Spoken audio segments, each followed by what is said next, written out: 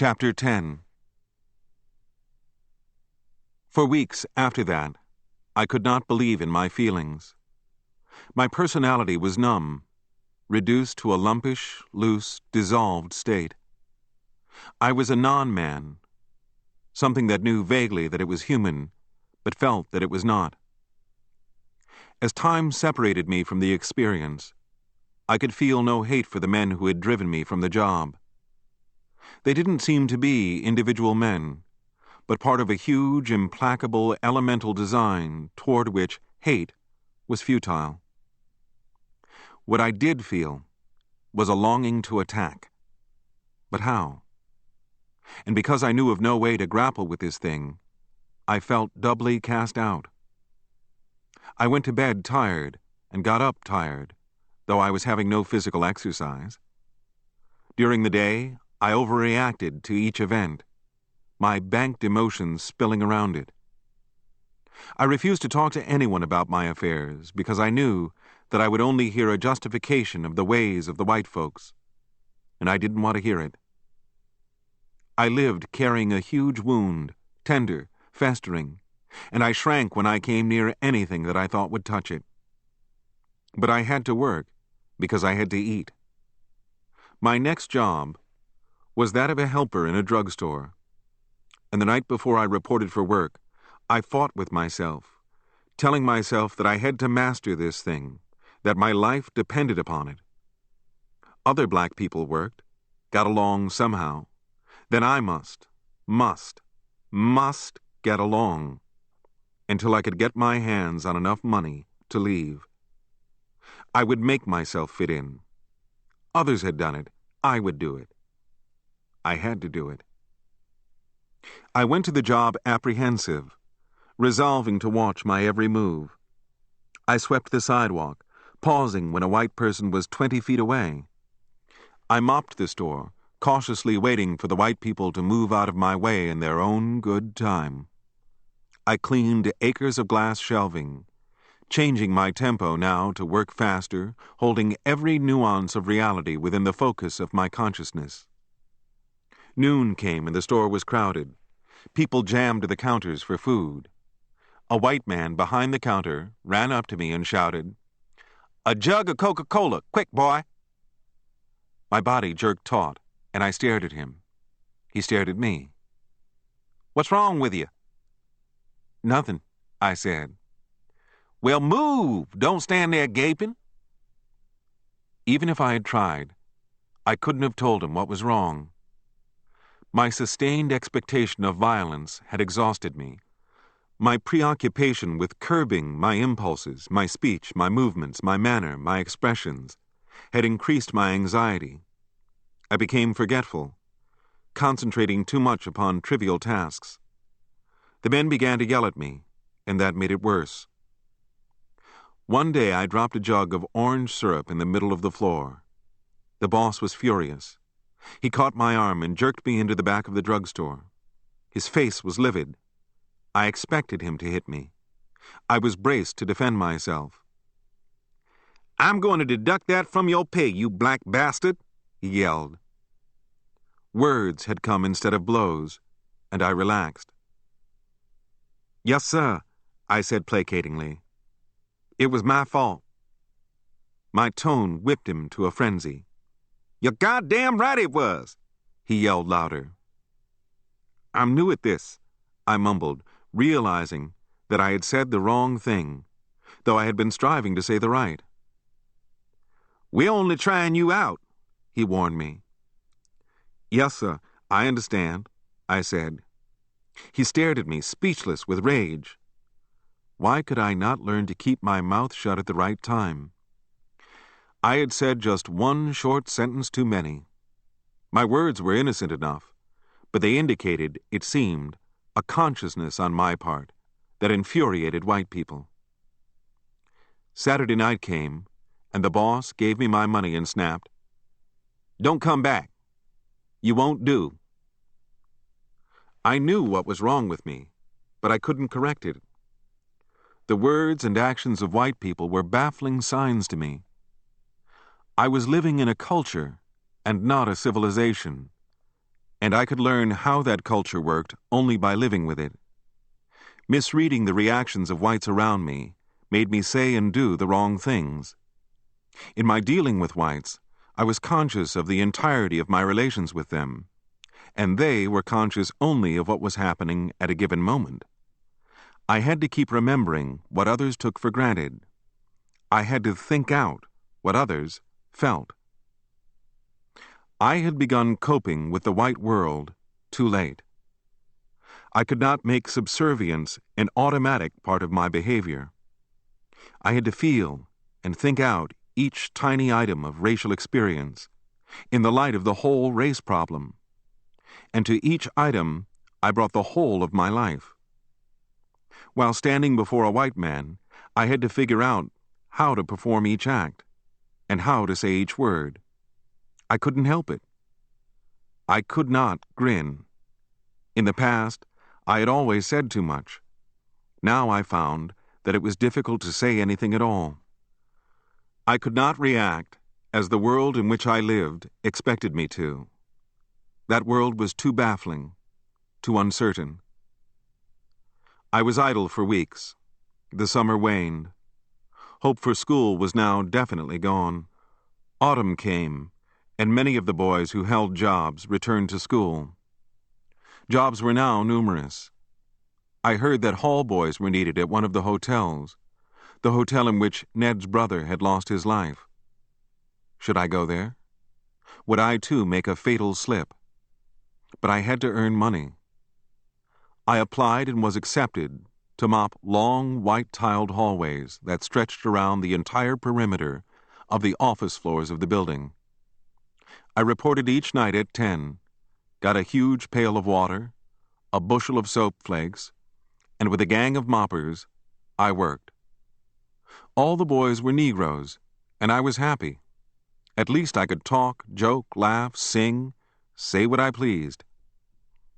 I began to marvel at how smoothly the black boys acted out the roles that the white race had mapped out for them. Most of them were not conscious of living a special, separate, stunted way of life. Yet I knew that in some period of their growing up, a period that they had no doubt forgotten, there had been developed in them a delicate, sensitive, controlling mechanism that shut off their minds and emotions from all that the white race had said was taboo. Although they lived in an America where, in theory, there existed equality of opportunity, they knew unerringly what to aspire to and what not to aspire to. Had a black boy announced that he aspired to be a writer, he would have been unhesitatingly called crazy by his pals. Or had a black boy spoken of yearning to get a seat on the New York Stock Exchange, his friends, in the boy's own interest, would have reported his odd ambition to the white boss. There was a pale yellow boy who had gonorrhea and was proud of it. "Say," he asked me one night, "you ever have the clap?" "God, no," I said. "Why do you ask?" "I got it," he said matter-of-factly. "I thought you could tell me something to use." "Haven't you been to a doctor?" I asked. "Oh, hell. Them doctors ain't no good." "Don't be foolish," I said.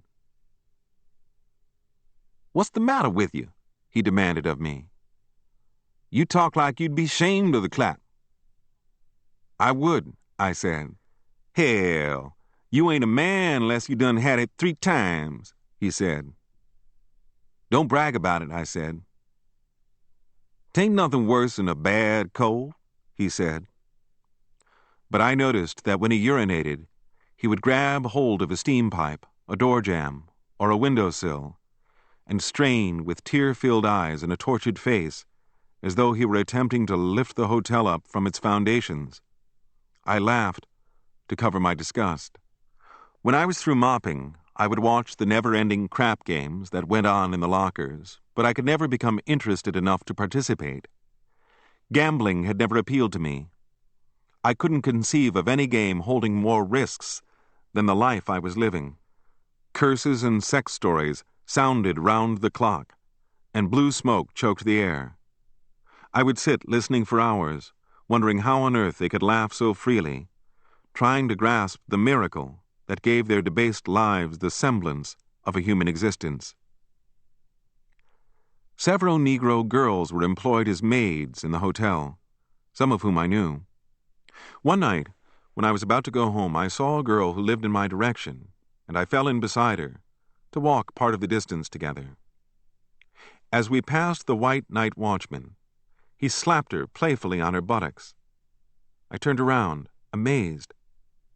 The girl twisted out of his reach, tossed her head saucily, and went down the hallway. I hadn't moved from my tracks. "Nigger, you look like you don't like what I did," he said. I couldn't move or speak. My immobility must have seemed a challenge to him, for he pulled his gun. "Don't you like it, nigger?" "Yes, sir," I whispered with a dry throat. "Well, talk like it then, goddammit." "Oh, yes, sir," I said with as much heartiness as I could muster. I walked down the hall, knowing that the gun was pointed at me, but afraid to look back. When I was out of the door, my throat felt as though it were swelling and bursting with fire. The girl was waiting for me. I walked past her. She caught up with me. "God, how could you let him do that?" I exploded. "It don't matter. They do that all the time," she said. "I wanted to do something," I said. "You would have been a fool if you had," she said. "But how must you feel?" "They never get any further with us than that, if we don't want them to," she said dryly. "Yes, I would have been a fool," I said, but she didn't catch the point. I was afraid to go to work the following night. What would the watchman think? Would he decide to teach me a lesson?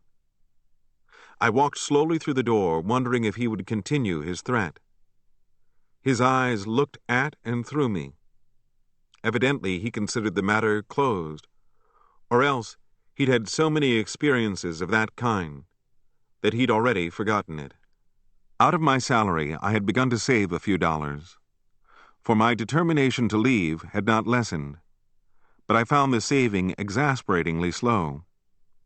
I pondered continuously ways of making money, and the only ways that I could think of involved transgressions of the law.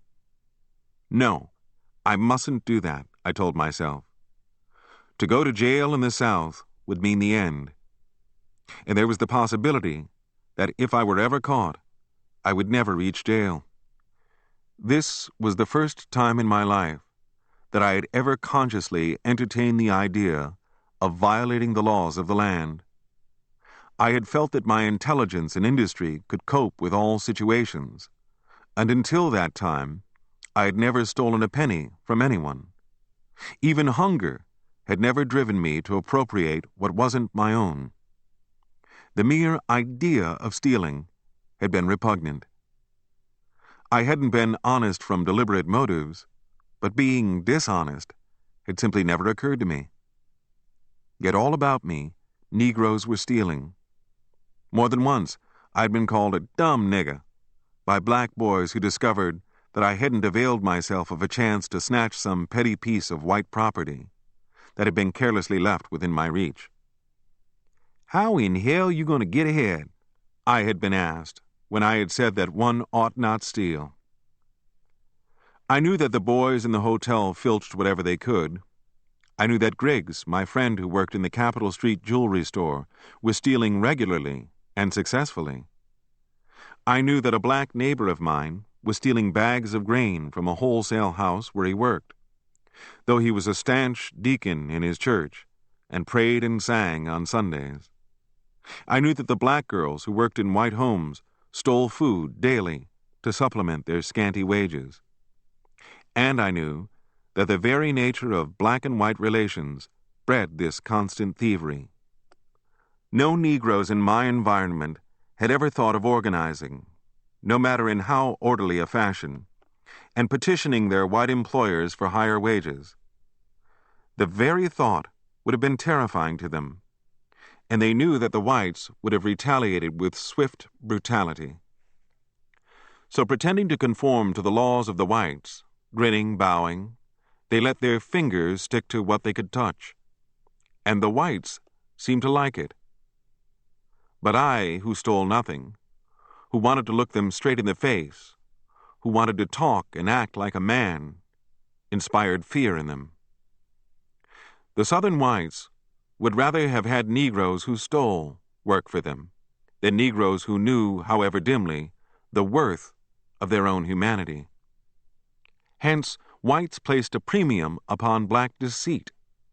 They encouraged irresponsibility, and their rewards were bestowed upon us blacks in the degree that we could make them feel safe and superior. My objections to stealing weren't moral. I didn't approve of it because I knew that in the long run it was futile, that it wasn't an effective way to alter one's relationship to one's environment. Then how could I change my relationship to my environment? Almost my entire salary went to feed the eternally hungry stomachs at home. If I saved $1 a week, it would take me 2 years to amass $100, the amount which, for some reason, I had decided was necessary to stake me in a strange city. And God knows, anything could happen to me in 2 years. I didn't know when I would be thrown into a situation where I would say the wrong word to the wrong white man and find myself in trouble. And above all, I wanted to avoid trouble, for I feared that if I clashed with whites, I would lose control of my emotions and spill out words that would be my sentence of death. Time was not on my side, and I had to make some move. Often when perplexed, I longed to be like the smiling, lazy, forgetful black boys in the noisy hotel locker rooms, with no torrential conflicts to resolve. Many times, I grew weary of the secret burden I carried and longed to cast it down, either in action or in resignation. But I wasn't made to be a resigned man, and I had only a limited choice of actions, and I was afraid of all of them. A new anxiety was created in me by my desire to leave quickly. I had now seen at close quarters the haughty white men who made the laws. I had seen how they acted, how they regarded black people, how they regarded me. And I no longer felt bound by the laws which white and black were supposed to obey in common. I was outside those laws. The white people had told me so. Now, when I thought of ways to escape from my environment, I no longer felt the inner restraint that would have made stealing impossible. And this new freedom made me lonely and afraid. My feelings became divided. In spite of myself, I would dream of a locked cupboard in a nearby neighbor's house where a gun was kept. If I stole it, how much would it bring? When the yearning to leave would become strong in me, I couldn't keep out of my mind the image of a storehouse at a nearby Negro college that held huge cans of preserved fruits. Yet fear kept me from making any move. The idea of stealing floated tentatively in me. My inability to adjust myself to the white world had already shattered a part of the structure of my personality and had broken down the inner barriers to crime. The only thing that now stood in the way was lack of immediate opportunity, a final push of circumstance. And that came. I was promoted to bellboy, which meant a small increase in income. But I soon learned that the substantial money came from bootlegging liquor to the white prostitutes in the hotel. The other bellboys were taking these risks, and I fell in. I learned how to walk past a white policeman with contraband upon my hip, sauntering, whistling like a nigger ought to whistle when he is innocent. The extra dollars were coming in, but slowly. How could I get my hands on more money before I was caught and sent to jail for some trivial misdemeanor? If I were going to violate the law, then I ought to get something out of it, my larcenous aims were modest. $100 would give me, temporarily, more freedom of movement than I'd ever known in my life. I watched and waited, living with the thought. While waiting for my chance to grab and run, I grew used to seeing the white prostitutes naked upon their beds, sitting nude about their rooms, and I learned new modes of behavior, new rules in how to live the Jim Crow life. It was presumed that we black boys took their nakedness for granted, that it startled us no more than a blue vase or a red rug. Our presence awoke in them no sense of shame whatever, for we blacks were not considered human anyway. If they were alone, I would steal sidelong glances at them, but if they were receiving men, not a flicker of my eyelids would show. A huge, snowy-skinned blonde took a room on my floor. One night she rang for service, and I went to wait upon her. She was in bed with a thick-set man. Both were nude and uncovered. She said that she wanted some liquor, and slid out of bed, and waddled across the floor to get her money from the dresser drawer. Without realizing it, I watched her. "Nigger, what in hell are you looking at?" the white man asked, raising himself upon his elbows. "Nothing, sir," I answered, looking suddenly miles deep into the blank wall of the room. "Keep your eyes where they belong if you want to be healthy." "Yes, sir." I would have continued at the hotel until I left, had not a shortcut presented itself.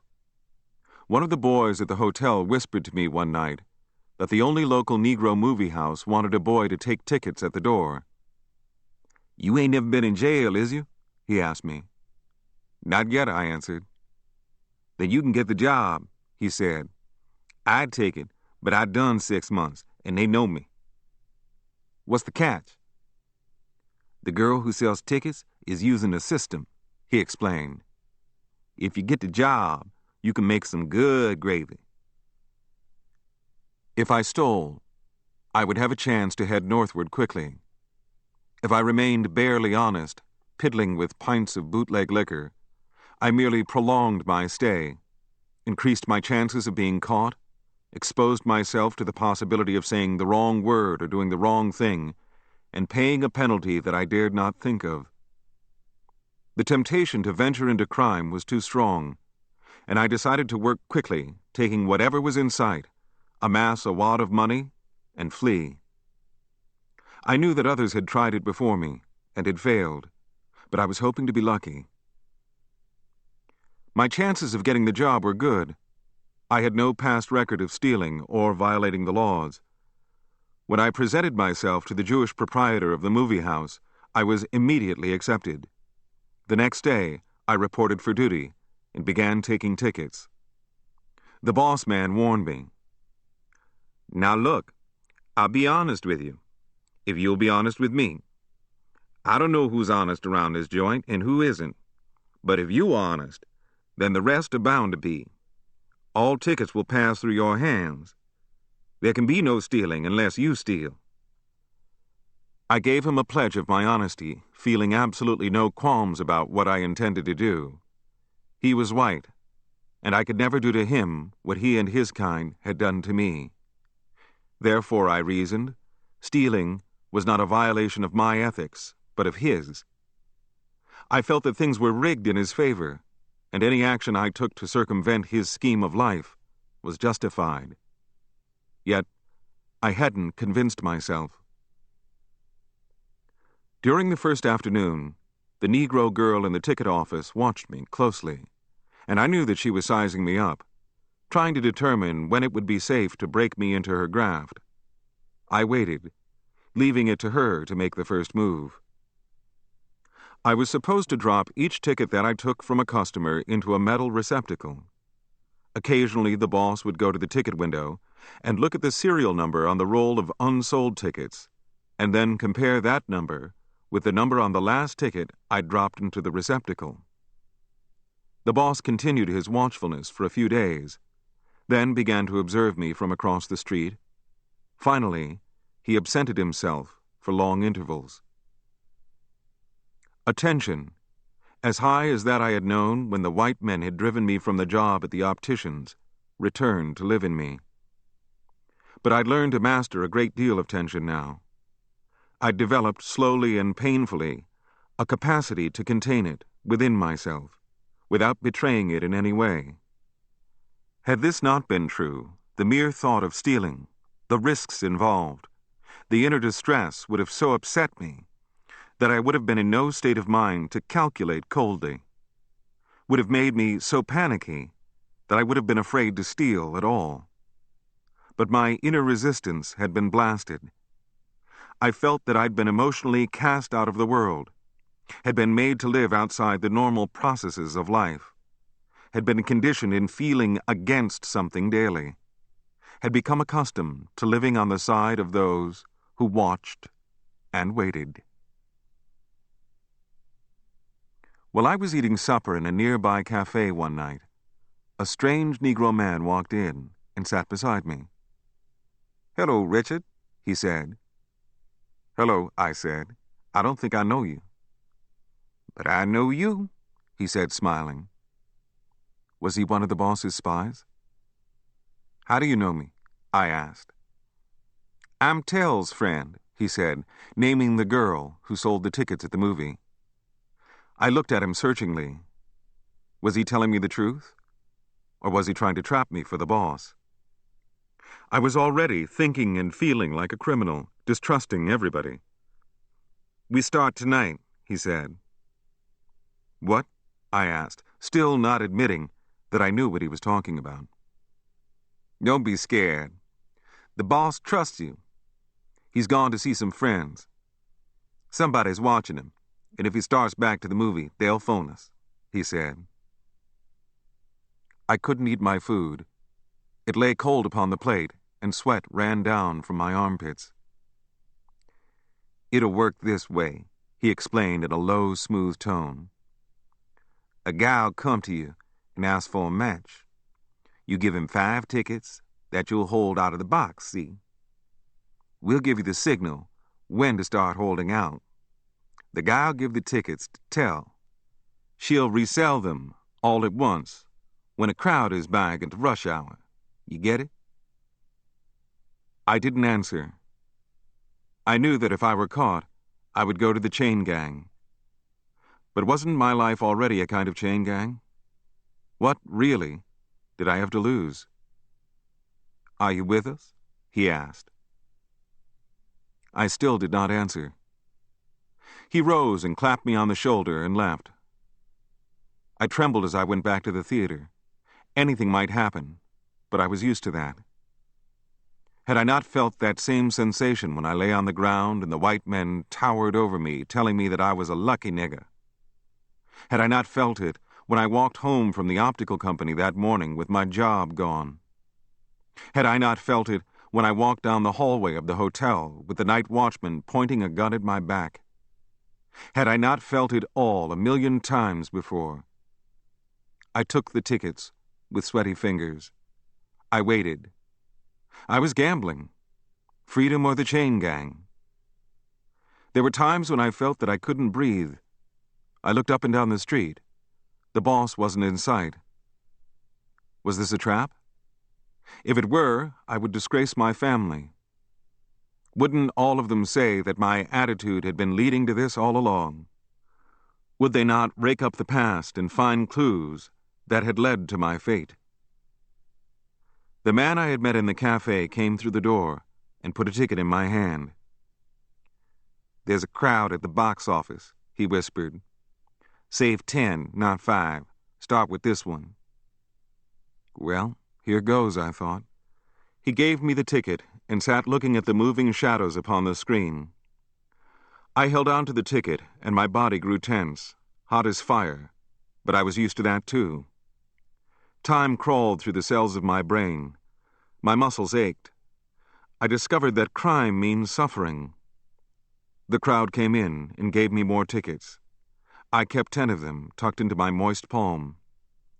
No sooner had the crowd thinned than a black boy with a cigarette jutting from his mouth came up to me. "Got a match?" With a slow movement, I gave him the tickets. He went out, and I kept the door cracked and watched. He went to the ticket office and laid down a coin, and I saw him slip the tickets to the girl. Yes, the boy was honest. The girl shot me a quick smile, and I went back inside. A few moments later, the same tickets were handed to me by other customers. We worked it for a week, and after the money was split 4 ways, I had $50. Freedom was almost within my grasp. Ought I risk any more? I dropped the hint to Tell's friend that maybe I would quit. It was a casual hint to test him out. He grew violently angry, and I quickly consented to stay, fearing that someone might turn me in for revenge, or to get me out of the way so that another, more pliable boy could have my place. I was dealing with cagey people, and I would be cagey. I went through another week. Late one night, I resolved to make that week the last. The gun in the neighbor's house came to my mind, and the cans of fruit preserves in the storehouse of the college. If I stole them and sold them, I would have enough to tide me over in Memphis until I could get a job, work, save, and go north. I crept from bed and found the neighbor's house empty. I looked about. All was quiet. My heart beat so fast that it ached. I forced a window with a screwdriver and entered and took the gun. I slipped it in my shirt and returned home. When I took it out to look at it, it was wet with sweat. I pawned it under an assumed name. The following night, I rounded up 2 boys whom I knew to be ready for adventure. We broke into the college storehouse and lugged out cans of fruit preserves and sold them to restaurants. Meanwhile, I bought clothes, shoes, a cardboard suitcase, all of which I hid at home. Saturday night came, and I sent word to the boss that I was sick. Uncle Tom was upstairs. Granny and Aunt Addie were at church. My brother was sleeping. My mother sat in her rocking chair, humming to herself. I packed my suitcase and went to her. "Mama, I'm going away," I whispered. "Oh, no," she protested. "I've got to, Mama. I can't live this way." "You're not running away from something you've done." "I'll send for you, Mama. I'll be all right." "Take care of yourself, and send for me quickly. I'm not happy here," she said. "I'm sorry for all these long years, Mama, but I couldn't have helped it." I kissed her, and she cried. "Be quiet, Mama. I'm all right." I went out the back way and walked a 1/4 mile to the railroad tracks. It began to rain as I tramped down the cross ties toward town. I reached the station soaked to the skin. I bought my ticket, then went hurriedly to the corner of the block in which the movie house stood. Yes, the boss was there, taking the tickets himself. I returned to the station and waited for my train, my eyes watching the crowd. An hour later, I was sitting in a Jim Crow coach, speeding northward, making the first lap of my journey to a land where I could live with a little less fear. Slowly, the burden I had carried for many months lifted somewhat. My cheeks itched, and when I scratched them, I found tears. In that moment, I understood the pain that accompanied crime, and I hoped that I would never have to feel it again. I never did feel it again, for I never stole again, and what kept me from it was the knowledge that, for me, crime carried its own punishment. Well, it's my life, I told myself. I'll see now what I can make of it. Chapter 11. I arrived in Memphis on a cold November Sunday morning in 1925 and lugged my suitcase down quiet, empty sidewalks through winter sunshine. I found Beale Street, the street that I had been told was filled with danger, pickpockets, prostitutes, cutthroats, and black confidence men. After walking several blocks, I saw a big frame house with a sign in the window. Rooms. I slowed, wondering if it was a rooming house or a whorehouse. I had heard of the foolish blunders that small-town boys made when they went to big cities, and I wanted to be very cautious. I walked past the house to the end of the block, then turned and walked slowly past it again. Well, whatever it was, I would stay in it for a day or two, until I found something I was certain of. I had nothing valuable in my suitcase. My money was strapped to my body. In order for anyone to get it, they would have to kill me. I walked up the steps and was about to ring the bell when I saw a big mulatto woman staring at me through the window. Oh, hell, I thought. This is a whorehouse. I stopped. The woman smiled. I turned around and went back down the walk. As I neared the street, I looked back in time to see the woman's face leave the window. A moment later, she appeared in the doorway. "Come here, boy," she called to me. I hesitated. God damn, I've run into a whore right off. "Come here, boy," she commanded loudly. "I'm not going to hurt you." I turned and walked slowly toward her.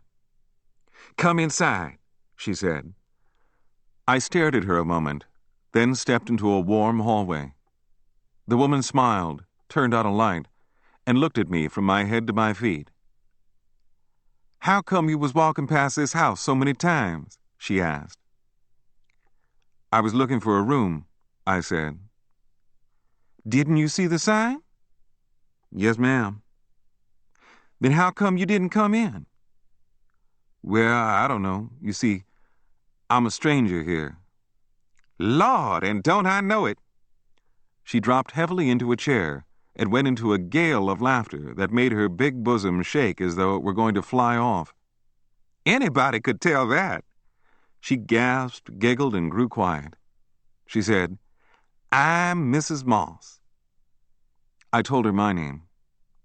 "That's a real nice name," she said after a moment's serious thought. I blinked. What the hell kind of place was this? And who was this woman? I stood with my suitcase in my hand, poised to leave. "Boy, Lord, this ain't no whorehouse," she said at last. "Folks get the craziest notions about Beale Street. I own this place. This is my home. I'm a church member. I got a daughter 17 years old, and by God, I sure make her walk a straight chalk line. Sit down, son. You in safe hands here." I laughed and sat. "Where might you be from?" she asked. "Jackson, Mississippi." "You act mighty bright to be from there," she commented. "There are bright people in Jackson," I said. "If there is, I got yet to see some of 'em. Most of 'em can't talk. They just stand with their heads down, with one foot on top of the other, and you have to guess at what they're trying to say." I was at ease now. I liked her. "My husband works in a bakery," she rattled on pleasantly, openly, as though she had known me for years. "We take in roomers to help out. We just simple people here. You can call this home if you got a mind to. The rent's $3. "That's a little high," I said. "Then give me $2.50 till you get yourself a job," she said. I accepted, and she showed me my room. I set my suitcase down. "You run off, didn't you?" she asked. I jerked in surprise. "How did you know?" "Boy, your heart's like an open book," she said. "I know things. A lot of boys run off to Memphis from little towns. They think they're going to find it easy here, but they don't." She looked at me searchingly. "You drink?" "Oh, no, ma'am." "Didn't mean no harm, son," she said. "Just wanted to know. You can drink here if you like. Just don't make a fool of yourself. You can bring your girl here, too. Do anything you want, but be decent." I sat on the edge of the bed and stared at her in amazement.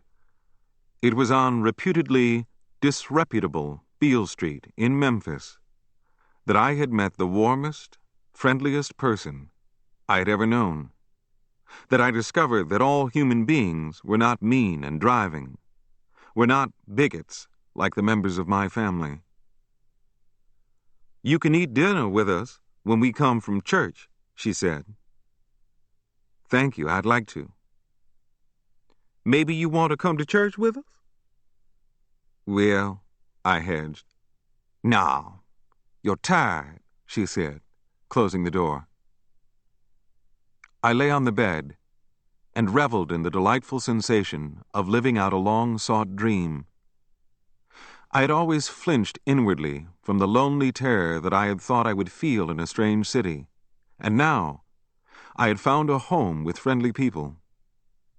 I relaxed completely and dozed off to sleep, for I hadn't slept much in many nights. Later I came awake with a sudden start, remembering the fright and tension that had accompanied my foray into crime. Well, all that was gone now. I could start anew. I didn't like to feel tension and fear. I wanted something else, to be human, to be caught up in something meaningful. But I must first get a job. Late that afternoon, Mrs. Moss called me for dinner and introduced me to her daughter, Bess, whom I liked at once. She was young, simple, sweet, and brown. Mrs. Moss apologized for her husband, who was still at work. Why was she treating me so kindly? It made me self-conscious. We were eating dessert when Bess spoke. "Mama's done told me all about you," she said. "I'm afraid there isn't much to tell," I said. "She said you was walking up and down in the street in front of the house and didn't know whether to come in," Bess said, giggling. "What kind of place did you think this was?" I hung my head and smiled. Mrs. Moss went into a storm of laughter and left the room. "Mama says she said to herself, soon she saw you out there on that street with your suitcase, that boy's looking for a clean home to live in," Bess said. "Mama's good about knowing what folks feel." "She seems to be," I said, helping Bess to wash the dishes. "You can eat with us any time you like," Bess said. "Thanks," I said, but I couldn't do that. "How come?" Bess asked. "We got a plenty." "I know, but a man ought to pay his own way." "Mama said you'd be like that," Beth said with satisfaction. Mrs. Moss returned to the kitchen. "Bess is going to be married soon," she announced. "Congratulations," I said. "Who's the lucky man?" "Oh, I ain't got nobody yet," Bess said. I was puzzled. Mrs. Moss laughed and nudged me. "I say gals ought to marry young," she said. "Now if Bess found a nice young man like you, Richard—" "Mama!" Bess wailed, hiding her face in the dishcloth. "I mean it," Mrs. Moss said. "Richard's a heap better than them old ignorant nigger boys you've been running after at school." I gaped at one and then the other. What was happening here? They barely knew me. I had been in the house but a few hours. "The minute I laid eyes on that boy in the street this morning," Mrs. Moss said, "I said to myself, that's the kind of boy for Bess."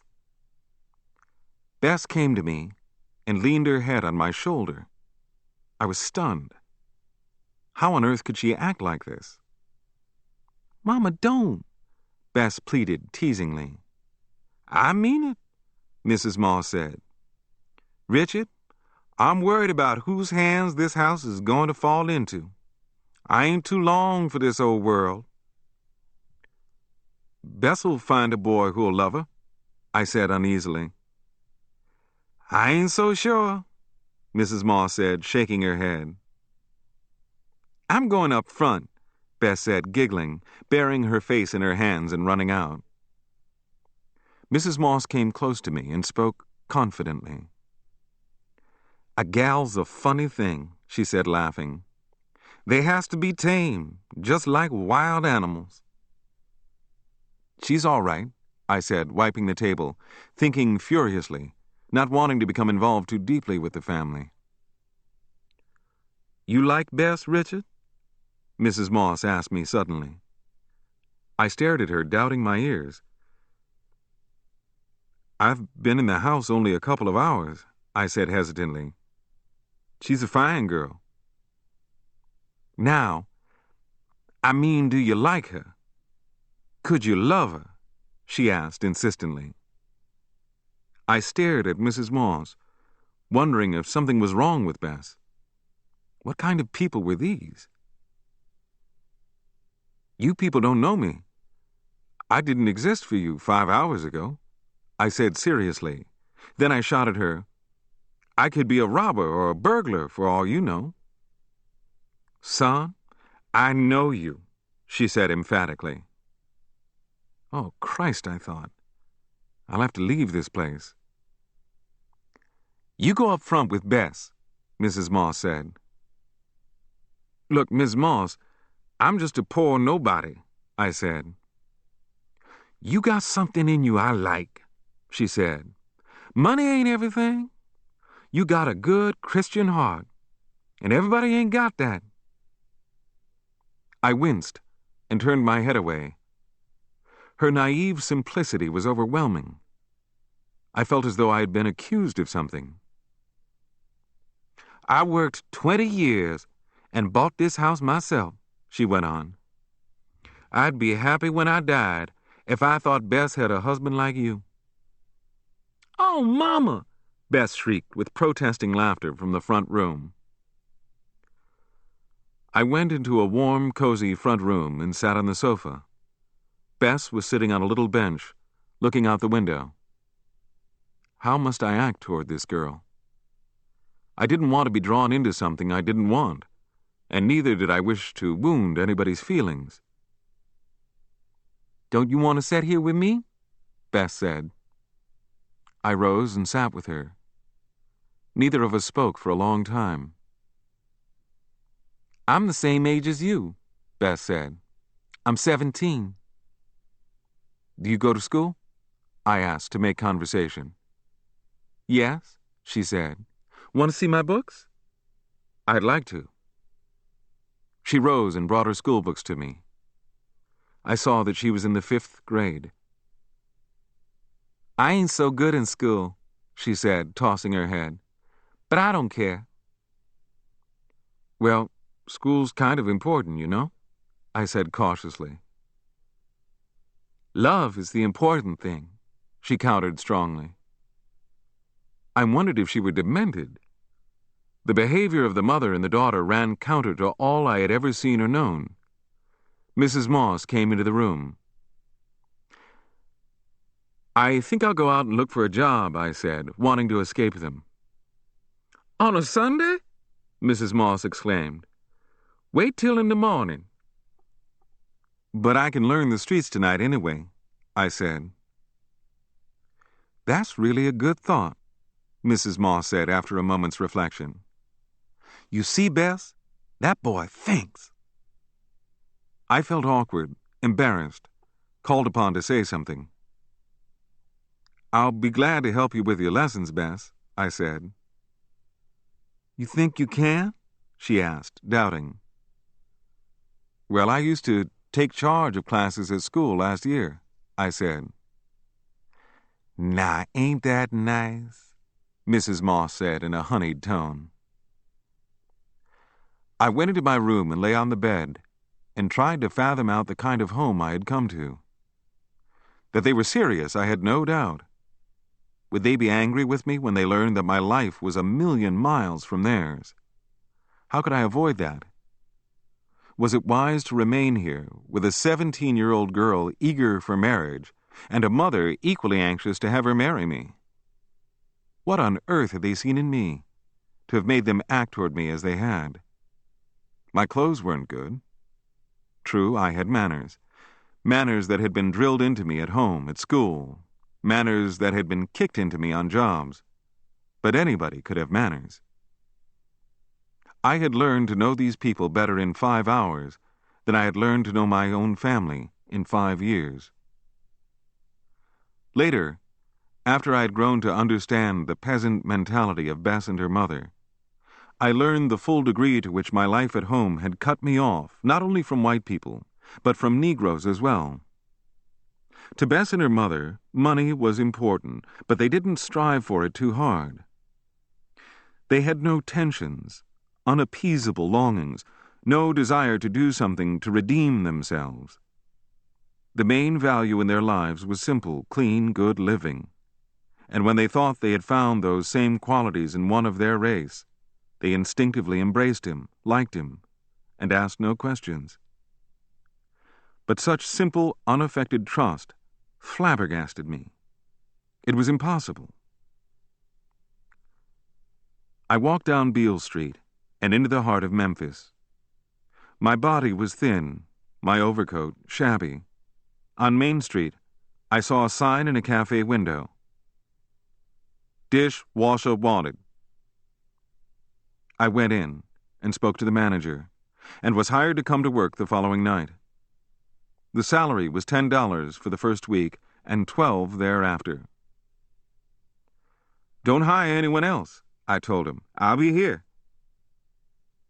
I would get 2 meals at the cafe, but how would I eat in the daytime?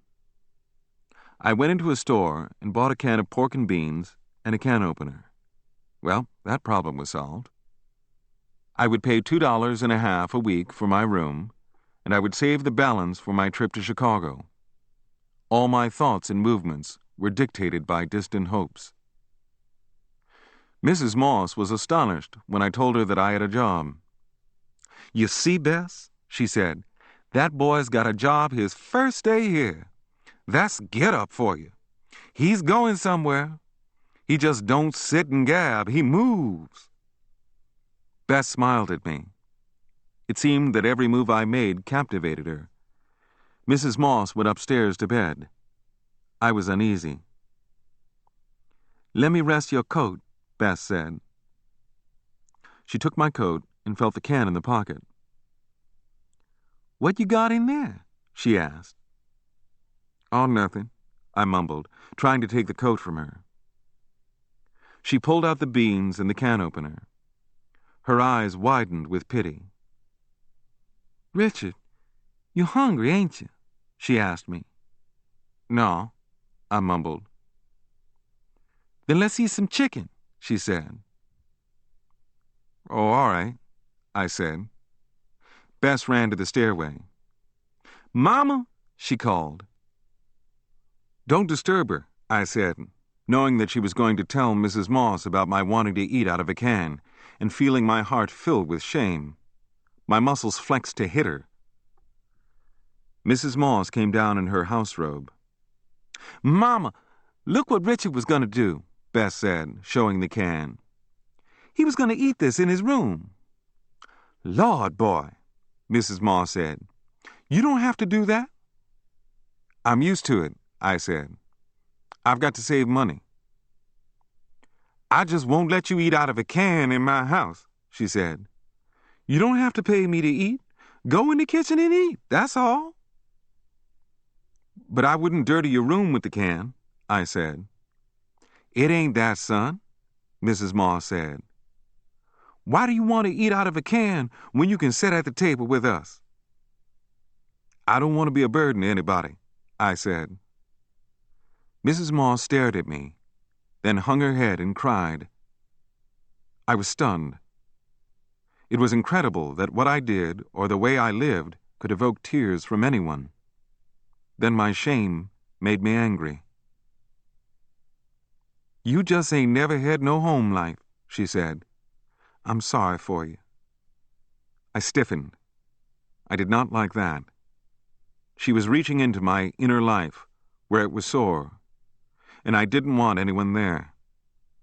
"I'm all right," I mumbled. Mrs. Moss shook her head and went upstairs. I sighed.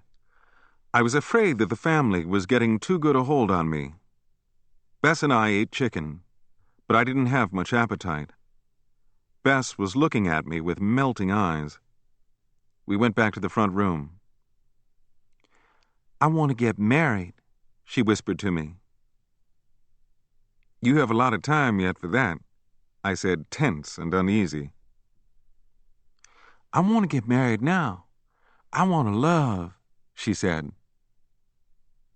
I had never met anyone like her, so direct, so easy in the expression of her feelings. "Do you know what this means?" she asked me as she rose and went to a table and picked up a comb and came and stood before me. I stared at the comb, then at her. "What are you talking about?" I asked. She didn't answer. She smiled, then came close to me and reached out with the comb and touched my head. I drew back. "What are you doing?" She laughed and drew the comb through my hair. I stared at her completely baffled. "But my hair doesn't need combing," I said. "I know it," she said, still combing. "But why are you doing this?" "Because I want to." "What does it mean?" She laughed again. I tried to get up, and she got hold of my arm and held me in the chair. "You have nice hair," she said. "It's just common nigger hair," I said. "It's nice hair," she repeated. "But why are you combing my hair?" I asked again. "You know," she said. "I don't." "'Cause I like you," she purred. "Is this your way of telling me that?" "It's a custom," she said. "You just fooling me. You know that. Everybody knows that. When a girl likes a man, she combs his hair." "You're young. Give yourself a chance," I said. "Don't you like me?" she asked. "I do," I said. "We're friends." "But I want to be more than a friend," she sighed. Her simplicity frightened me. The girls I had known had been hard and calculating, those who had worked at the hotel and those whom I had met at school. We were silent for a while. "Say, what's them books in your room?" she asked. "Were you in my room?" I asked with soft pointedness. "Sure," she said without batting an eye. "I looked through your suitcase." What could I do with a girl like this?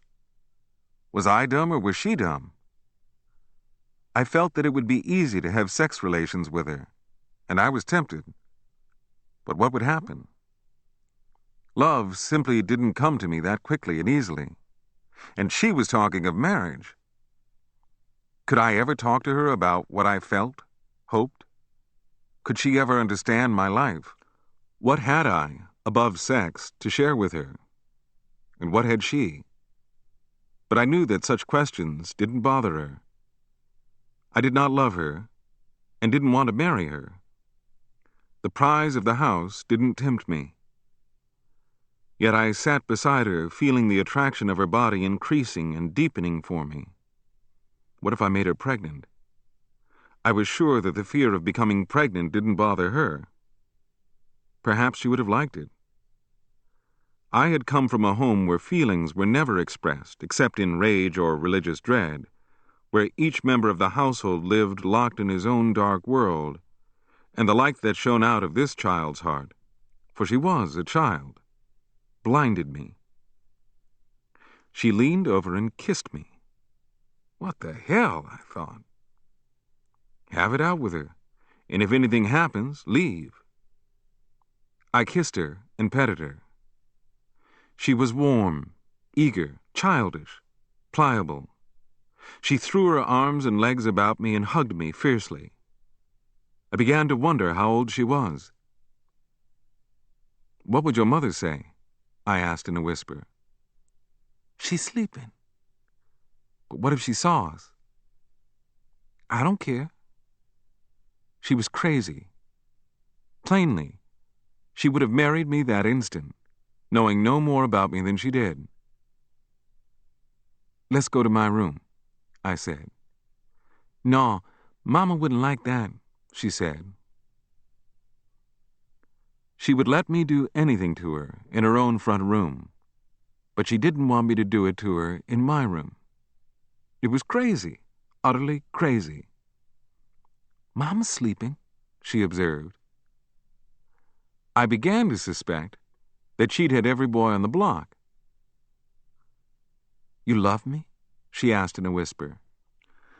I stared at her, becoming more aware each minute of the terrible simplicity of her life. That was life for her, simple, direct. She just didn't attach to words the same meanings I did.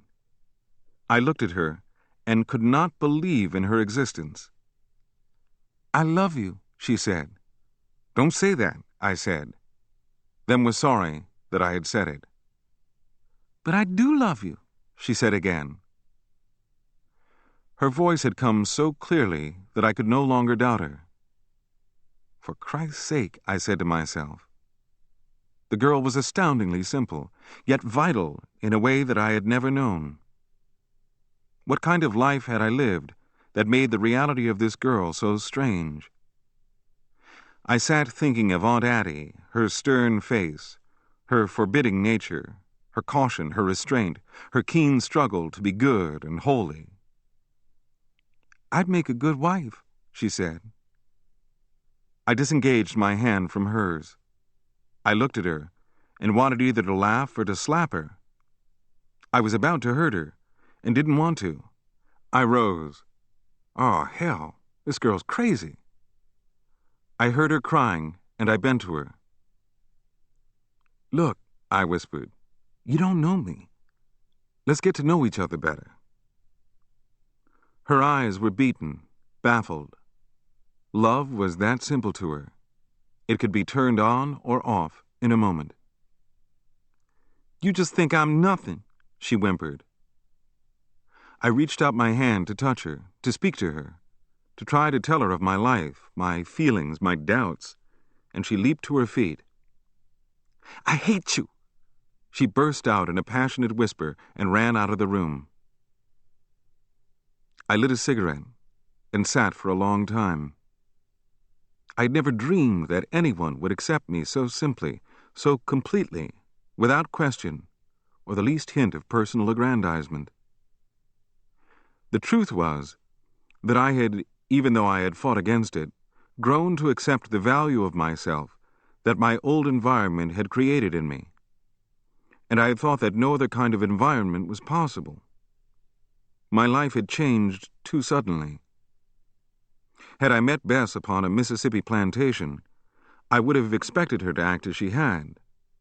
But in Memphis, on Beale Street, how could there be such hope, belief, faith in others?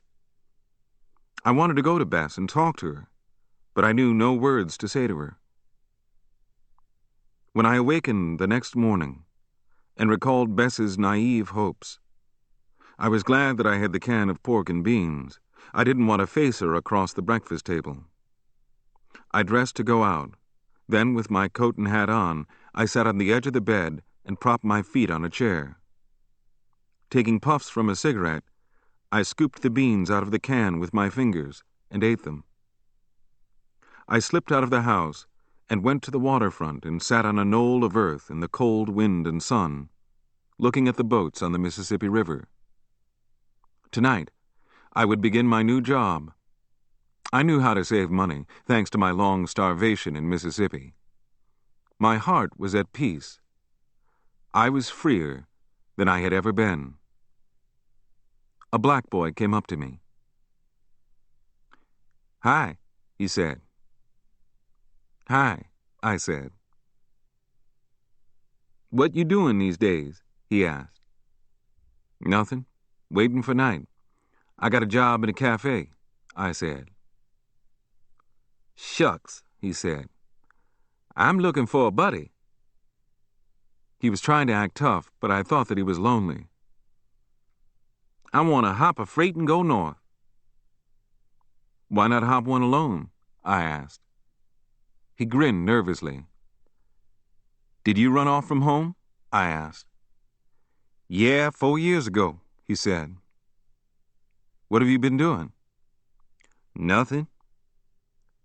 That should have warned me, but I wasn't yet wise in the ways of the world or the road.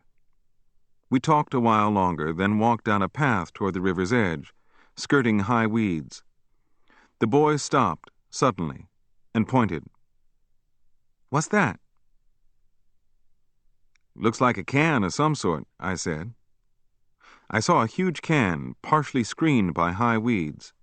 We went to it and found that it was full of something heavy. I pulled out the stopper and smelt it.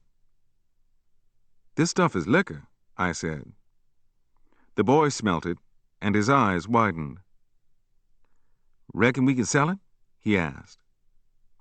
But whose is it? I asked. Gee, I wish I could sell this stuff, he said. Maybe somebody's watching, I suggested. We looked about, but no one was in sight. This belongs to a bootlegger, I said. Let's see if we can sell it, he said. I wouldn't take that can out of here, I said. The cops might see us. I need money, the boy said. This'll help me on the road. We agreed to look for a white buyer. We went into the streets and looked over the white men who passed. Finally, we spotted one sitting alone in his car. We went up to him. Mister, the boy said, we found a big can of liquor over there in the weeds. You want to buy it? The man screwed up his eyes and studied us. Is it good liquor? He asked. I don't know, I said. Go and see it. You niggers ain't lying to me, are you? He asked suspiciously. Come on, I'll show it to you, I said. We led the white man to the liquor. He unstoppered it and smelt it, then tasted the wetness on the cork. Holy cats, he said. He looked at us. Did you really find this here?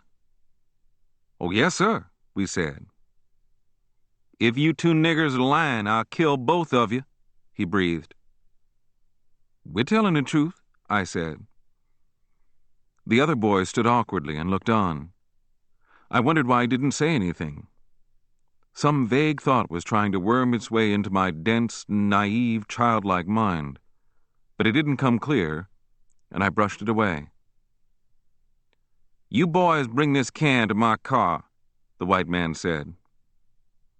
I was afraid, but the other boy was eager and willing.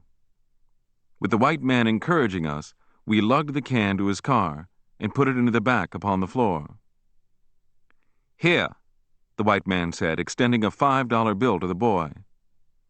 The car drove off, and I could see the white man looking about anxiously, fearing a trap, or so it seemed to me. Gee, let's get this changed, the boy said. All right, I said, we'll split it. The boy pointed across the street. There's a store over there, he said. I'll run over and get change. Okay, I said, angel-like. I sat on a sloping embankment and waited. He ran off in the direction of the store, but I was so confident that I didn't even watch him. I felt amused. I was going to get $2 1/2 for finding a cache of liquor. I was a hijacker already. Last night a girl had thrown herself at me. And all this had happened within 48 hours of my leaving home. I wanted to laugh out loud. Things could happen to one when one was not at home. I looked up, waiting for the boy to return, but I didn't see him. He's sure taking his time, I thought, pushing down other ideas that were trying to bubble into my mind. I waited longer, then rose and went quickly to the store and peered through the window. The boy wasn't inside. I went in and asked the proprietor if a boy had been in. Yeah, he said. A nigger boy came in here, looked around, then went out of the back door. He went like a light. Did he have something of yours? Yes, I said. Well, you'll never see that nigger again, the man said. I walked along the streets in the winter sun, thinking, Well, that's good enough for you, you fool. You had no business monkeying in that liquor business anyway. Then I stopped in my tracks. They had been together. The white man and the black boy had seen me loitering in the vicinity of their liquor and had thought I was a hijacker, and they had used me in disposing of their liquor. Last night, I had found a naive girl. This morning, I had been a naive boy. Chapter 12. While wandering aimlessly about the streets of Memphis, gaping at the tall buildings and the crowds, killing time, eating bags of popcorn, I was struck by an odd and sudden idea. If I had attempted to work for an optical company in Jackson and had failed, why should I not try to work for an optical company in Memphis? Memphis was not a small town like Jackson. It was urban, and I felt that no one would hold the trivial trouble I'd had in Jackson against me. I looked for the address of a company in a directory and walked boldly into the building, rode up in the elevator with a fat, round, yellow Negro of about 5 feet in height. At the 5th floor, I stepped into an office. A white man rose to meet me. "Pull off your hat," he said. "Oh, yes, sir," I said, jerking off my hat. "What do you want?" "I was wondering if you needed a boy," I said. "I worked for an optical company for a short while in Jackson." "Why did you leave?" he asked. "I had a little trouble there," I said honestly. "Did you steal something?" "No, sir," I said. "A white boy there didn't want me to learn the optical trade and ran me off the job." "Come and sit down." I sat and recounted the story from beginning to end. "All right, Mr. Crane," he said. "But you won't get a chance to learn the optical trade here. That's not our policy." I told him that I understood and accepted his policy. I was hired at $8 per week and promised a raise of $1 a week until my wages reached 10.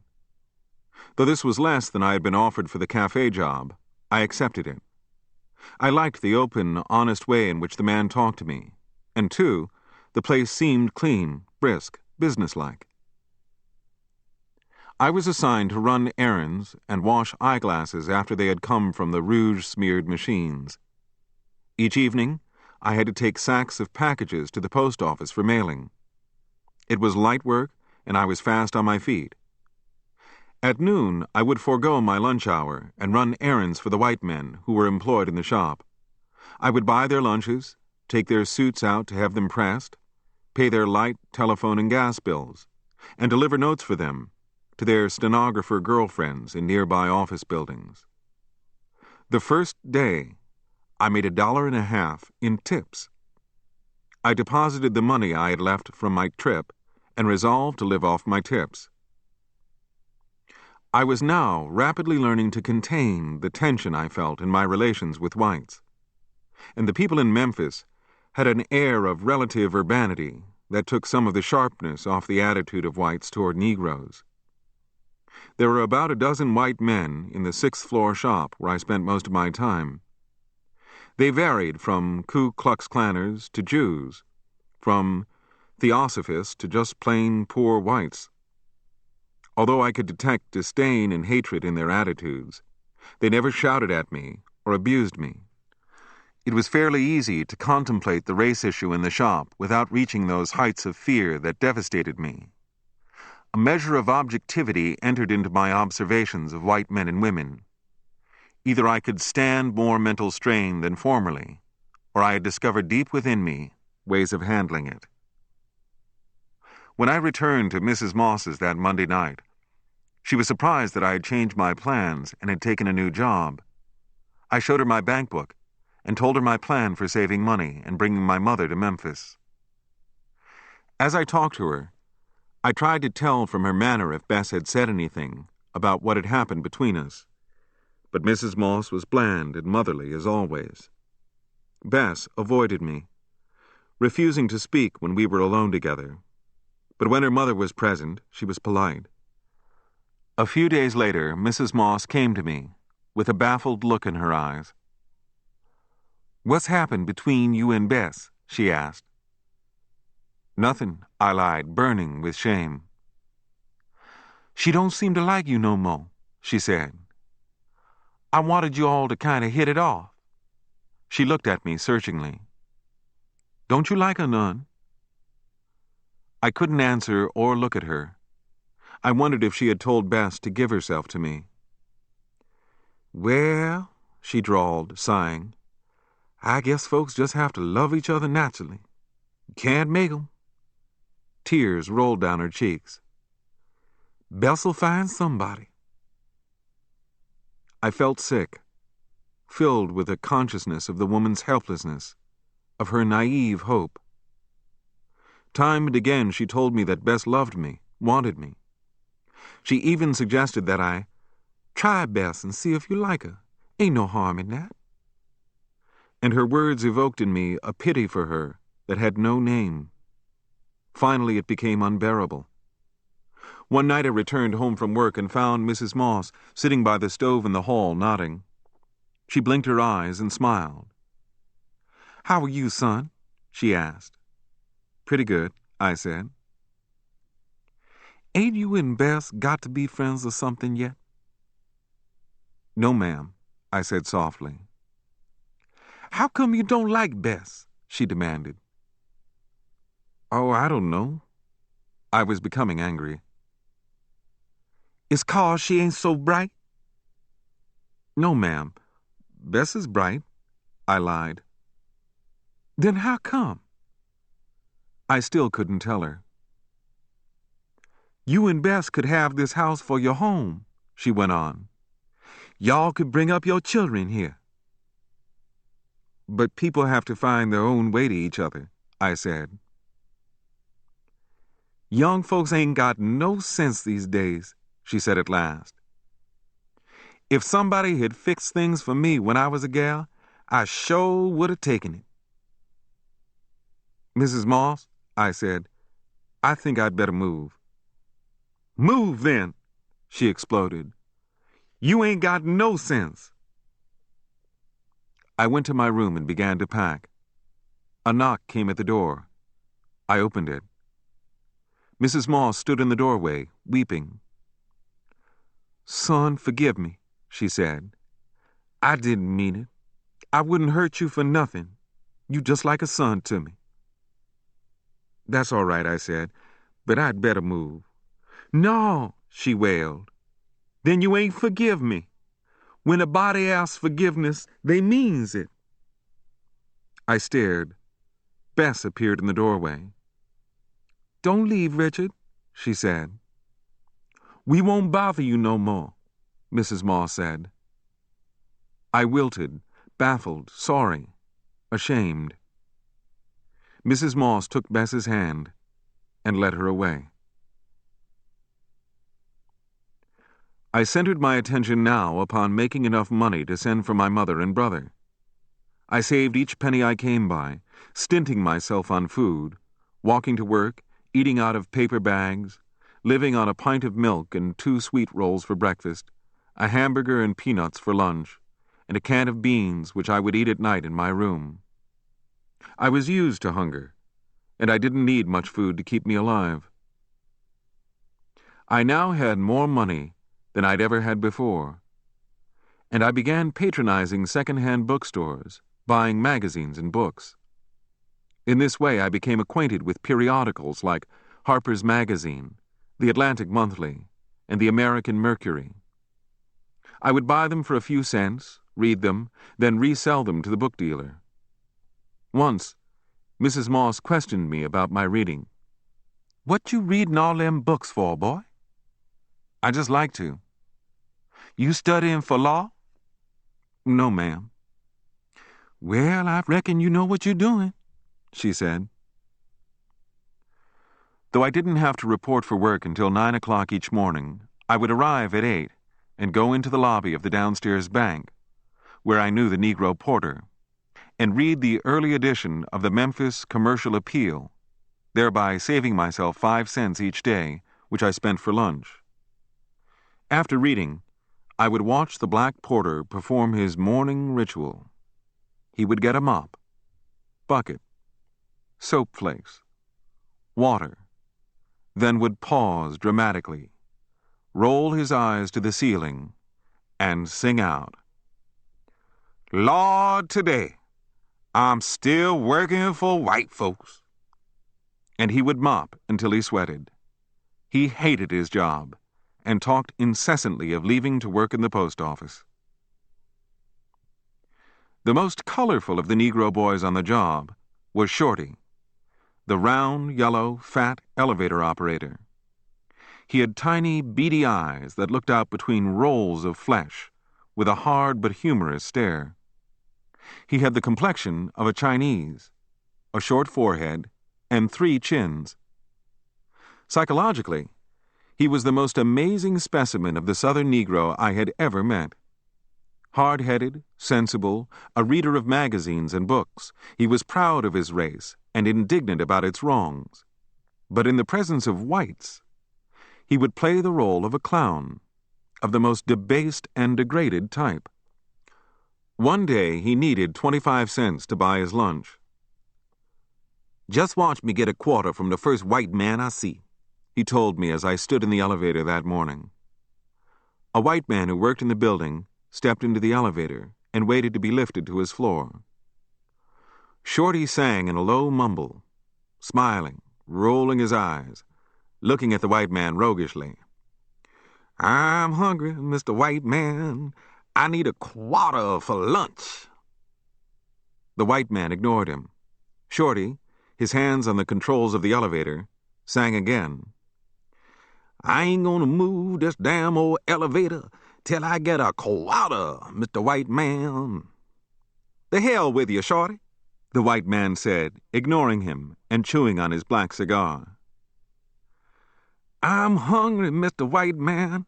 I'm dying for a quarter," Shorty sang, drooling, drawling, humming his words.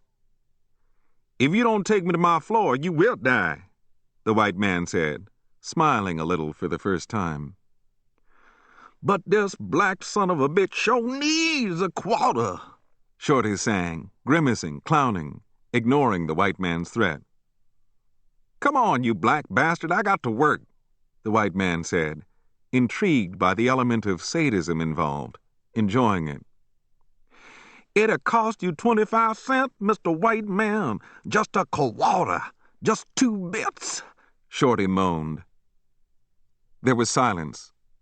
Shorty threw the lever, and the elevator went up, stopped about 5 feet shy of the floor upon which the white man worked. "Can't go no more, Mr. White Man, unless I get my quarter," he said in a tone that sounded like crying. "What would you do for a quarter?" the white man asked, still gazing off.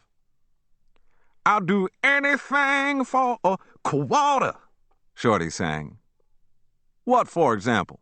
the white man asked. Shorty giggled, swung around, bent over, and poked out his broad, fleshy ass. "You can kick me for a quarter," he sang, looking impishly at the white man out of the corners of his eyes. The white man laughed softly, jiggled some coins in his pocket, took out one, and thumped it to the floor.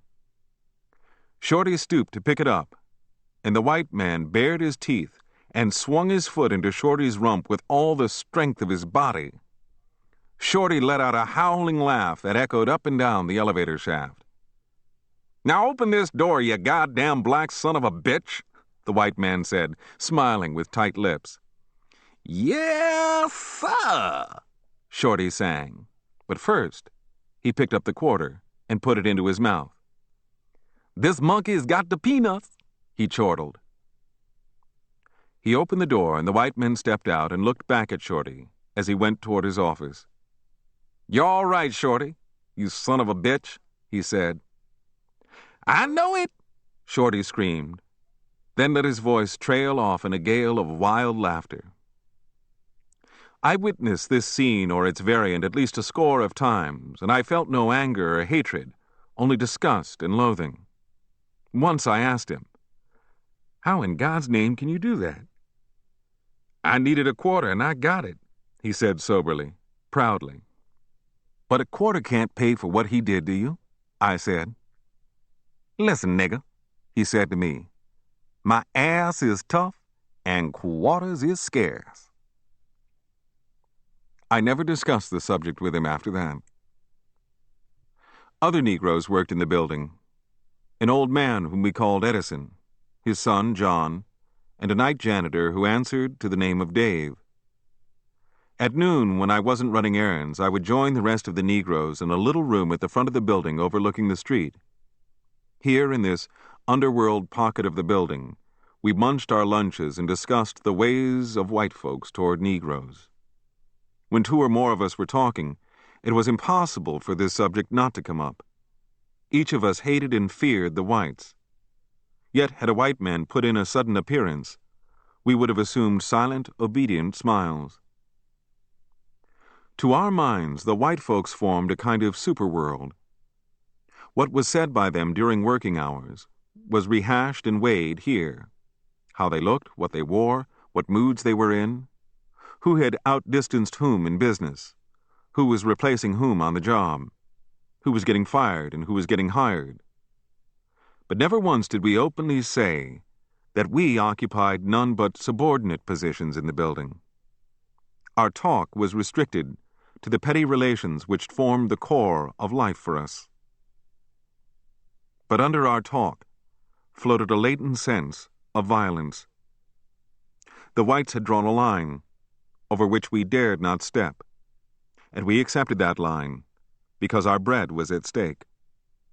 But within our boundaries, we too drew a line that included our right to bread, regardless of the indignities or degradations involved in getting it. If a white man had sought to keep us from obtaining a job or enjoying the rights of citizenship, we would have bowed silently to his power. But if he had sought to deprive us of a dime, blood might have to be spilt. Hence our daily lives were so bound up with trivial objectives that to capitulate when challenged was tantamount to surrendering the right to life itself. Our anger was like the anger of children, passing quickly from one petty grievance to another, from the memory of one slight wrong to another. You know what the bastard Olin said to me this morning? John would ask, biting into a juicy hamburger. What? Shorty would ask. Well, I brought him his change from paying his gas bill, and he said, put it here in my pocket. My hands are dirty, John said. I just laid the money on the bench beside him. I ain't no personal slave to him. Now I'll be damned if I'll put his own money in his own pocket.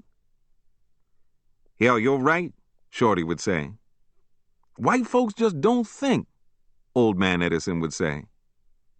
You sure got to watch 'em, Dave, the night janitor, would say. He would have slept in the room on a cot after his night's cleaning. He would be ready now to keep a date with some girlfriend.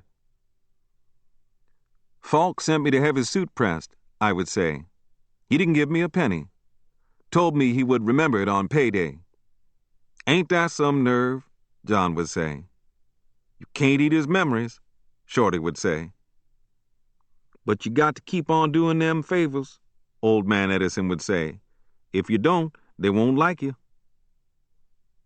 I'm going north one of these days, Shorty would say. We would all laugh, knowing that Shorty would never leave, that he depended too much upon the whites for the food he ate. What would you do up north? I would ask Shorty. I'd pass for Chinese, Shorty would say. And we would laugh again. The lunch hour would pass, and we would go back to work, but there would be in our faces not one whit of the sentiment we had felt during the hour of discussion. One day I went to the optical counter of a department store to deliver a pair of eyeglasses. The counter was empty of customers, and a tall, florid-faced white man looked at me curiously. He was unmistakably a Yankee, for his physical build differed sharply from that of the lanky Southerner. Will you please sign for this, sir? I asked, presenting the account book and the eyeglasses. He picked up the book and the glasses. but his eyes were still upon me. "Say, boy, I'm from the North," he said quietly. I held very still. Was this a trap? He had mentioned a tabooed subject, and I wanted to wait until I knew what he meant. Among the topics that Southern white men did not like to discuss with Negroes were the following: American white women, the Ku Klux Klan, France and how Negro soldiers fared while there, French women, Jack Johnson, the entire northern part of the United States, the Civil War, Abraham Lincoln, U.S. Grant, General Sherman, Catholics, the Pope, Jews, the Republican Party, slavery, social equality, communism, socialism, the 13th, 14th, and 15th Amendments to the Constitution, or any topic calling for positive knowledge or manly self-assertion on the part of the Negro. The most accepted topics were sex and religion. I didn't look at the man or answer. With one sentence, he had lifted out of the silent dark the race question, and I stood on the edge of a precipice. "Don't be afraid of me," he went on. "I just want to ask you one question." "Yes, sir?" I said in a waiting, neutral tone. "Tell me, boy, are you hungry?" he asked seriously. I stared at him. He had spoken one word that touched the very soul of me. But I couldn't talk to him. Couldn't let him know that I was starving myself to save money to go north. I didn't trust him, but my face did not change its expression. "Oh, no, sir," I said, managing a smile. I was hungry and he knew it, but he was a white man, and I felt that if I told him I was hungry, I would have been revealing something shameful. "Boy, I can see hunger in your face and eyes," he said. "I get enough to eat," I lied. "Then why do you keep so thin?" he asked me. "Well, I suppose I'm just that way naturally," I lied. "You're just scared, boy," he said. "Oh, no, sir," I lied again. I could not look at him. I wanted to leave the counter, yet he was a white man, and I had learned not to walk abruptly away from a white man when he was talking to me. I stood, my eyes looking away. He ran his hand into his pocket and pulled out a $1 bill. "Here, take this $1 and buy yourself some food," he said. "No, sir," I said. "Don't be a fool," he said. "You're ashamed to take it. God, boy, don't let a thing like that stop you from taking $1 and eating." The more he talked, the more it became impossible for me to take the $1. I wanted it, but I couldn't look at it. I wanted to speak, but I couldn't move my tongue. I wanted him to leave me alone. He frightened me. "Say something," he said. All about us in the store were piles of goods. White men and women went from counter to counter. It was summer. From a high ceiling was suspended a huge electric fan that whirred. I stood waiting for the white man to give me the signal that would let me go. "I don't understand it," he said through his teeth. "How far did you go in school?" "Through the 9th grade, but it was really the 8th, I told him. You see, our studies in the 9th grade were more or less a review of what we had in the 8th grade. Silence. He hadn't asked me for this long explanation, but I had spoken at length to fill up the yawning, shameful gap that loomed between us. I had spoken to try to drag the unreal nature of the conversation back to safe and sound Southern ground. Of course, the conversation was real. It dealt with my welfare, but it had brought to the surface of day all the dark fears I had known all my life. The Yankee white man didn't know how dangerous his words were. There are some elusive, profound, recondite things that men find hard to say to other men. But with the Negro, it is the little things of life that become hard to say, for these tiny items shape his destiny. A man will seek to express his relation to the stars, But when a man's consciousness has been riveted upon obtaining a loaf of bread, that loaf of bread is as important as the stars. Another white man walked up to the counter, and I sighed with relief. "Do you want the dollar?" the man asked. "No, sir," I whispered. "All right," he said, "just forget it." He signed the account book and took the eyeglasses. I stuffed the book into my bag and turned from the counter and walked down the aisle, feeling a physical tingling along my spine, knowing that the white man knew I was really hungry. I avoided him after that. Whenever I saw him, I felt in a queer way that he was my enemy, for he knew how I felt, and the safety of my life in the South depended upon how well I concealed, from all whites, what I felt. One summer morning, I stood at a sink in the rear of the factory, washing a pair of eyeglasses that had just come from the polishing machines, whose throbbing shook the floor upon which I stood. At each machine, a white man was bent forward, working intently. To my left, sunshine poured through a window, lighting up the rouge smears and making the factory look garish, violent, dangerous. It was nearing noon, and my mind was drifting toward my daily lunch of a hamburger and a bag of peanuts. It had been a routine day, a day more or less like the other days I had spent on the job as errand boy and washer of eyeglasses. I was at peace with the world, that is, at peace in the only way in which a black boy in the South can be at peace with a world of white men. Perhaps it was the mere sameness of the day that soon made it different from the other days.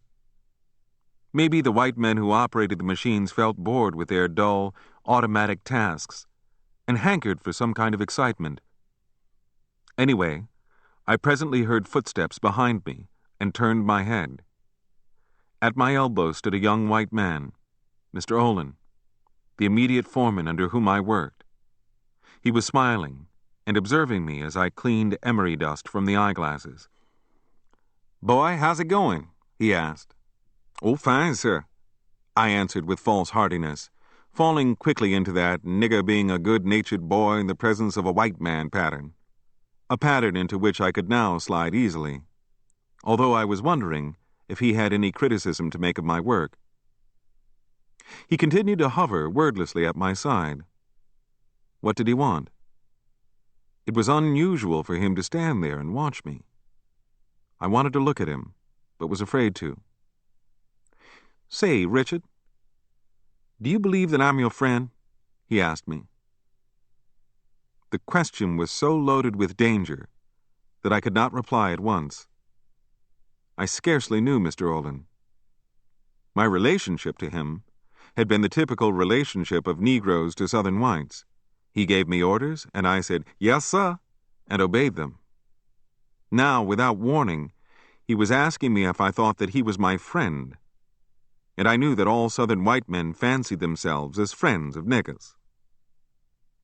While fishing for an answer that would say nothing, I smiled.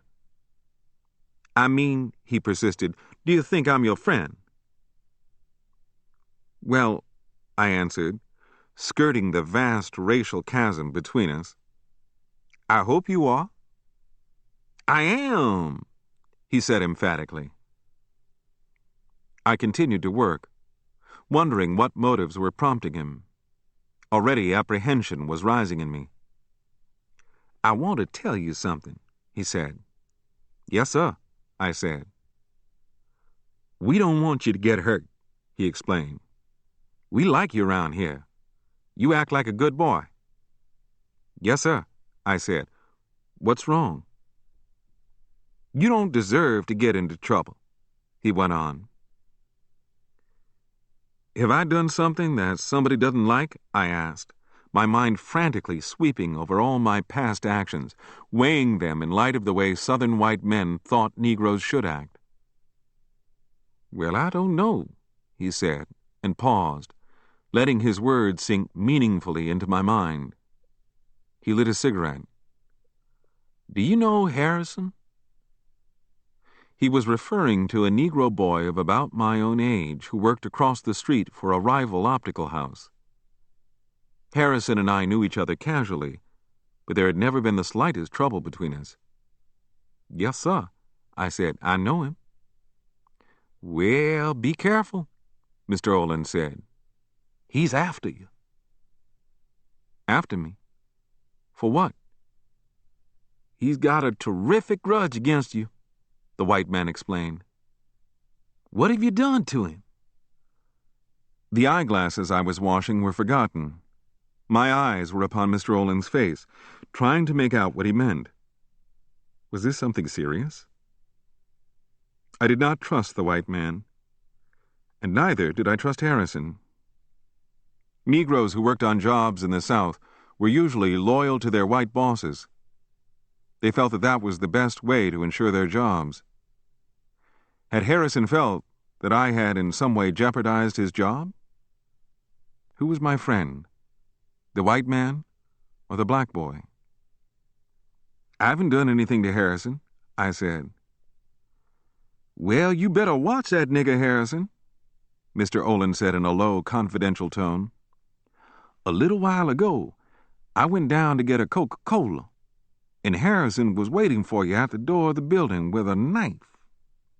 He asked me when you were coming down. Said he was going to get you. Said you called him a dirty name. Now, we don't want any fighting or bloodshed on the job." I still doubted the white man, yet thought that perhaps Harrison had really interpreted something I had said as an insult.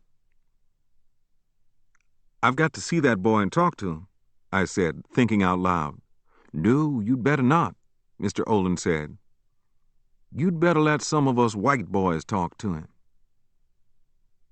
"But how did this start?" I asked, still doubting but half believing.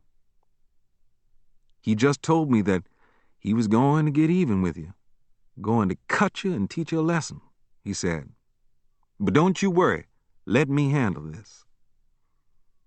He patted my shoulder and went back to his machine. He was an important man in the factory, and I had always respected his word. He had the authority to order me to do this or that. Now, why would he joke with me? White men did not often joke with Negroes. Therefore, what he had said was serious. I was upset. We black boys worked long, hard hours for what few pennies we earned, and we were edgy and tense. Perhaps that crazy Harrison was really after me. My appetite was gone. I had to settle this thing. A white man had walked into my delicately balanced world and had tipped it, and I had to right it before I could feel safe. Yes, I would go directly to Harrison and ask what was the matter, what I had said that he resented. Harrison was black, and so was I. I would ignore the warning of the white man and talk face to face with a boy of my own color. At noon, I went across the street and found Harrison sitting on a box in the basement. He was eating lunch and reading a pulp magazine. As I approached him, he ran his hand into his pocket and looked at me with cold, watchful eyes. "Say, Harrison, what's this all about?" I asked, standing cautiously 4 feet from him. He looked at me a long time and didn't answer. "I haven't done anything to you," I said. "And I ain't got nothing against you," he mumbled, still watchful. "I don't bother nobody."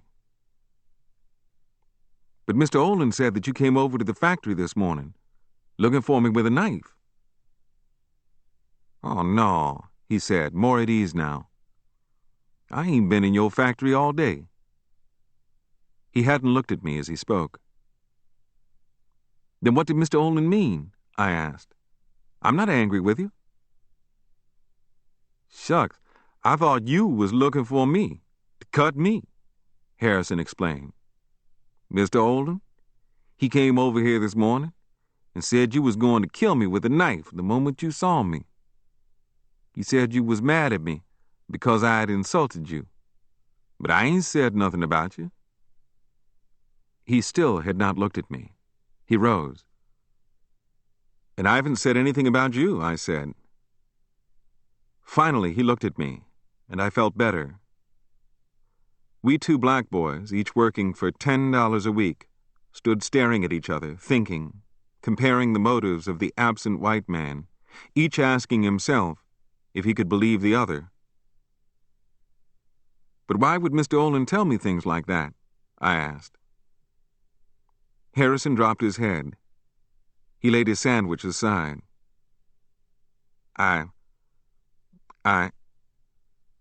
He stammered and pulled from his pocket a long, gleaming knife. It was already open. "I was just waiting to see what you was going to do to me." I leaned weakly against a wall, feeling sick, my eyes upon the sharp steel blade of the knife. "You going to cut me?" I asked. "If you had cut me, I was going to cut you first," he said. "I ain't taking no chances." "Are you angry with me about something?" I asked. "Man, I ain't mad at nobody," Harrison said uneasily. I felt how close I had come to being slashed. Had I come suddenly upon Harrison, he would have thought I was trying to kill him, and he would have stabbed me, perhaps killed me.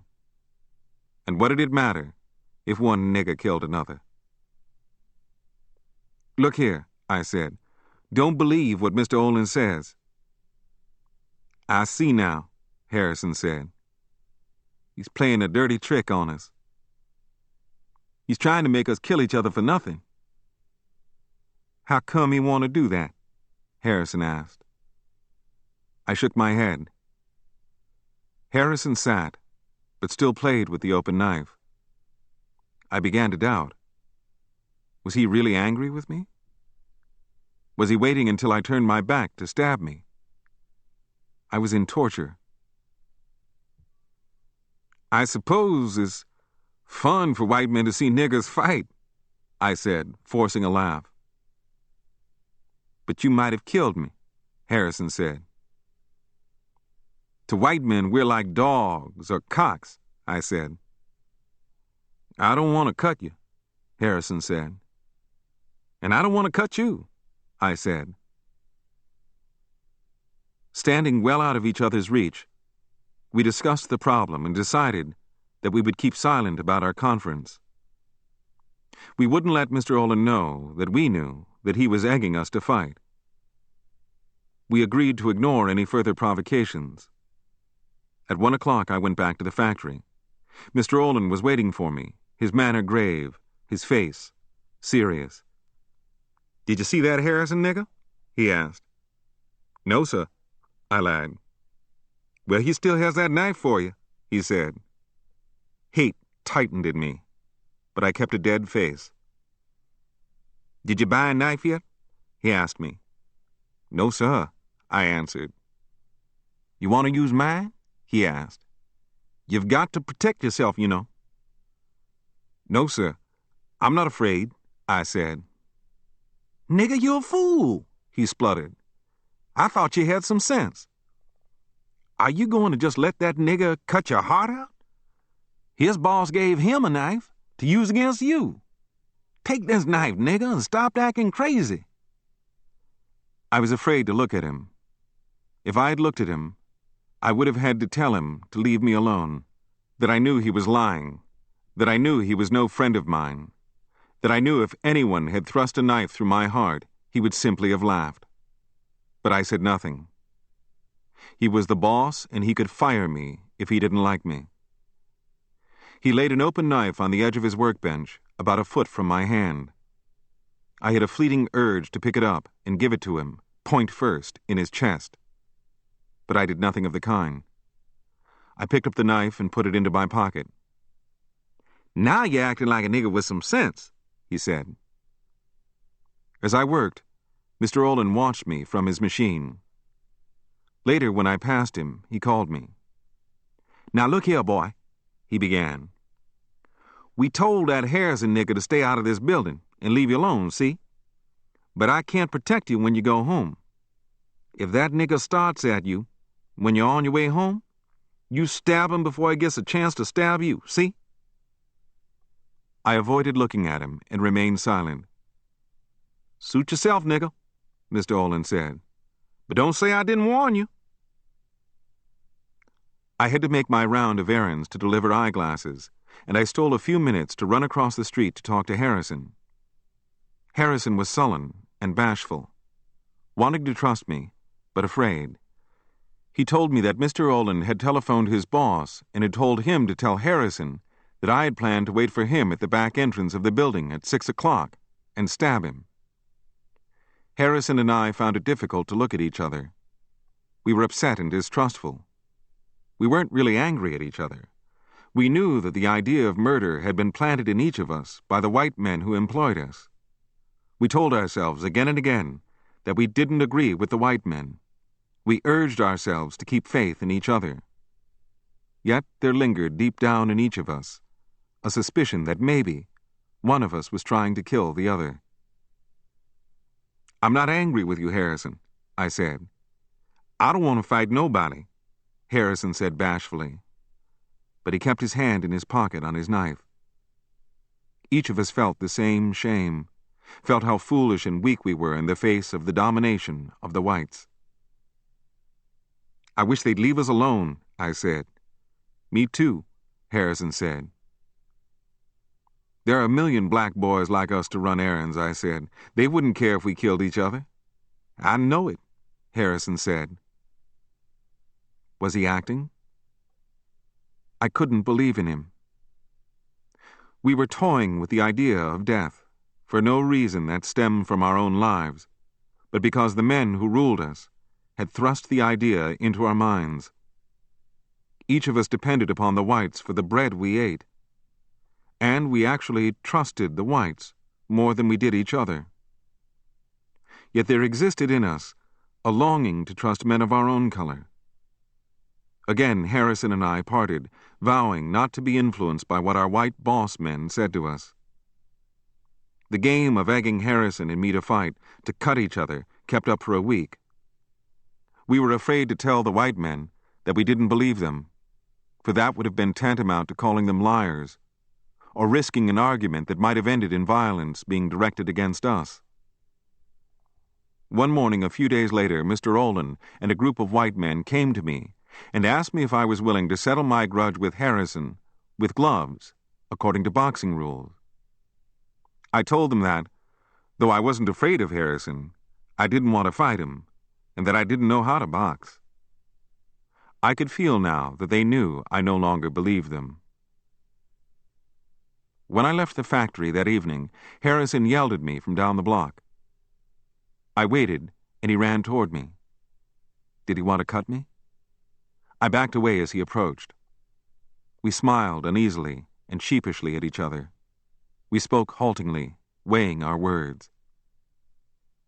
"Did they ask you to fight me with gloves?" Harrison asked. "Yes," I told him, "but I didn't agree." Harrison's face became eager. "They want us to fight 4 rounds for $5 apiece," he said. "Man, if I had $5, I could pay down on a suit. $5 is almost half a week's wages for me." "I don't want to," I said. "We won't hurt each other," he said. "But why do a thing like that for white men? To get that $5. I don't need $5 that much." "Oh, you're a fool," he said. Then he smiled quickly. "Now look here," I said. "Maybe you are angry with me." "No, I'm not." He shook his head vigorously. "I don't want to fight for white men. I'm no dog or rooster." I was watching Harrison closely, and he was watching me closely. Did he really want to fight me for some reason of his own? Or was it the money? Harrison stared at me with puzzled eyes. He stepped toward me, and I stepped away. He smiled nervously. "I need that money," he said. "Nothing doing," I said. He walked off, wordlessly, with an air of anger. Maybe he will stab me now, I thought. I gotta watch that fool. For another week, the white men of both factories begged us to fight. They made up stories about what Harrison had said about me, and when they saw Harrison, they lied to him in the same way. Harrison and I were wary of each other whenever we met. We smiled and kept out of arm's reach, ashamed of ourselves and of each other. Again, Harrison called to me one evening as I was on my way home. "Come on and fight," he begged. "I don't want to, and quit asking me," I said in a voice louder and harder than I'd intended. Harrison looked at me, and I watched him. Both of us still carried the knives that the white men had given us. "I want to make a payment on a suit of clothes with that $5, Harrison said. "But those white men will be looking at us, laughing at us," I said. "What the hell?" Harrison said. "They look at you and laugh at you every day, nigga." It was true, but I hated him for saying it. I ached to hit him in his mouth, to hurt him. "What have we got to lose?" Harrison asked. "I don't suppose we have anything to lose," I said. "Sure," he said. "Let's get the money. We don't care." "And now they know that we know what they tried to do to us," I said, hating myself for saying it. "And they hate us for it." "Sure," Harrison said. "So let's get the money. You can use $5, can't you?" "Yes." "Then let's fight for 'em." I'd feel like a dog. "To them, both of us are dogs," he said. "Yes," I admitted. But again I wanted to hit him. "Look, let's fool them white men," Harrison said. "We won't hurt each other. We'll just pretend, see? We'll show 'em we ain't dumb as they think, see?" "I don't know." "It's just exercise. 4 rounds for $5. You scared?" "No." "Then come on and fight." "All right," I said. "It's just exercise. I'll fight." Harrison was happy. I felt that it was all very foolish, but what the hell? I would go through with it, and that would be the end of it. But I still felt a vague anger that would not leave. When the white men in the factory heard that we had agreed to fight, their excitement knew no bounds. They offered to teach me new punches. Each morning they would tell me in whispers that Harrison was eating raw onions for strength. And, from Harrison, I heard that they told him I was eating raw meat for strength. They offered to buy me my meals each day, but I refused. I grew ashamed of what I had agreed to do, and wanted to back out of the fight, but I was afraid that they would be angry if I tried to. I felt that if white men tried to persuade 2 black boys to stab each other for no reason, save their own pleasure, then it wouldn't be difficult for them to aim a wanton blow at a black boy in a fit of anger, in a passing mood of frustration. The fight took place one Saturday afternoon in the basement of a Main Street building. Each white man who attended the fight dropped his share of the pot into a hat that sat on the concrete floor. Only white men were allowed in the basement. No women or Negroes were admitted. Harrison and I were stripped to the waist. A bright electric bulb glowed over our heads. As the gloves were tied in my hands, I looked at Harrison and saw his eyes watching me. Would he keep his promise? Doubt made me nervous. We squared off, and at once I knew that I hadn't thought sufficiently about what I had bargained for. I couldn't pretend to fight. Neither Harrison nor I knew enough about boxing to deceive even a child for a moment. Now shame filled me. The white men were smoking and yelling obscenities at us. "Crush that nigger's nuts, nigger! Hit that nigger! Oh, fight, you goddamn niggers! Sock him in his fucking piece! Make him bleed!" I lashed out with a timid laugh. Harrison landed high on my head, and before I knew it, I had landed a hard right on Harrison's mouth, and blood came. Harrison shot a blow to my nose. The fight was on against our will. I felt trapped and ashamed. I lashed out even harder, and the harder I fought, the harder Harrison fought. Our plans and promises now meant nothing. We fought 4 hard rounds, stabbing, slugging, grunting, spitting, cursing, crying, bleeding.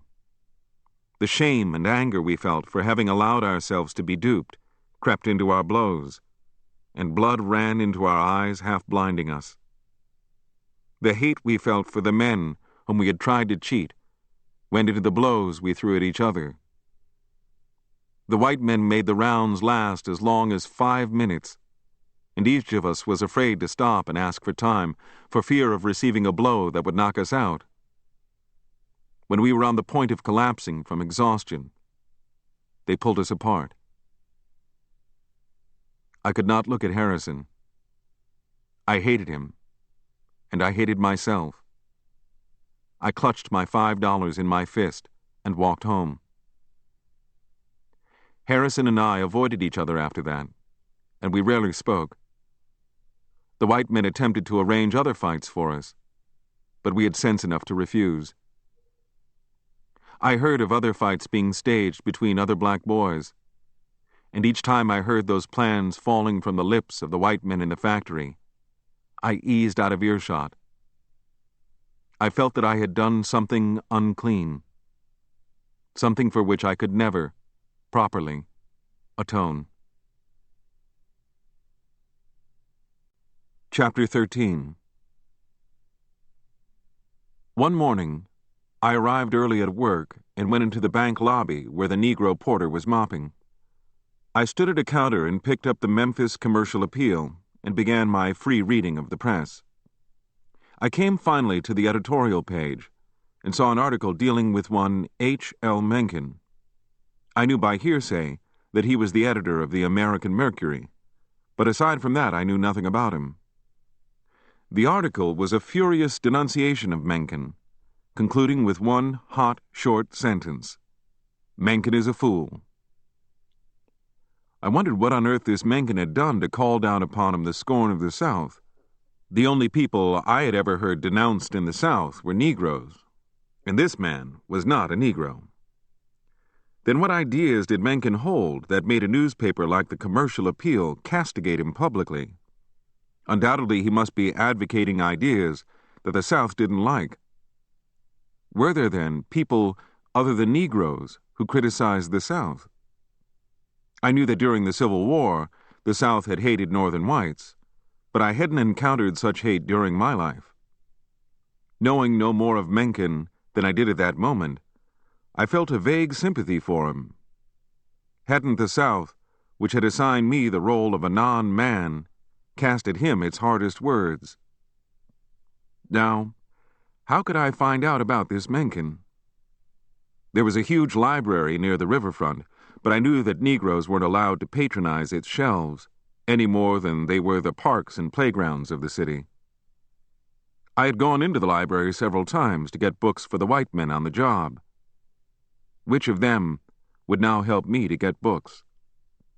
And how could I read them without causing concern to the white men with whom I worked?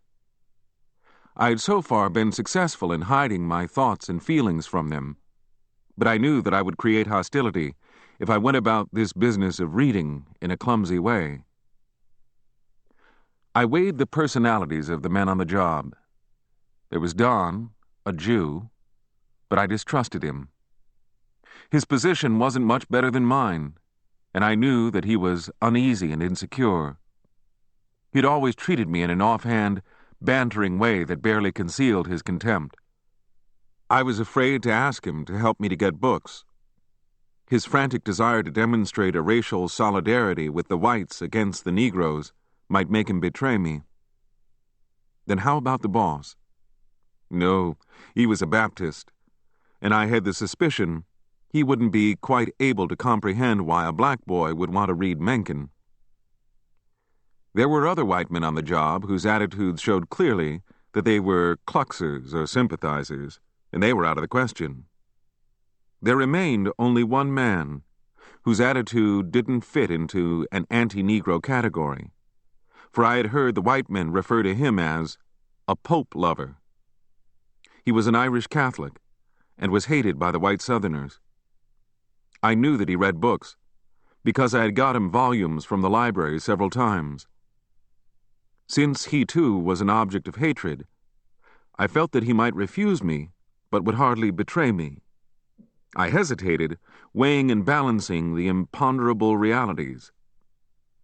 One morning, I paused before the Catholic fellow's desk. "I want to ask you a favor," I whispered to him. "What is it?" "I want to read. I can't get books from the library. I wonder if you'd let me use your card?" He looked at me suspiciously. "My card is full most of the time," he said. "I see," I said, and waited, posing my question silently. "You're not trying to get me into trouble, are you, boy?" he asked, staring at me. "Oh, no, sir." "What book do you want?" "A book by H.L. Mencken." "Which one?" "I don't know. Has he written more than one?" "He has written several." "I didn't know that." "What makes you want to read Mencken?" "Oh, I just saw his name in the newspaper," I said. "It's good of you to want to read," he said, "but you ought to read the right things." I said nothing. Would he want to supervise my reading? "Let me think," he said. "I'll figure out something." I turned from him, and he called me back. He stared at me quizzically. "Richard, don't mention this to the other white men," he said. "I understand," I said. "I won't say a word." A few days later, he called me to him. "I've got a card in my wife's name," he said. "Here's mine." "Thank you, sir." "Do you think you can manage it?" "I'll manage fine," I said. "If they suspect you, you'll get in trouble," he said. "I'll write the same kind of notes to the library that you wrote when you sent me for books," I told him. "I'll sign your name." He laughed. "Go ahead. Let me see what you get," he said. That afternoon, I addressed myself to forging a note. Now, what were the names of books written by H.L. Mencken? I didn't know any of them. I finally wrote what I thought would be a foolproof note. "Dear Madam, will you please let this nigger boy—" I used the word nigger to make the librarian feel that I could not possibly be the author of the note. "Have some books by H.L. Mencken." I forged the white man's name. I entered the library as I had always done when on errands for whites, but I felt that I would somehow slip up and betray myself.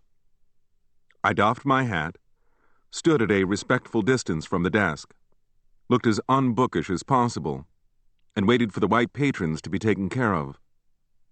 When the desk was clear of people, I still waited. The white librarian looked at me. "What do you want, boy?" As though I didn't possess the power of speech, I stepped forward and simply handed her the forged note, not parting my lips. "What books by Mencken does he want?" she asked. "I don't know, ma'am," I said, avoiding her eyes. "Who gave you this card?" "Mr. Falk," I said. "Where is he?" "He's at work, at the M Optical Company," I said. "I've been in here for him before." "I remember," the woman said, "but he never wrote notes like this." Oh God, she's suspicious. Perhaps she wouldn't let me have the books. If she had turned her back at that moment, I would have ducked out the door and never gone back. Then I thought of a bold idea. "You can call him up, ma'am," I said, my heart pounding. "You're not using these books, are you?" she asked pointedly. "Oh, no, ma'am. I can't read." "I don't know what he wants by Mencken," she said under her breath. I knew now that I had won. She was thinking of other things, and the race question had gone out of her mind. She went to the shelves. Once or twice she looked over her shoulder at me, as though she was still doubtful. Finally, she came forward with 2 books in her hand. "I'm sending him 2 books," she said. "But tell Mr. Falk to come in next time, or send me the names of the books he wants. I don't know what he wants to read." I said nothing. She stamped the card and handed me the books. Not daring to glance at them, I went out of the library, fearing that the woman would call me back for further questioning. A block away from the library, I opened one of the books and read a title: A Book of Prefaces. I was nearing my 19th birthday, and I didn't know how to pronounce the word preface. I thumbed the pages and saw strange words and strange names. I shook my head, disappointed. I looked at the other book. It was called Prejudices. I knew what that word meant. I had heard it all my life, and right off, I was on guard against Mencken's books. Why would a man want to call a book Prejudices? The word was so stained with all my memories of racial hate that I couldn't conceive of anybody using it for a title. Perhaps I had made a mistake about Mencken. A man who had prejudices must be wrong. When I showed the books to Mr. Falk, he looked at me and frowned. "That librarian might telephone you," I warned him. "That's all right," he said. "But when you're through reading those books, I want you to tell me what you get out of them." That night in my rented room, while letting the hot water run over my can of pork and beans in the sink, I opened a book of prefaces and began to read. I was jarred and shocked by the style, the clear, clean, sweeping sentences. Why did he write like that? And how did one write like that? I pictured the man as a raging demon, slashing with his pen, consumed with hate, denouncing everything American, extolling everything European or German, laughing at the weaknesses of people, mocking God, authority. What was this? I stood up, trying to realize what reality lay behind the meaning of the words. Yes, this man was fighting with words. He was using words as a weapon, using them as one would use a club. Could words be weapons? Well, yes, for here they were. Then maybe, perhaps, I could use them as a weapon. No, it frightened me. I read on, and what amazed me was not what he said, but how on earth anybody had the courage to say it. Occasionally, I glanced up to reassure myself that I was alone in the room. Who were these men about whom Mencken was talking so passionately? Who was Anatole France, Joseph Conrad, Sinclair Lewis, Sherwood Anderson, Dostoevsky, George Moore, Tolstoy, Frank Harris, Mark Twain, Thomas Hardy, Arnold Bennett, Stephen Crane, Zola, Norris, Gorky, Bergson, Ibsen, Balzac, Bernard Shaw, Dumas, Poe, Thomas Mann, O. Henry, Dreiser, H.G. Wells, Gogol, T.S. Eliot, Gide, Baudelaire, Edgar Lee Masters, Stendhal, Turgenev, Honecker, Nietzsche, and scores of others. Were these men real? Did they exist, or had they existed? And how did one pronounce their names? I ran across many words whose meanings I didn't know, and I either looked them up in a dictionary, or before I had a chance to do that, encountered the word in a context that made its meaning clear. But what strange world was this? I concluded the book with the conviction that I had somehow overlooked something terribly important in life. I had once tried to write, had once reveled in feeling, had let my crude imagination roam, but the impulse to dream had been slowly beaten out of me by experience. Now, it surged up again, and I hungered for books, new ways of looking and seeing. It wasn't a matter of believing or disbelieving what I read, but of feeling something new, of being affected by something that made the look of the world different. As dawn broke, I ate my pork and beans, feeling dopey, sleepy. I went to work, but the mood of the book would not die. It lingered, coloring everything I saw, heard, did. I now felt that I knew what the white men were feeling. Merely because I had read a book that had spoken of how they lived and thought, I identified myself with that book.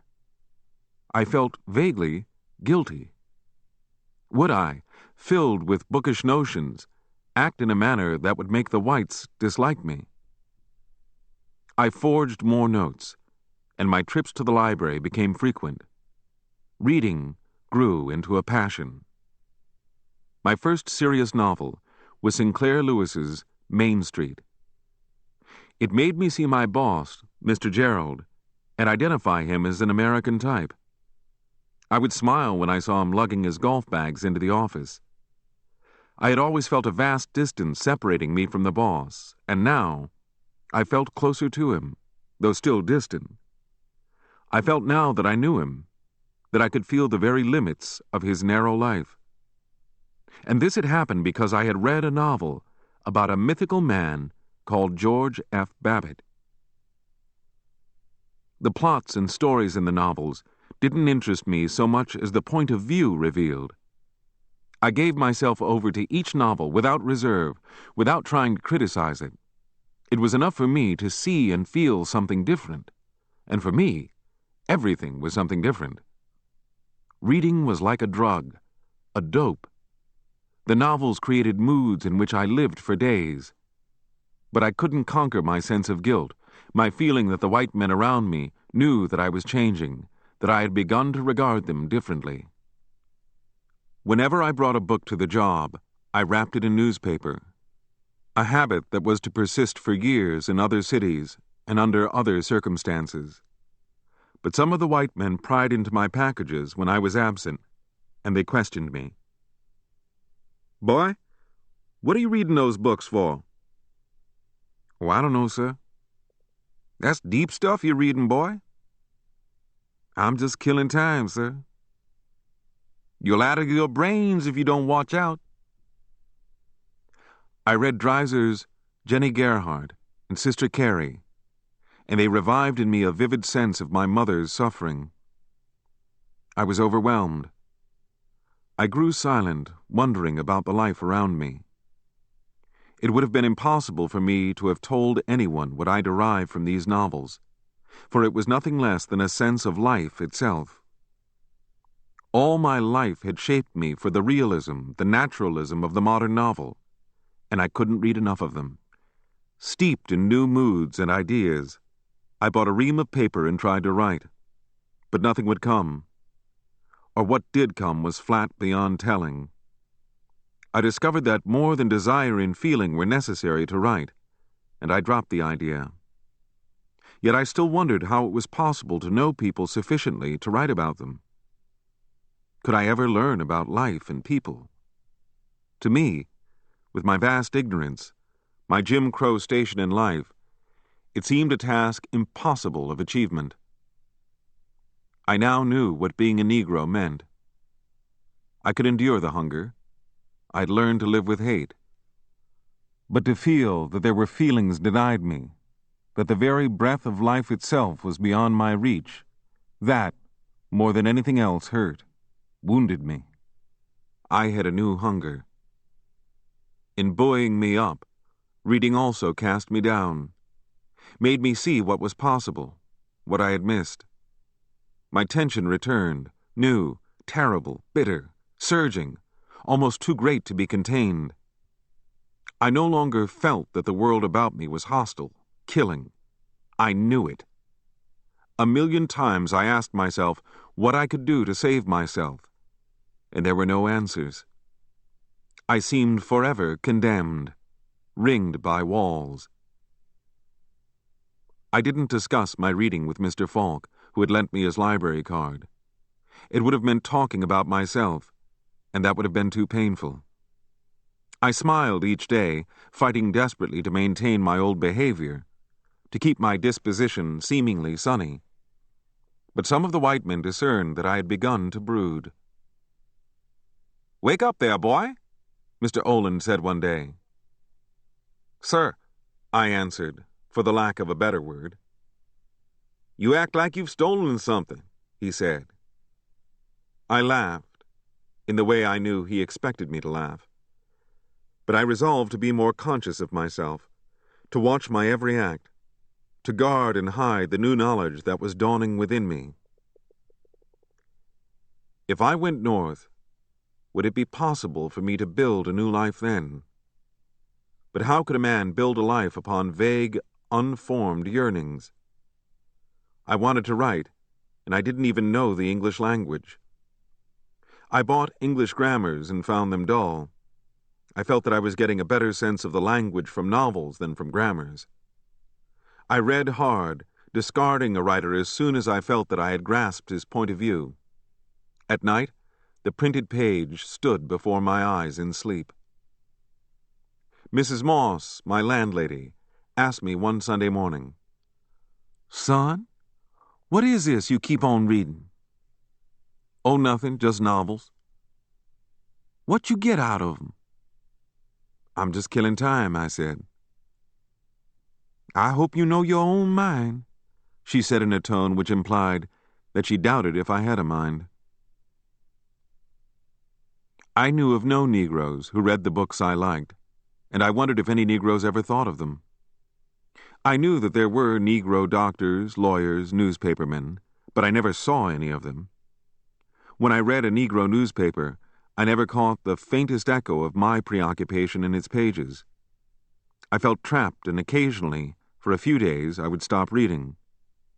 But a vague hunger would come over me for books, books that opened up new avenues of feeling and seeing, and again, I would forge another note to the white librarian. Again I would read and wonder, as only the naive and unlettered can read and wonder, feeling that I carried a secret, criminal burden about with me each day. That winter, my mother and brother came, and we set up housekeeping, buying furniture on the installment plan, being cheated, and yet knowing no way to avoid it. I began to eat warm food, and to my surprise, found that regular meals enabled me to read faster. I may have lived through many illnesses and survived them, never suspecting that I was ill. My brother obtained a job, and we began to save toward the trip north, plotting our time, setting tentative dates for departure. I told none of the white men on the job that I was planning to go north. I knew that the moment they felt I was thinking of the north, they would change toward me. It would have made them feel that I didn't like the life I was living, and because my life was completely conditioned by what they said or did, it would have been tantamount to challenging them. I could calculate my chances for life in the South as a Negro fairly clearly now. I could fight the Southern whites by organizing with other Negroes, as my grandfather had done, but I knew that I could never win that way. There were many whites, and there were but few blacks. They were strong, and we were weak. Outright black rebellion could never win. If I fought openly, I would die, and I did not want to die. News of lynchings were frequent. I could submit and live the life of a genial slave, but that was impossible. All of my life had shaped me to live by my own feelings and thoughts.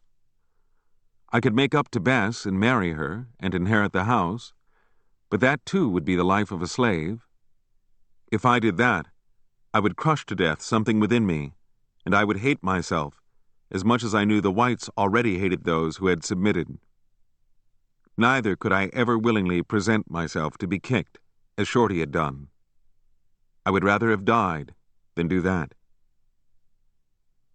I could drain off my restlessness by fighting with Shorty and Harrison. I had seen many Negroes solve the problem of being black by transferring their hatred of themselves to others with a black skin and fighting them. I would have to be cold to do that, and I was not cold, and could never be. I could, of course, forget what I had read, thrust the whites out of my mind, forget them, and find release from anxiety and longing in sex and alcohol. But the memory of how my father had conducted himself made that course repugnant. If I didn't want others to violate my life, how could I voluntarily violate it myself? I had no hope whatever of being a professional man. Not only had I been so conditioned that I didn't desire it, but the fulfillment of such an ambition was beyond my capabilities. Well-to-do Negroes lived in a world that was almost as alien to me as the world inhabited by whites. What then was there? I held my life in my mind, in my consciousness each day, feeling at times that I would stumble and drop it, spill it forever. My reading had created a vast sense of distance between me and the world in which I lived and tried to make a living, and that sense of distance was increasing each day. My days and nights were one long, quiet, continuously contained dream of terror, tension, and anxiety. I wondered how long I could bear it. Chapter 14. The accidental visit of Aunt Maggie to Memphis formed a practical basis for my planning to go north. Aunt Maggie's husband, the uncle, who had fled from Arkansas in the dead of night, had deserted her, and now she was casting about for a living. My mother, Aunt Maggie, my brother, and I held long conferences, speculating on the prospects of jobs and the cost of apartments in Chicago. And every time we conferred, we defeated ourselves. It was impossible for all four of us to go at once. We didn't have enough money. Finally, sheer wish and hope prevailed over common sense and facts. We discovered that if we waited until we were prepared to go, we would never leave. We would never amass enough money to see us through. We would have to gamble. We finally decided that Aunt Maggie and I would go first, even though it was winter, and prepare a place for my mother and brother. Why wait until next week or next month?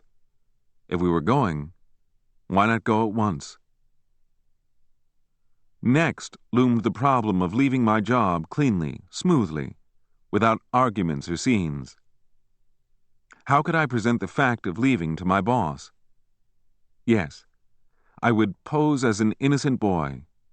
I would tell him that my aunt was taking me and my paralyzed mother to Chicago. That would create in his mind the impression that I wasn't asserting my will. It would block any expression of dislike on his part for my act.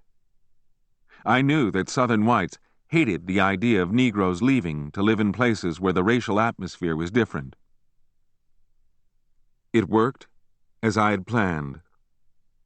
When I broke the news of my leaving 2 days before I left, I was afraid to tell it sooner for fear that I would create hostility on the part of the whites with whom I worked. The boss leaned back in his swivel chair and gave me the longest and most considerate look he had ever given me. "Chicago," he repeated softly. "Yes, sir." "Boy, you won't like it up there," he said. "Well, I have to go where my family is, sir," I said. The other white office workers paused in their tasks and listened. I grew self-conscious, tense. "It's cold up there," he said.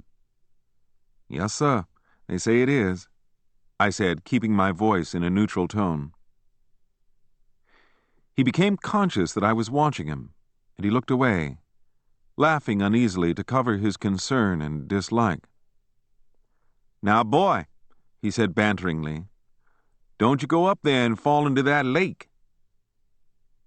"Oh, no, sir," I said, smiling as though there existed the possibility of my falling accidentally into Lake Michigan. He was serious again, staring at me. I looked at the floor. "You think you'll do any better up there?" he asked. "I don't know, sir." "You seem to have been getting along all right down here," he said. "Oh, yes, sir. If it wasn't for my mother's going, I'd stay right here and work," I lied as earnestly as possible. "Well, why not stay? You can send her money," he suggested.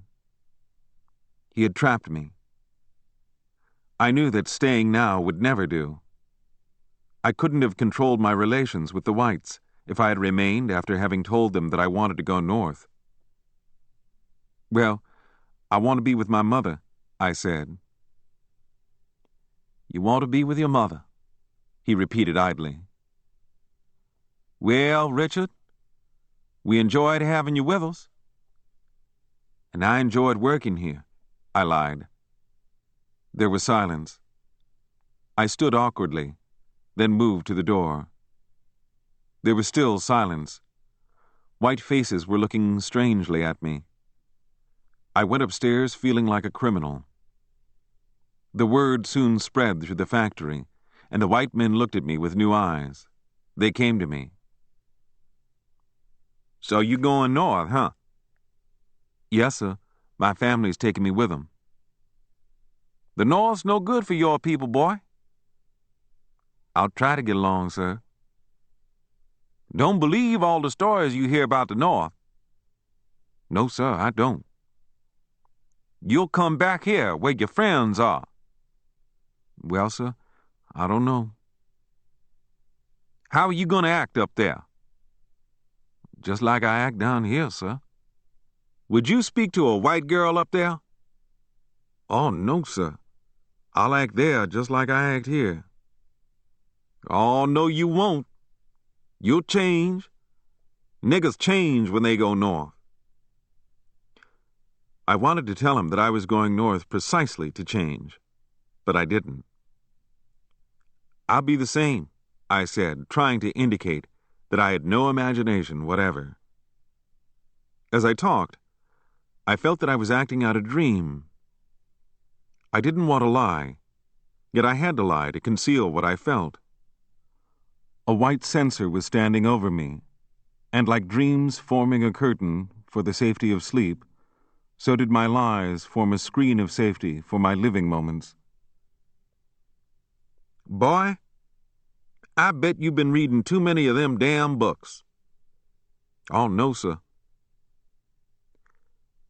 I made my last errand to the post office, put my bag away, washed my hands, and pulled on my cap.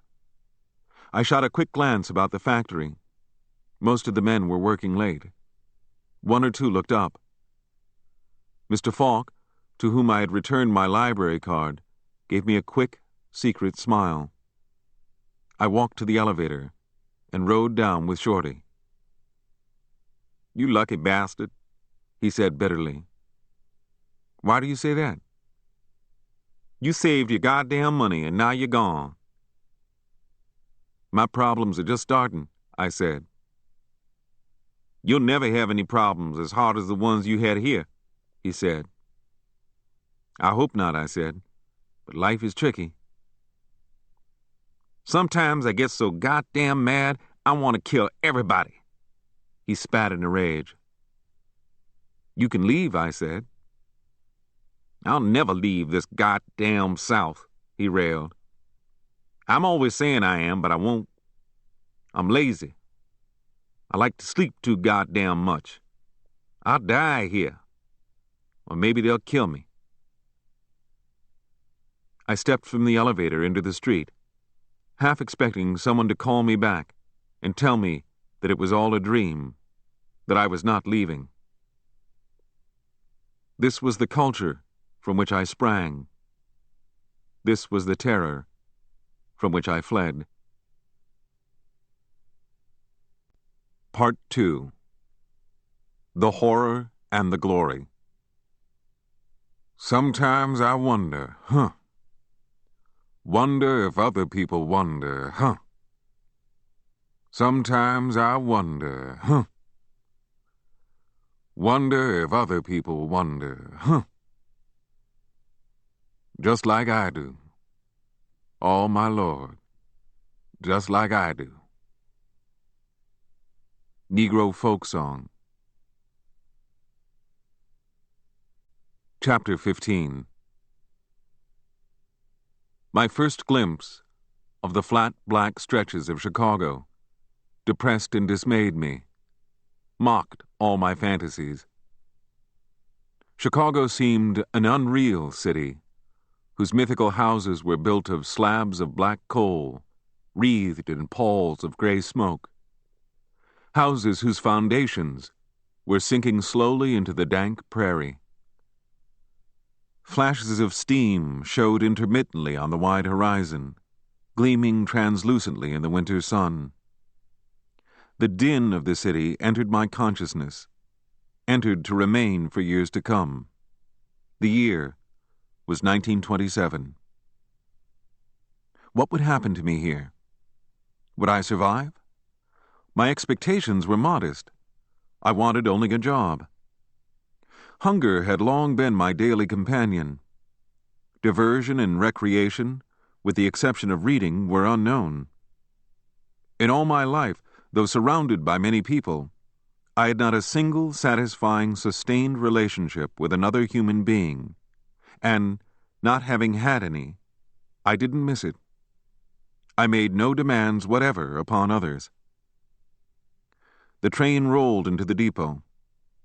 Aunt Maggie and I got off and walked slowly through the crowds into the station.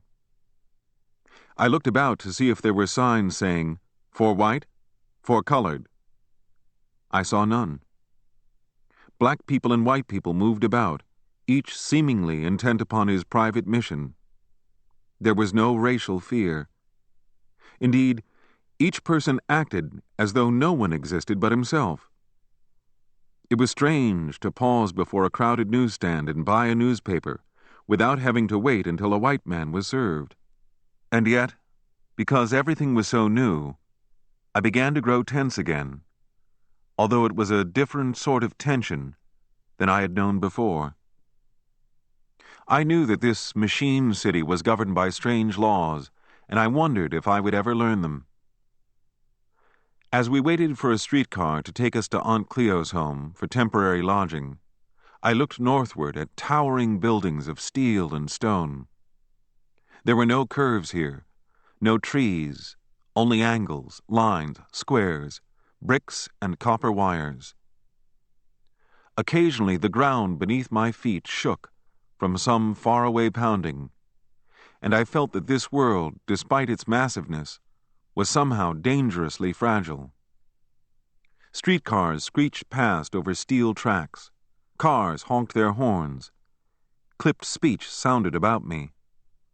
As I stood in the icy wind, I wanted to talk to Aunt Maggie, to ask her questions, but her tight face made me hold my tongue.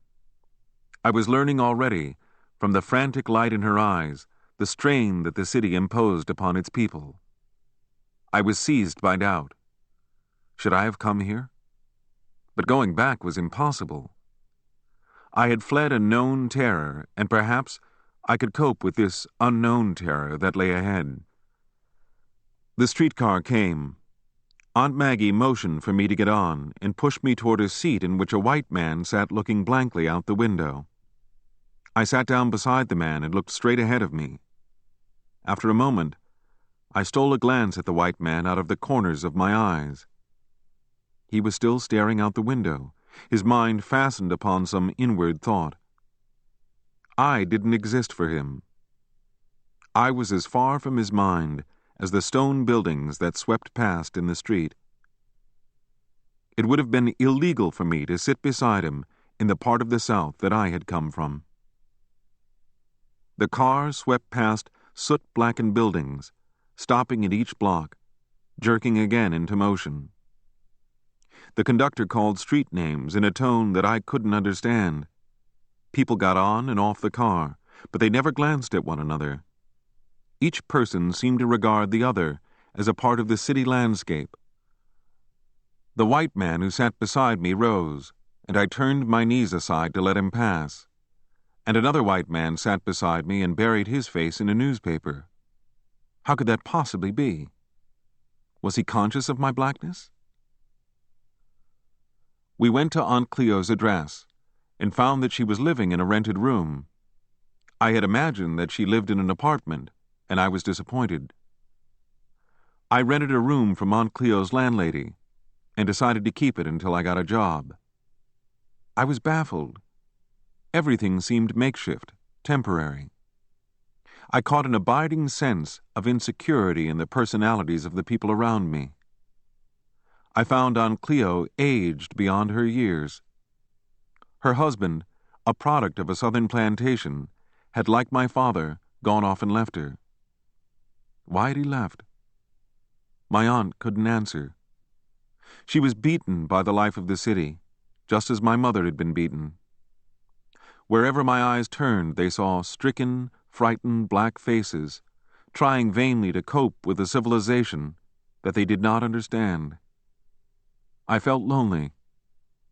I had fled one insecurity and had embraced another. When I rose the next morning, the temperature had dropped below 0. The house was as cold to me as the southern streets had been in winter. I dressed, doubling my clothing. I ate in a restaurant, caught a streetcar, and rode south. Rode until I could see no more black faces on the sidewalks. I had now crossed the boundary line of the Black Belt and had entered the territory where jobs were perhaps to be had from white folks. I walked the streets and looked into shop windows until I saw a sign in a delicatessen, "Porter wanted." I went in, and a stout white woman came to me. "What do you want?" she asked. The voice jarred me.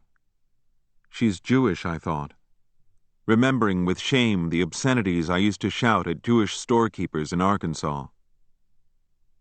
"I thought maybe you needed a porter," I said. "Mr. Hoffman isn't here yet," she said. "Will you wait?" "Yes, ma'am." "Sit down." "No, ma'am, I'll wait outside." "But it's cold out there," she said. "That's all right," I said. She shrugged. I went to the sidewalk. I waited for half an hour in the bitter cold, regretting that I hadn't remained in the warm store, but unable to go back inside. A bald, stoutish white man went into the store and pulled off his coat. Yes, he was the boss man. I went in. "So, you want a job?" he asked. "Yes, sir," I answered, guessing at the meaning of his words. "Where you worked before?" "In Memphis, Tennessee." "My brother-in-law worked in Tennessee once," he said. I was hired. The work was easy, but I found to my dismay that I couldn't understand a third of what was said to me. My slow southern ears were baffled by their clouded, thick accents. One morning, Mrs. Hoffman asked me to go to a neighboring store, it was owned by a cousin of hers, and get a can of chicken a la king. I had never heard the phrase before, and I asked her to repeat it. "Don't you know nothing?" she demanded of me. "If you would write it down for me, I'd know what to get," I ventured timidly. "I can't write," she shouted in a sudden fury. "What kind of boy is you?" I memorized the separate sounds that she had uttered and went to the neighboring store. "Mrs. Hoffman wants a can of Cheek King or Lar King," I said slowly, hoping that he wouldn't think I was being offensive. "All right," he said, after staring at me a moment. He put a can into a paper bag and gave it to me. Outside in the street, I opened the bag and read the label. Chicken a la king. I cursed, disgusted with myself. I knew those words. It had been her thick accent that had thrown me off. Yet, I wasn't angry with her for speaking broken English. My English, too, was broken. But why could she not have taken more patience? Only one answer came to my mind. I was black, and she did not care. Or so I thought. I was persisting in reading my present environment in the light of my old one. I reasoned thus. Though English was my native tongue, and America my native land, she, an alien, could operate a store and earn a living in a neighborhood where I couldn't even live. I reasoned further that she was aware of this and was trying to protect her position against me. It wasn't until I had left the delicatessen job that I saw how grossly I had misread the motives and attitudes of Mr. Hoffman and his wife. I hadn't yet learned anything that would have helped me to thread my way through these perplexing racial relations. Accepting my environment at its face value, trapped by my own emotions, I kept asking myself, what had black people done to bring this crazy world upon them? The fact of the separation of white and black was clear to me. It was its effect upon the personalities of people that stumped and dismayed me. I didn't feel that I was a threat to anybody. Yet as soon as I had grown old enough to think, I had learned that my entire personality, my aspirations had long ago been discounted. That, in a measure, the very meaning of the words I spoke couldn't be fully understood. And when I contemplated the area of no man's land into which the Negro mind in America had been shunted, I wondered if there had ever existed in all human history a more corroding and devastating attack upon the personalities of men than the idea of racial discrimination. In order to escape the racial attack that went to the roots of my life, I would have gladly accepted any way of life but the one in which I found myself.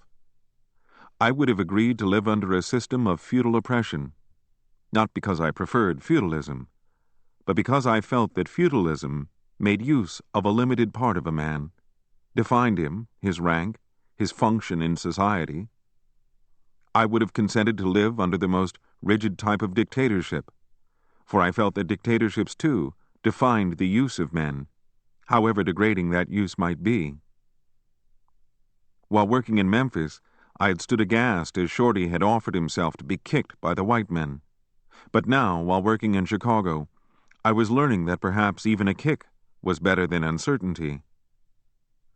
I had elected in my fevered search for honorable adjustment to the American scene not to submit, and in doing so, I had embraced the daily horror of anxiety, of tension, of eternal disquiet. I could now sympathize with, though I could never bring myself to approve, those tortured blacks who had given up and had gone to their white tormentors and had said, "Kick me. If that's all there is for me, kick me and let me feel at home, let me have peace." Color hate defined the place of black life as below that of white life, and the black man, responding to the same dreams as the white man, strove to bury within his heart his awareness of this difference, because it made him lonely and afraid. Hated by whites, and being an organic part of the culture that hated him, the black man grew in turn to hate in himself that which others hated in him. But pride would make him hide his self-hate, for he wouldn't want whites to know that he was so thoroughly conquered by them that his total life was conditioned by their attitude. But in the act of hiding his self-hate, he couldn't help but hate those who evoked his self-hate in him. So each part of his day would be consumed in a war with himself. A good part of his energy would be spent in keeping control of his unruly emotions. Emotions which he hadn't wished to have, but couldn't help having. Held at bay by the hate of others, preoccupied with his own feelings, he was continuously at war with reality. He became inefficient, less able to see and judge the objective world, and when he reached that state, the white people looked at him and laughed and said, "Look, didn't I tell you niggers were that way?" To solve this tangle of balked emotion, I loaded the empty part of the ship of my personality with fantasies of ambition, to keep it from toppling over into the sea of senselessness. Like any other American, I dreamed of going into business and making money. I dreamed of working for a firm that would allow me to advance until I reached an important position. I even dreamed of organizing secret groups of blacks to fight all whites. And if the blacks wouldn't agree to organize, then they would have to be fought. I would end up again with self-hate, but it was now a self-hate that was projected outward upon other blacks. Yet I knew, with that part of my mind that the whites had given me, that none of my dreams was possible.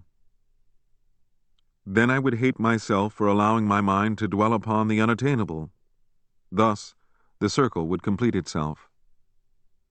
Slowly I began to forge in the depths of my mind a mechanism that repressed all the dreams and desires that the Chicago streets, the newspapers, the movies were evoking in me. I was going through a second childhood. A new sense of the limit of the possible was being born in me. What could I dream of that had the barest possibility of coming true? I could think of nothing. And slowly, it was upon exactly that nothingness that my mind began to dwell. That constant sense of wanting without having, of being hated without reason. A dim notion of what life meant to a Negro in America was coming to consciousness in me, not in terms of external events, lynchings, Jim Crowism, and all the endless brutalities, but in terms of crossed-up feeling, of psyche pain. I sensed that Negro life was a sprawling land of unconscious suffering, and there were but few Negroes who knew the meaning of their lives, who could tell their story. Word reached me that an examination for postal clerk was impending, and at once I filed an application and waited. As the date for the examination drew near, I was faced with another problem. How could I get a free day without losing my job? In the South, it would have been an unwise policy for a Negro to have gone to his white boss and asked for time to take an examination for another job. It would have implied that the Negro didn't like to work for the white boss, that he felt he wasn't receiving just consideration, and, inasmuch as most jobs that Negroes held in the South involved a personal, paternalistic relationship, he would have been risking an argument that might have led to violence. I now began to speculate about what kind of man Mr. Hoffman was, and I found that I didn't know him. That is, I didn't know his basic attitude toward Negroes. If I asked him, would he be sympathetic enough to allow me time off with pay? I needed the money. Perhaps he would say, "Go home and stay home if you don't like this job." I wasn't sure of him. I decided, therefore, that I'd better not risk it. I would forfeit the money and stay away without telling him. The examination was scheduled to take place on a Monday. I had been working steadily, and I'd be too tired to do my best if I took the examination without the benefit of rest. I decided to stay away from the shop Saturday, Sunday, and Monday. But what could I tell Mr. Hoffman? Yes, I would tell him that I'd been ill. No, that was too thin. I would tell him that my mother had died in Memphis, and that I'd gone down to bury her. That might work. I took the examination, and when I came to the store on Tuesday, Mr. Hoffman was astonished, of course. "I didn't think you would ever come back," he said. "I'm awfully sorry, Mr. Hoffman." "What happened?"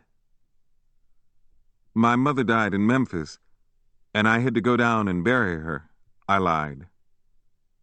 He looked at me, then shook his head.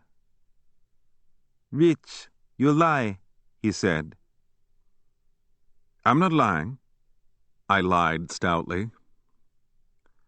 "You wanted to do something, so you said away," he said, shrugging. "No, sir. I'm telling you the truth. I piled another lie upon the first one. "No, you lie. You disappoint me," he said. "Well, all I can do is tell you the truth," I lied indignantly. "Why didn't you use the phone?" "I didn't think of it." I told a fresh lie. "Rich, if your mother die, you would tell me," he said. "I didn't have time. Had to catch the train." I lied yet again. "Where did you get the money?" "My aunt gave it to me," I said, disgusted that I had to lie and lie again. "I don't want a boy that tells lies," he said. "I don't lie." I lied passionately to protect my lies. Mrs. Hoffman joined in, and both of them hammered at me. "We know. You come from the South. You feel you can't tell us the truth. But we don't bother you. We don't feel like people in the South. We treat you nice, don't we?" They asked. "Yes, ma'am," I mumbled. "Then why lie?" "I'm not lying." I lied with all my strength. I became angry because I knew that they knew that I was lying. I had lied to protect myself, and then I had to lie to protect my lie.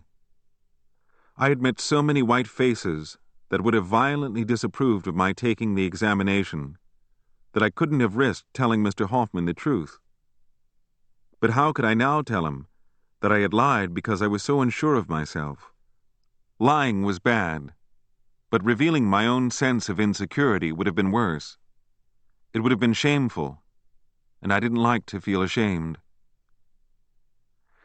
Their attitudes had proved utterly amazing. They were taking time out from their duties in the store to talk to me, and I had never encountered anything like that from whites before. A Southern white man would have said, "Get the hell out of here," or, "All right, nigger, get to work." But no white people had ever stood their ground and probed at me, questioned me at such length. It dawned upon me that they were trying to treat me as an equal, which made it even more impossible for me ever to tell them that I had lied, why I had lied. I felt that if I confessed, I would give them a moral advantage over me that would be unbearable. "All right. Stay and work," Mr. Hoffman said. "I know you're lying, but I don't care, Rich." I wanted to quit. He had insulted me, but I liked him in spite of myself. Yes, I had done wrong, but how on earth could I have known the kind of people I was working for? Perhaps Mr. Hoffman would have gladly consented for me to take the examination, but my hopes had been far weaker than my powerful fears. Working with them from day to day, and knowing that they knew I had lied, from fear, crushed me. I knew that they pitied me, and pitied the fear in me. I resolved to quit and risk hunger rather than stay with them. I left the job the following Saturday, not telling them that I wouldn't be back, not possessing the heart to say goodbye. I just wanted to go quickly and have them forget that I had ever worked for them. After an idle week, I got a job as a dishwasher in a North Side cafe that had just opened. My boss, a white woman, directed me in unpacking barrels of dishes, setting up new tables, painting, and so on. I had charge of serving breakfast. In the late afternoons, I carted trays of food to patrons in the hotel who didn't want to come down to eat. My wages were $15 a week. The hours were long, but I ate my meals on the job. The cook was an elderly Finnish woman with a sharp, bony face. There were several white waitresses. I was the only Negro in the cafe. The waitresses were a hard, brisk lot, and I was keenly aware of how their attitudes contrasted with those of Southern white girls. They hadn't been taught to keep a gulf between me and themselves. They were relatively free of the heritage of racial hate. One morning as I was making coffee, Cora came forward with a tray loaded with food and squeezed against me to draw a cup of coffee. "Pardon me, Richard," she said. "Oh, that's all right," I said in an even tone. But I was aware that she was a white girl, and that her body had pressed closely against mine, an incident that had never happened to me before in my life, an incident charged with the memory of dread.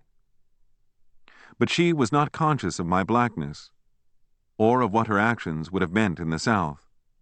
And had I not been born in the South, her trivial act would have been as unnoticed by me as it was by her. As she stood close to me, I could not help thinking that if a Southern white girl had wanted to draw a cup of coffee, she would have commanded me to step aside so that she might not come in contact with me. The work of the hot and busy kitchen would have had to cease for the moment so that I could have taken my tainted body far enough away to allow the Southern white girl a chance to get a cup of coffee. There lay a deep emotional safety in knowing that the white girl, who was now leaning carelessly against me, was not thinking of me, had no deep, vague, irrational fright that made her feel that I was a creature to be avoided at all costs. One summer morning, a white girl came late to work and rushed into the pantry where I was busy. She went into the women's room and changed her clothes. I heard the door open, and a second later, I was surprised to hear her voice. "Richard, quick, tie my apron." She was standing with her back to me, and the strings of her apron dangled loose. There was a moment of indecision on my part. Then I took the two loose strings and carried them around her body and brought them again to her back and tied them in a clumsy knot. "Thanks a million," she said, grasping my hand for a split second, and was gone. I continued my work, filled with all the possible meanings that tiny, simple human event could have meant to any Negro in the South, where I had spent most of my hungry days.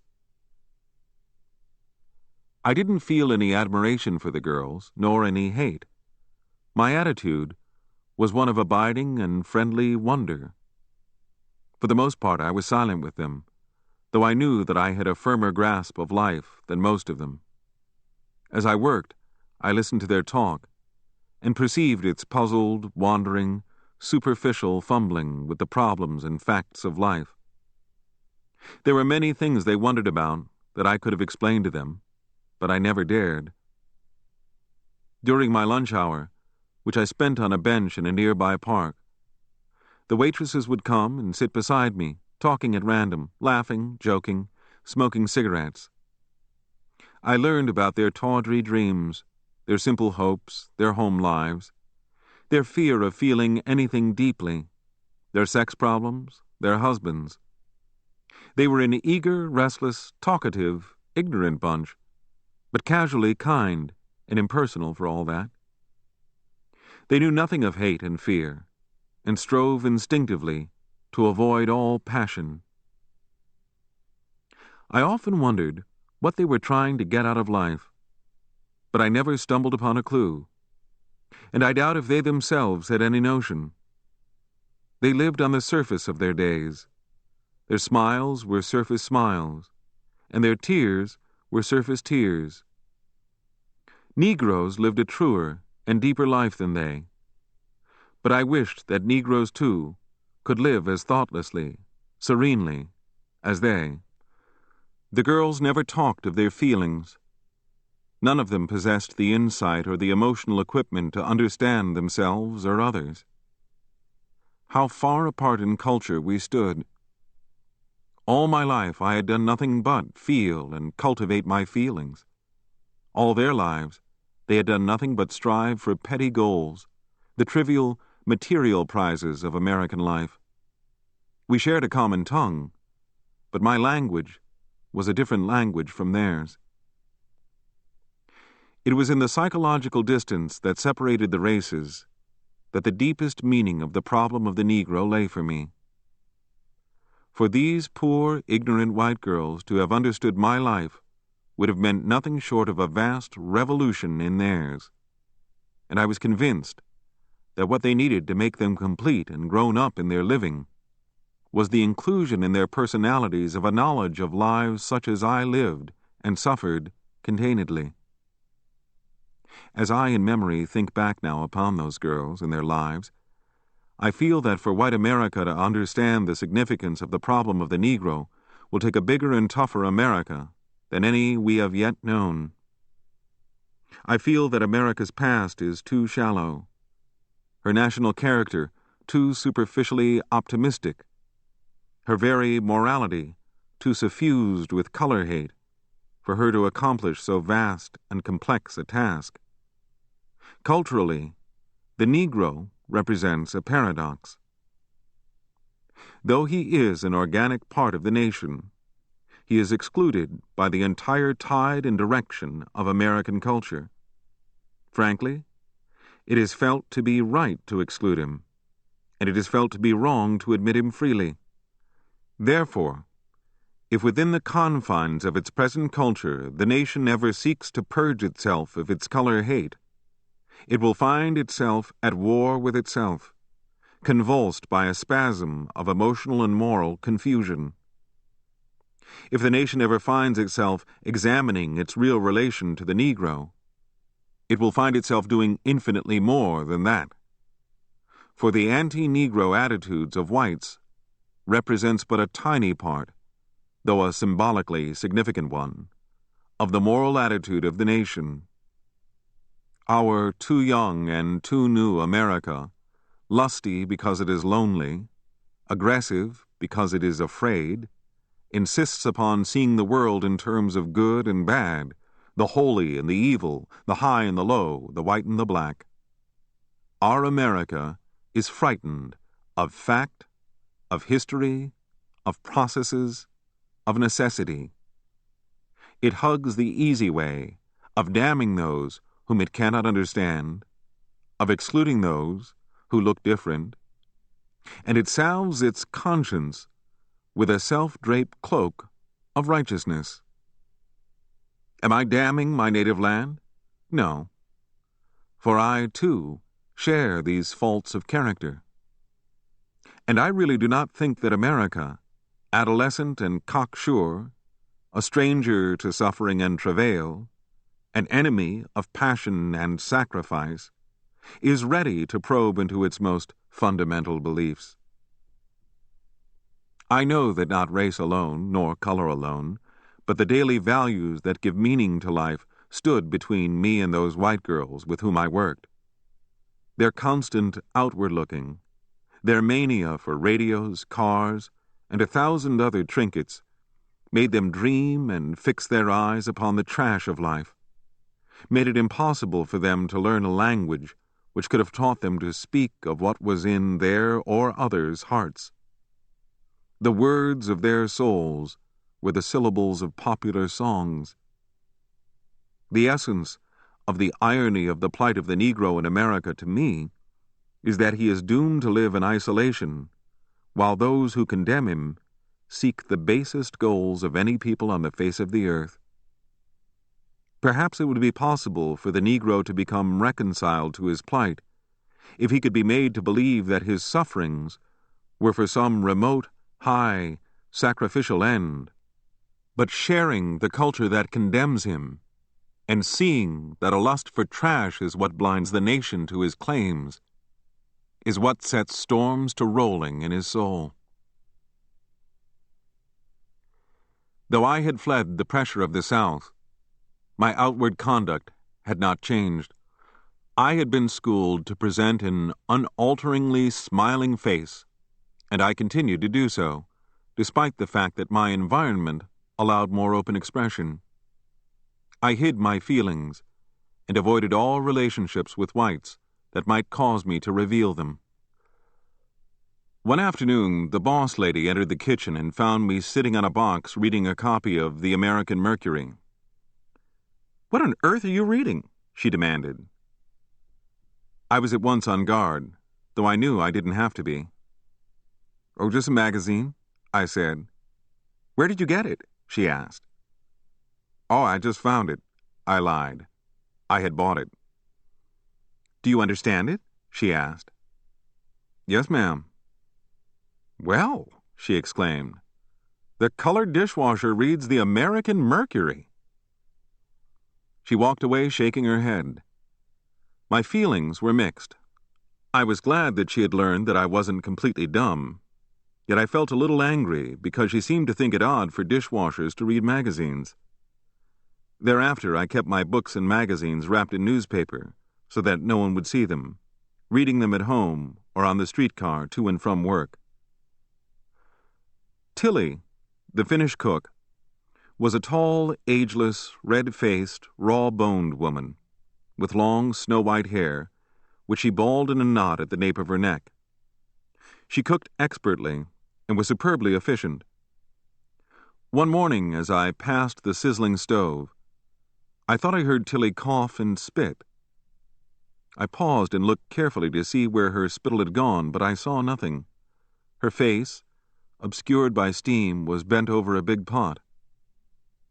My senses told me that Tilly had coughed and spat into that pot, but my heart told me that no human being could possibly be so filthy. I decided to watch her. An hour or so later, I heard Tilly clear her throat with a grunt, saw her cough, and spit into the boiling soup. I held my breath. I didn't want to believe what I had seen. Should I tell the boss lady? Would she believe me? I watched Tilly for another day to make sure that she was spitting into the food. She was. There was no doubt of it. But who would believe me if I told them what was happening?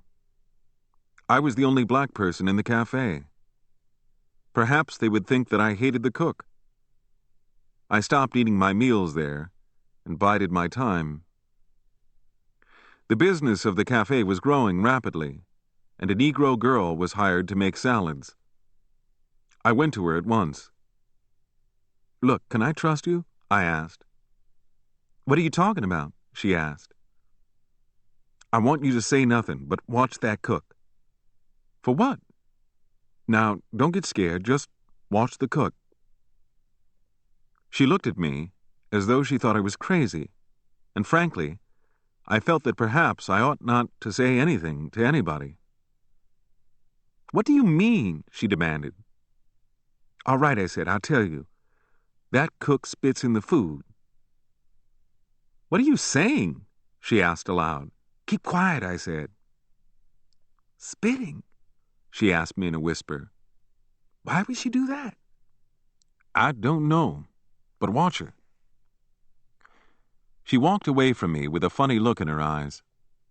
But half an hour later she came rushing to me, looking ill, sinking into a chair. "Oh, God, I feel awful." "Did you see it?" "She is spitting in the food." "What ought we do?" I asked. "Tell the lady," she said.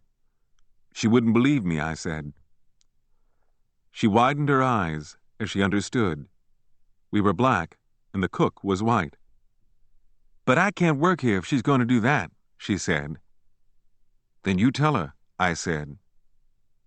"She wouldn't believe me either," she said. She rose and ran to the women's room. When she returned, she stared at me. We were two Negroes, and we were silently asking ourselves if the white boss lady would believe us if we told her that her expert white cook was spitting in the food all day long as it cooked upon the stove. "I don't know," she wailed in a whisper, and walked away. I thought of telling the waitresses about the cook, but I couldn't get up the nerve. Many of the girls were friendly with Tilly. Yet I couldn't let the cook spit in the food all day. That was wrong by any human standard of conduct. I washed dishes, thinking, wondering. I served breakfast, thinking, wondering. I served meals in the apartments of patrons upstairs, thinking, wondering. Each time I picked up a tray of food, I felt like retching. Finally, the Negro salad girl came to me and handed me her purse and hat. I'm going to tell her and quit, goddamn, she said. I'll quit too if she doesn't fire her, I said. Oh, she won't believe me, she wailed in agony. You tell her. You're a woman. She might believe you. Her eyes welled with tears, and she sat for a long time. Then she rose and went abruptly into the dining room. I went to the door and peered. Yes, she was at the desk, talking to the boss lady. She returned to the kitchen and went into the pantry. I followed her. Did you tell her? I asked. Yes. What did she say? She said I was crazy. Oh, God, I said. She just looked at me with those gray eyes of hers, the girl said. Why would Tilly do that? I don't know, I said. The boss lady came to the door and called the girl. Both of them went into the dining room. Tilly came over to me. A hard, cold look was in her eyes. What's happening here? She asked. I don't know, I said, wanting to slap her across the mouth. She muttered something and went back to the stove, coughed, spat into a bubbling pot. I left the kitchen and went into the back areaway to breathe. The boss lady came out. Richard, she said. Her face was pale. I was smoking a cigarette, and I did not look at her. Is this true? Yes, ma'am. It couldn't be. Do you know what you're saying? Just watch her, I said. I don't know, she moaned. She looked crushed. She went back into the dining room, but I saw her watching the cook through the doors. I watched both of them, the boss lady and the cook, praying that the cook would spit again. She did. The boss lady came into the kitchen and stared at Tilly, but she didn't utter a word. She burst into tears and ran back into the dining room. What's happening here? Tilly demanded. No one answered. The boss lady came out and tossed Tilly her hat, coat, and money. Now get out of here, you dirty dog, she said. Tilly stared, then slowly picked up her hat, coat, and the money. She stood for a moment, wiped sweat from her forehead with her hand, then spat, this time on the floor. She left. Nobody was ever able to fathom why Tilly liked to spit into the food. Brooding over Tilly, I recalled the time when the boss man in Mississippi had come to me and had tossed my wages to me and said, "Get out, nigger, I don't like your looks." And I wondered if a Negro who did not smile and grin was as morally loathsome to whites as a cook who spat into the food. I worked at the cafe all spring, and in June I was called for temporary duty in the post office. My confidence soared. If I obtained an appointment as a regular clerk, I could spend at least 5 hours a day writing. I reported at the post office and was sworn in as a temporary clerk. I earned 70 cents an hour, and I went to bed each night now with a full stomach for the first time in my life. When I worked nights, I wrote during the day. When I worked days, I wrote during the night. But the happiness of having a job did not keep another worry from rising to plague me. Before I could receive a permanent appointment, I would have to take a physical examination, and the weight requirement was 125 pounds, and I, with my long years of semi-starvation, barely tipped the scales at 110. Frantically, I turned all of my spare money into food and ate. But my skin and flesh would not respond to the food. Perhaps I wasn't eating the right diet. Perhaps my chronic anxiety kept my weight down. I drank milk, ate steak, but it didn't give me an extra ounce of flesh. I visited a doctor who told me that there was nothing wrong with me except malnutrition, that I must eat and sleep long hours. I did, and my weight remained the same. I knew now that my job was temporary, and that when the time came for my appointment, I would have to resume my job hunting again. While I crammed my stomach, I read Stein's 3 Lives, Crane's The Red Badge of Courage, and Dostoevsky's The Possessed, all of which revealed new realms of feeling. But the most important discoveries came when I veered from fiction proper into the field of psychology and sociology. I ran through volumes that bore upon the causes of my conduct and the conduct of my family. I studied tables of figures relating population density to insanity, relating housing to disease, relating school and recreational opportunities to crime, relating various forms of neurotic behavior to environment, relating racial insecurities to the conflicts between whites and blacks. I still had no friends, casual or intimate, and felt the need for none. I had developed a self-sufficiency that kept me distant from others, emotionally and psychologically. Occasionally, I went to house rent parties given by working-class families to raise money to pay the landlord, the admission to which was a quarter or a $50. At these affairs, I drank home-brewed beer, ate spaghetti and chitlins, laughed and talked with black Southern-born girls who worked as domestic servants in white middle-class homes. But with none of them did my relations rest upon my deepest feelings. I discussed what I read with no one, and to none did I confide. Emotionally, I was withdrawn from the objective world. My desires floated loosely within the walls of my consciousness, contained and controlled. As a protective mechanism, I developed a terse, cynical mode of speech that rebuffed those who sought to get too close to me. Conversation was my way of avoiding expression. My words were reserved for those times when I sat down alone to write.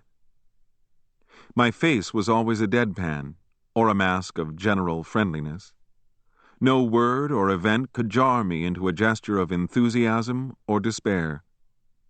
A slowly, hesitantly spoken, "yeah," was my general verbal reaction to almost everything I heard. "That's pretty good," said with a slow nod of the head, was my approval. "Oh, no," muttered with a cold smile, was my rejection. Even though I reacted deeply, my true feelings raced along underground, hidden. I did not act in this fashion deliberately. I didn't prefer this kind of relationship with people. I wanted a life in which there was a constant oneness of feeling with others, in which the basic emotions of life were shared, in which common memory formed a common past, in which collective hope reflected a national future.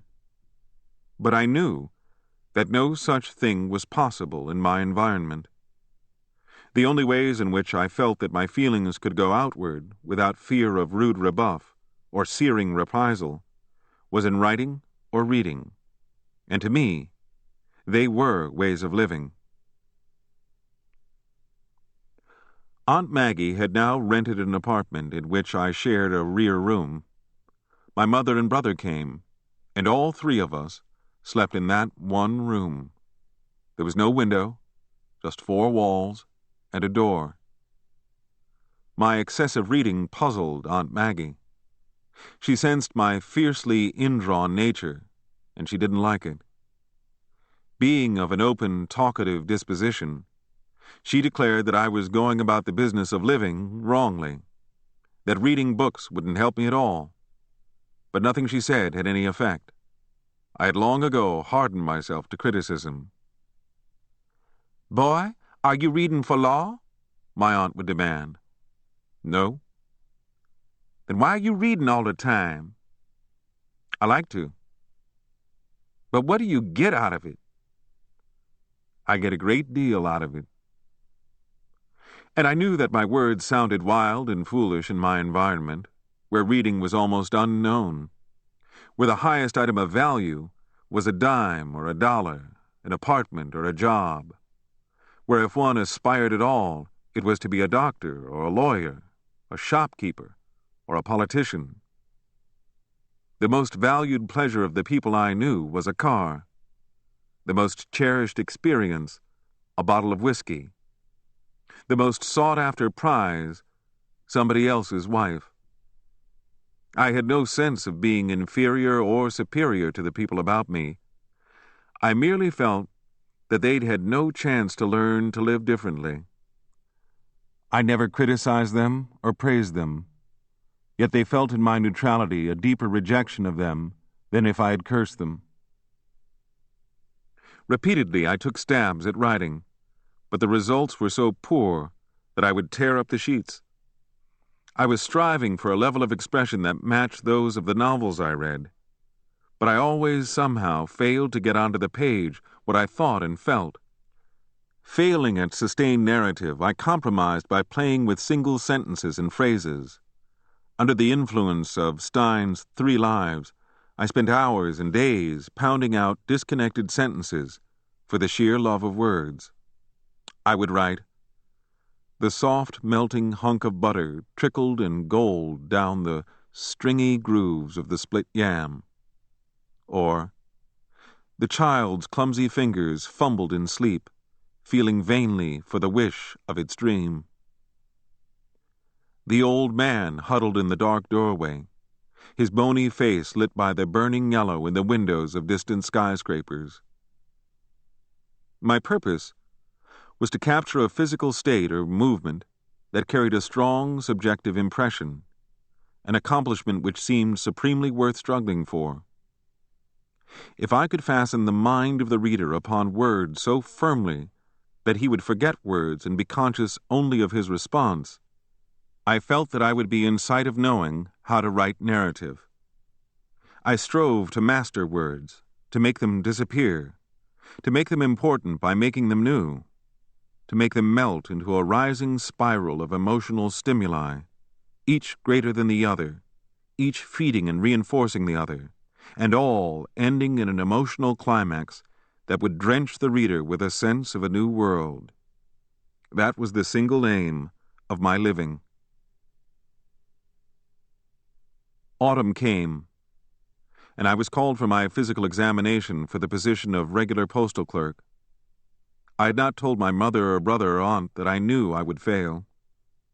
On the morning of the examination, I drank 2 quarts of buttermilk, ate 6 bananas, but it didn't hoist the red arrow of the government scales to the required mark of 125 pounds. I went home and sat disconsolately in my back room, hating myself, wondering where I could find another job. I had almost got my hands upon a decent job and had lost it, had let it slip through my fingers. Waves of self-doubt rose to haunt me. Was I always to hang on the fringes of life?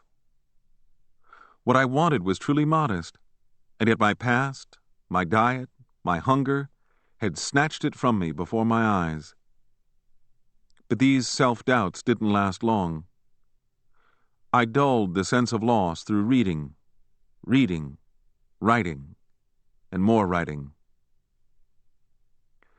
The loss of my job didn't evoke in me any hostility toward the system of rules that had barred my first grasp at the material foundations of American life. I felt that it was unfair that my lack of a few pounds of flesh should deprive me of a chance of a good job, but I had long ago emotionally rejected the world in which I lived, and my reaction was, well, this is the system by which people want the world to run, whether it helps them or not. To me, my losing was only another manifestation of that queer, material way of American living that computed everything in terms of the concrete: weight, color, race, fur coats, radios, electric refrigerators, cars, money. It seemed that I simply couldn't fit into a materialistic life. The living arrangement of my mother, brother, and Aunt Maggie, now that I had no promise of being a postal clerk, quickly deteriorated. In Aunt Maggie's eyes, I was a plainly marked failure, and she feared that perhaps she would have to feed me. The emotional atmosphere in the cramped quarters became tense, ugly, petty, bickering. Fault was found with my reading and writing. It was claimed that I was swelling the electric bill. Though I had saved almost no money, I decided to rent an apartment. Aunt Cleo was living in a rented room, and I invited her to share the apartment with me, my mother and brother, and she consented. We moved into a tiny, dingy two-room den, in whose kitchen a wall bed fitted snugly into a corner near the stove. The place was alive with vermin, and the smell of cooking hung in the air day and night. I asked for my job back at the cafe, and the boss lady allowed me to return. Again I served breakfast, washed dishes, carted trays of food up into the apartments. Another postal examination was scheduled for spring, and to that end, I made eating an obsession. I ate when I didn't want to eat, drank milk when it sickened me. Slowly, my starved body responded to food and overcame the lean years of Mississippi, Arkansas, and Tennessee, counteracting the flesh-sapping anxiety of fear-filled days. I spent my nights reading Proust's A Remembrance of Things Past, admiring the lucid, subtle, but strong prose, stupefied by its dazzling magic, awed by the vast, delicate, intricate, and psychological structure of the Frenchman's epic of death and decadence. But it crushed me with hopelessness, for I wanted to write of people in my environment with an equal thoroughness, and the burning example before my eyes made me feel that I never could. My ability to endure tension had now grown amazingly. From the accidental pain of Southern years, from anxiety that I had sought to avoid, from fear that had been too painful to bear, I had learned to like my unintermittent burden of feeling, but had become habituated to acting with all of my being, had learned to seek those areas of life, those situations, where I knew that events would complement my own inner mood. I was conscious of what was happening to me. I knew that my attitude of watchful wonder had usurped all other feelings, had become the meaning of my life, an integral part of my personality, that I was striving to live and measure all things by it. Having no claims upon others, I bent the way the wind blew, rendering unto my environment that which was my environment's, and rendering unto myself that which I felt was mine. It was a dangerous way to live, far more dangerous than violating laws or ethical codes of conduct. But the danger was for me, and me alone. Had I not been conscious of what I was doing, I could have easily lost my way in the fog-bound regions of compelling fantasy. Even so, I floundered, staggered, but somehow I always groped my way back to that path where I felt a tinge of warmth from an unseen light. Hungry for insight into my own life and the lives about me, knowing my fiercely indrawn nature, I sought to fulfill more than my share of all obligations and responsibilities, as though offering libations of forgiveness to my environment. Indeed, the more my emotions claimed my attention, the sharper, as though in ultimate self-defense, became my desire to measure accurately the reality of the objective world, so that I might more than meet its demands. At 20 years of age, the mold of my life was set, was hardening into a pattern that was neither good nor evil, neither right nor wrong. Chapter 16. In the spring, I took the postal examination again. Time had somewhat repaired the ravages of hunger, and I was able to meet the required physical weight. We moved to a larger apartment. My increased pay made better food possible. I was happy, in my own way. Working nights, I spent my days in experimental writing, filling endless pages with stream-of-consciousness Negro dialect, trying to depict the dwellers of the Black Belt as I felt and saw them. My reading in sociology had enabled me to discern many strange types of Negro characters, to identify many modes of Negro behavior. And what moved me above all was the frequency of mental illness, that tragic toll that the urban environment exacted of the black peasant. Perhaps my writing was more an attempt at understanding than self-expression. A need that I didn't comprehend made me use words to create religious types, criminal types, the warped, the lost, the baffled. My pages were full of tension, frantic poverty, and death. But something was missing in my imaginative efforts. My flights of imagination were too subjective, too lacking in reference to social action.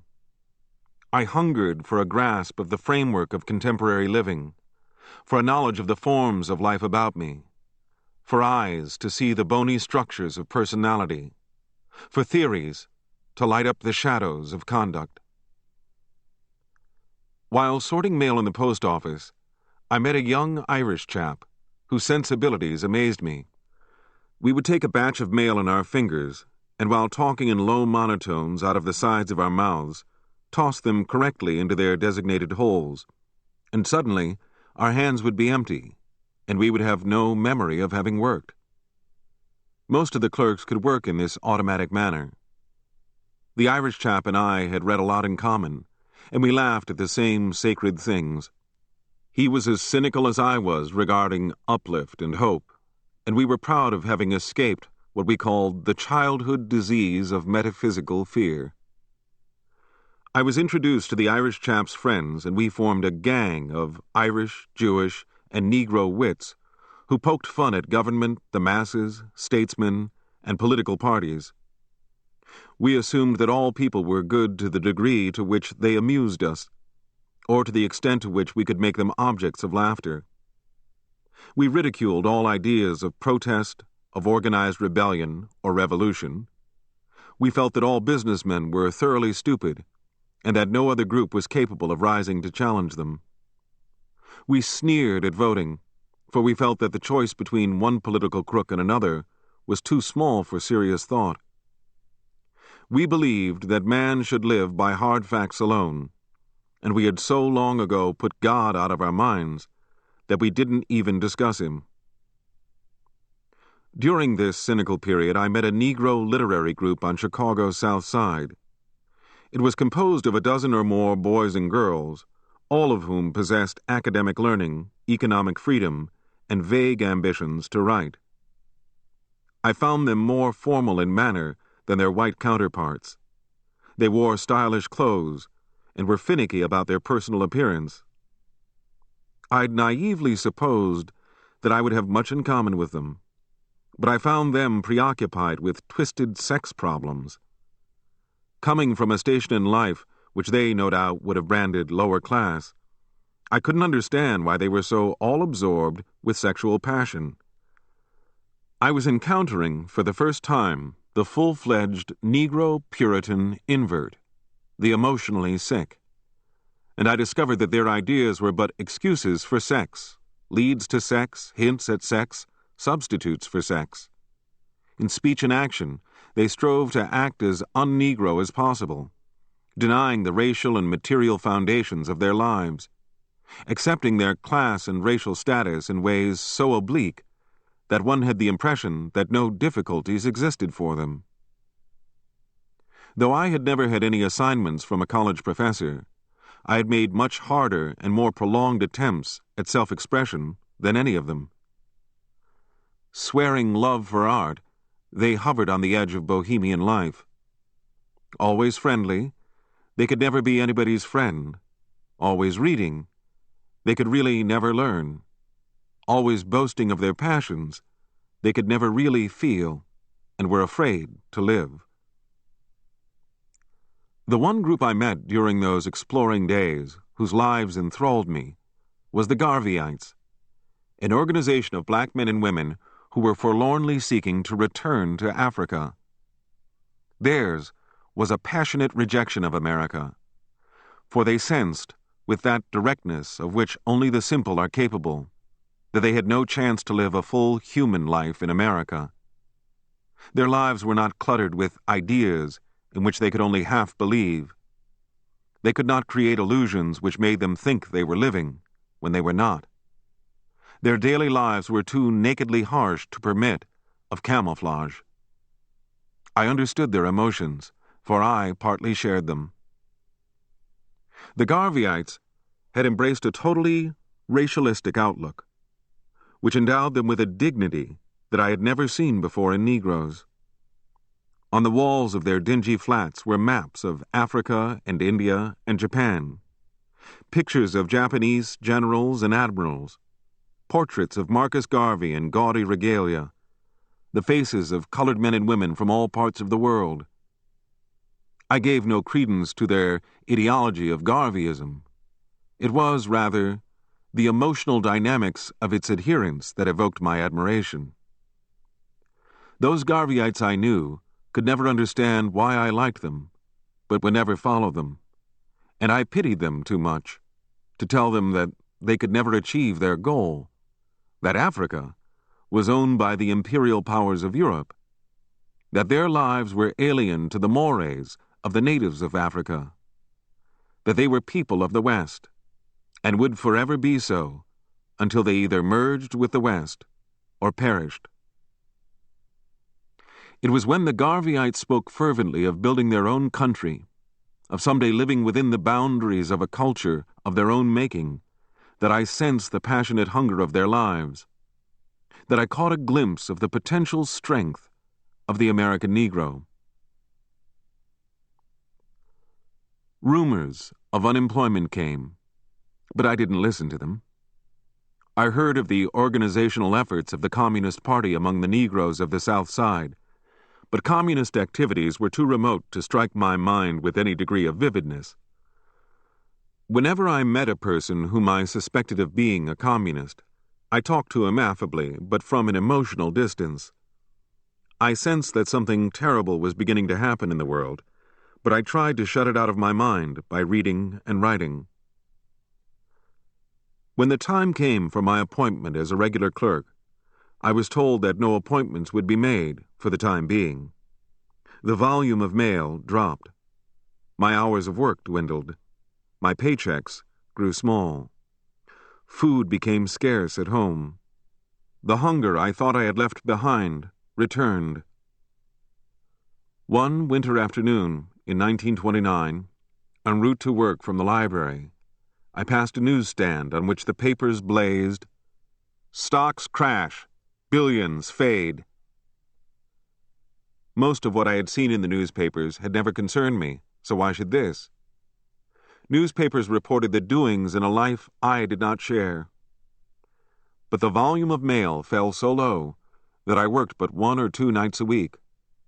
In the post office canteen, the boys stood about and talked. "The cops beat up some demonstrators today. The Reds had a picket line around the city hall. Wall Street's cracking down on the country. Surplus production's throwing millions out of work. There are more than 2 million unemployed. They don't count. They're always out of work. Read Karl Marx and get the answer, boys. There'll be a revolution if this keeps up." "Hell no. Americans are too dumb to make a revolution." The post office job ended, and again I was out of work. I could no longer think that the tides of economics were not my concern. But how could I have had any possible say in how the world had been run? I had grown up in complete ignorance of what created jobs. Having been thrust out of the world because of my race, I had accepted my destiny by not being curious about what shaped it.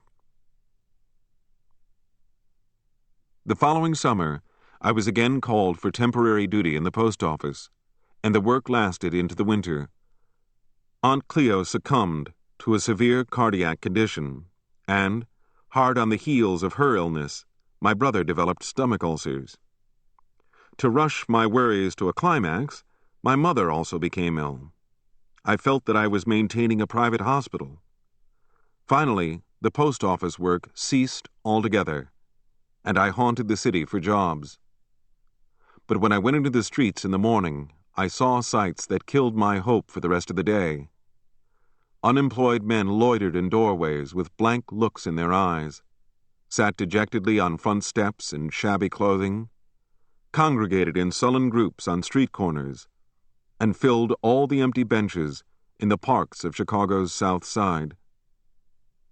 Luck of a sort came when a distant cousin of mine, who was a superintendent in a Negro burial society, offered me a position on his staff as an agent. The thought of selling insurance policies to ignorant Negroes disgusted me. "Well, if you don't sell them, somebody else will," my cousin told me. "You've got to eat, haven't you?" During that year, I worked for several burial and insurance societies that operated among Negroes, and I received a new kind of education. I found that the burial societies, with some exceptions, were mostly rackets. Some of them conducted their business legitimately, but there were many that exploited the ignorance of their black customers.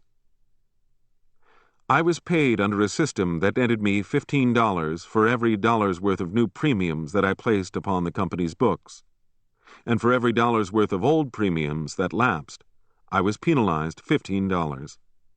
In addition, I was paid a commission of 10% on total premiums collected. But during the Depression, it was extremely difficult to persuade a black family to buy a policy carrying even a dime premium. I considered myself lucky if, after subtracting lapses from new business, there remained $15 that I could call my own. This gambling method of remuneration was practiced by some of the burial companies because of the tremendous turnover in policyholders, and the companies had to have a constant stream of new business to keep afloat. Whenever a black family moved or suffered a slight reverse in fortune, it usually let its policy lapse and later bought another policy from some other company. Each day now, I saw how the Negro in Chicago lived, for I visited hundreds of dingy flats filled with rickety furniture and ill-clad children. Most of the policyholders were illiterate and didn't know that their policies carried clauses severely restricting their benefit payments, and, as an insurance agent, it wasn't my duty to tell them. After tramping the streets and pounding on doors to collect premiums, I was dry, strained, too tired to read or write. I hungered for relief, and, as a salesman of insurance to many young black girls, I found it. There were many comely black housewives who, trying desperately to keep up their insurance payments, were willing to make bargains to escape paying a 10-cent premium. I had a long, tortured affair with one girl by paying her 10-cent premium each week. She was an illiterate black child with a baby, whose father she didn't know. During the entire period of my relationship with her, she had but one demand to make of me. She wanted me to take her to a circus. Just what significance circuses had for her, I was never able to learn. After I had been with her one morning, in exchange for the dime premium, I sat on the sofa in the front room and began to read a book I had with me. She came over shyly. "Let me see that," she said. "What?" I asked. "That book," she said. I gave her the book. She looked at it intently. I saw that she was holding it upside down. "What's in here you keep reading?" she asked. "Can't you really read?" I asked. "No," she giggled. "You know I can't read." "You can read some," I said. "No," she said. I stared at her and wondered just what a life like hers meant in the scheme of things, and I came to the conclusion that it meant absolutely nothing. And neither did my life mean anything. "How come you looking at me that way for?" she asked. "Nothing." "You don't talk much." "There isn't much to say." "I wished Jim was here," she sighed. Who's Jim? I asked, jealous. I knew that she had other men, but I resented her mentioning them in my presence. Just a friend, she said. I hated her then hated myself for coming to her. Do you like Jim better than you like me? I asked. No, Jim just likes to talk. Then why do you be with me if you like Jim better? I asked, trying to make an issue and feeling a wave of disgust because I wanted to. You all right, she said, giggling. I like you. I could kill you, I said. What? She exclaimed. Nothing, I said, ashamed. Kill me, you said. You crazy, man, she said. Maybe I am, I muttered, angry that I was sitting beside a human being to whom I could not talk, angry with myself for coming to her, hating my wild and restless loneliness. You ought to go home and sleep, she said. You're tired. What do you ever think about? I demanded harshly. Lot of things. What, for example? You, she said, smiling. You know I mean just 1 dime to you each week, I said. No, I think a lot of you. Then what do you think? About how you talk when you talk? I wished I could talk like you, she said seriously. Why? I taunted her. When you gonna take me to a circus? She demanded suddenly. You ought to be in a circus, I said. I'd like it, she said, her eyes shining. I wanted to laugh, but her words sounded so sincere that I couldn't laugh. There's no circus in town, I said. I bet there is, and you won't tell me, 'cause you don't want to take me, she said, pouting. But there's no circus in town, I tell you. When will one come? I don't know. Can't you read it in the papers? She asked. There's nothing in the papers about a circus. There is, she said. If I could read, I'd find it. I laughed, and she was hurt. There is a circus in town, she said stoutly. There's no circus in town, I said. But if you want to learn to read, then I'll teach you. She nestled at my side, giggling. See that word? I said, pointing. Yeah. That's an and, I said. She doubled, giggling. What's the matter? I asked. She rolled on the floor, giggling. What's so funny? I demanded. You, she giggled. You so funny. I rose. The hell with you, I said. Don't you go and cuss me now, she said. I don't cuss you. I'm sorry, I said. I got my hat and went to the door. I'll see you next week, she asked. Maybe, I said. When I was on the sidewalk, she called to me from a window. You promised to take me to a circus, remember? Yes. I walked close to the window. What is it you like about a circus? The animals, she said simply.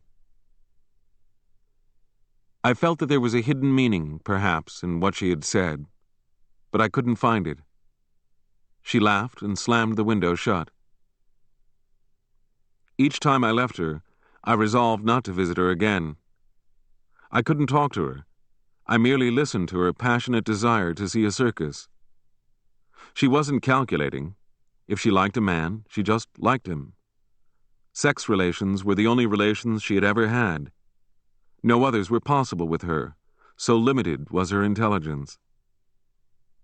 Most of the other agents also had their bought girls, and they were extremely anxious to keep other agents from tampering with them.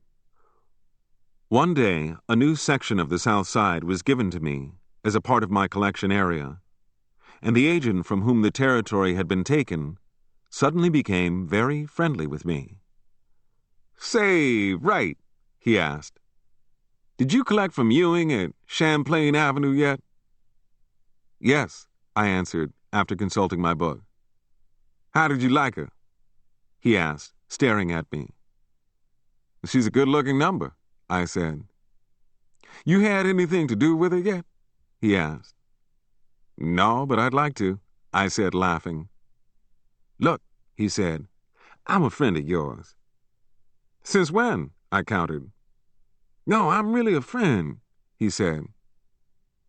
"What's on your mind?" "Listen, that gal's sick," he said seriously. "What do you mean?" "She's got the clap," he said. "Keep away from her. She'll lay with anybody." "Gee, I'm glad you told me," I said. "You had your eye on her, didn't you?" he asked. "Yes, I did," I said. "Leave her alone," he said. "She'll get you down." That night I told my cousin what the agent had said about Miss Ewing. My cousin laughed. "That gal's all right," he said. "That agent's been fooling around with her. He told you she had a disease so that you'd be scared to bother her. He was protecting her from you." That was the way black women were regarded by the black agents. Some of the agents were vicious. If they had claims to pay to a sick black woman, and if the woman was able to have sex relations with them, they would insist upon it, using the claim money as a bribe. If the woman refused, they would report to the office that the woman was a malingerer. The average black woman would submit because she needed the money badly. As an insurance agent, it was necessary for me to take part in one swindle. It appears that the Burial Society had originally issued a policy that was, from their point of view, too liberal in its provisions, and the officials decided to exchange the policies then in the hands of their clients for other policies carrying stricter clauses. Of course, this had to be done in a manner that would not allow the policyholder to know that his policy was being switched, that he was being swindled. I didn't like it, but there was only one thing I could do to keep from being a party to it. I could quit and starve. But I didn't feel that being honest was worth the price of starvation. The swindle worked in this way. In my visits to the homes of policyholders to collect premiums, I was accompanied by the superintendent, who claimed to the policyholder that he was making a routine inspection. The policyholder, usually an illiterate black woman, would dig up her policy from the bottom of a trunk or a chest and hand it to the superintendent. Meanwhile, I would be marking the woman's premium book, an act which would distract her from what the superintendent was doing. The superintendent would exchange the old policy for a new one, which was identical in color, serial number, and beneficiary, but which carried much smaller payments. It was dirty work, and I wondered how I could stop it. And when I could think of no safe way, I would curse myself and the victims and forget about it. The black owners of the burial societies were leaders in the Negro communities and were respected by whites. As I went from house to house collecting money, I saw black men mounted upon soap boxes at street corners, bellowing about bread, rights, and revolution. I liked their courage, but I doubted their wisdom. The speakers claimed that Negroes were angry, that they were about to rise and join their white fellow workers to make a revolution. I was in and out of many Negro homes each day, and I knew that the Negroes were lost, ignorant, sick in mind and body. I saw that a vast distance separated the agitators from the masses, a distance so vast that the agitators didn't know how to appeal to the people they sought to lead. Some mornings I found leaflets on my steps telling of China, Russia, and Germany.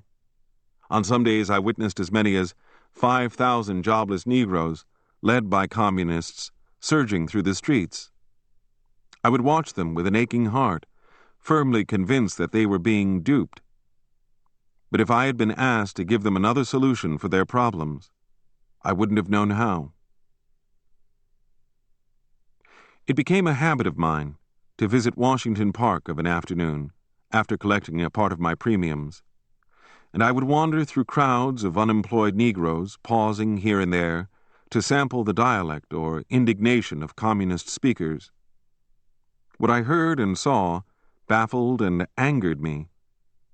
The Negro communists were deliberately careless in their personal appearance, wearing their shirt collars turned in to make V's at their throats, wearing their caps — they wore caps because Lenin had worn caps — with their visors turned backward, tilted upward at the nape of their necks.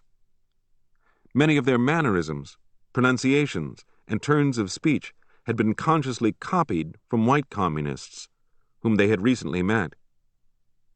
While engaged in conversation, they stuck their thumbs in their suspenders, or put their left hands into their shirt bosoms, or hooked their thumbs into their back pockets as they had seen Lenin or Stalin do in photographs. Though they didn't know it, they were naively practicing magic. They thought that if they acted like the men who had overthrown the Tsar, then surely they ought to be able to win their freedom in America.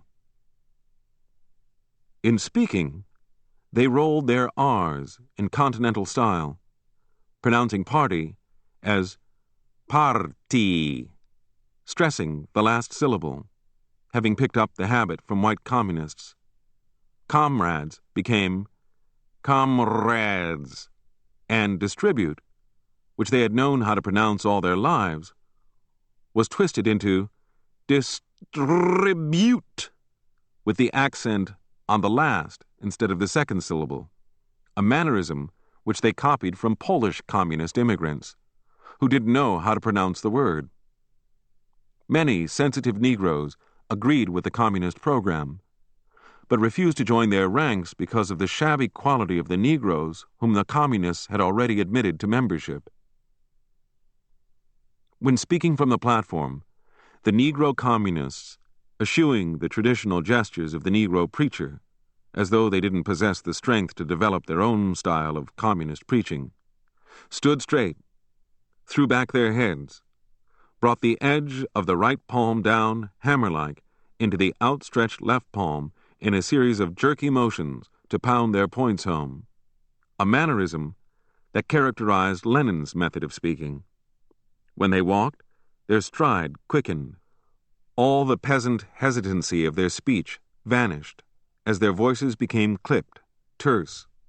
In debate, they interrupted their opponents in a tone of voice that was an octave higher, and if their opponents raised their voices to be heard, the communists raised theirs still higher, until shouts rang out over the park. Hence, the only truth that prevailed was that which could be shouted and quickly understood.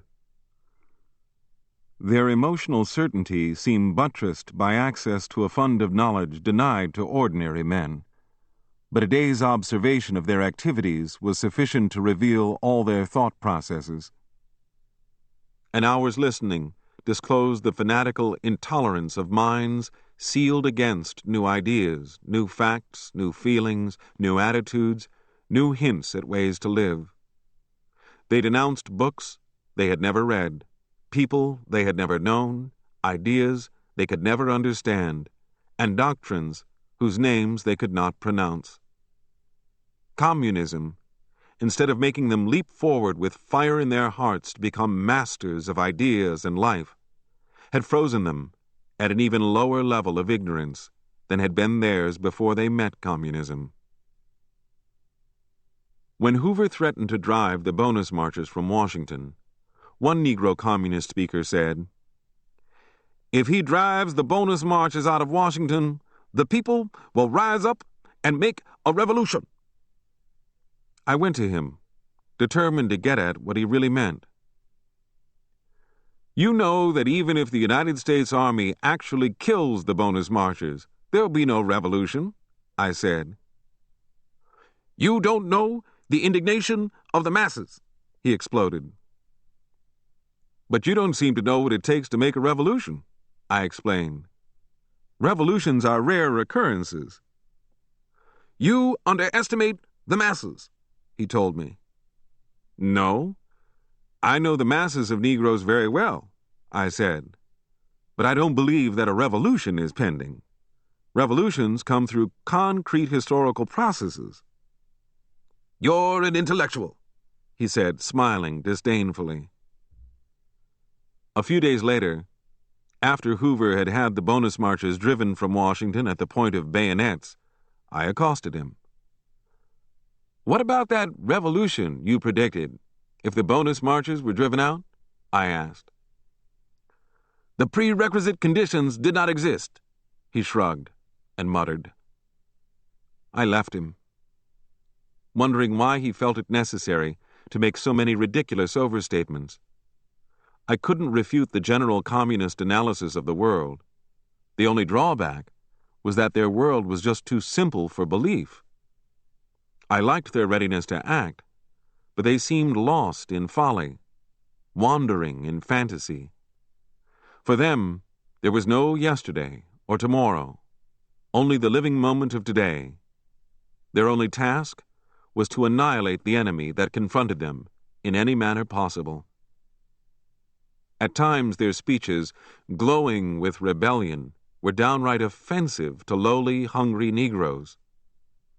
Once, a Negro communist speaker inveighing against religion said, "There ain't no goddamn God. If there is, I hereby challenge him to strike me dead." He paused dramatically before his vast black audience for God to act, but God declined. He then pulled out his watch. "Maybe God didn't hear me," he yelled. "I'll give him 2 more minutes."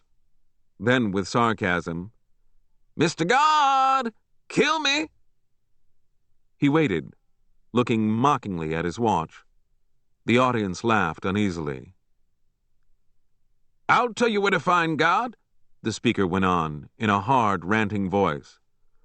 "When it rains at midnight, take your hat, turn it upside down on a floor in a dark room, and you'll have God."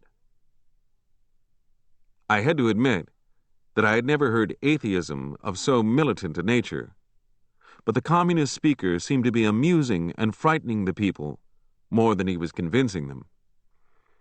"If there is a God up there in that empty sky," the speaker roared on, "I'll reach up there and grab him by his beard and jerk him down here on this hungry earth and cut his throat."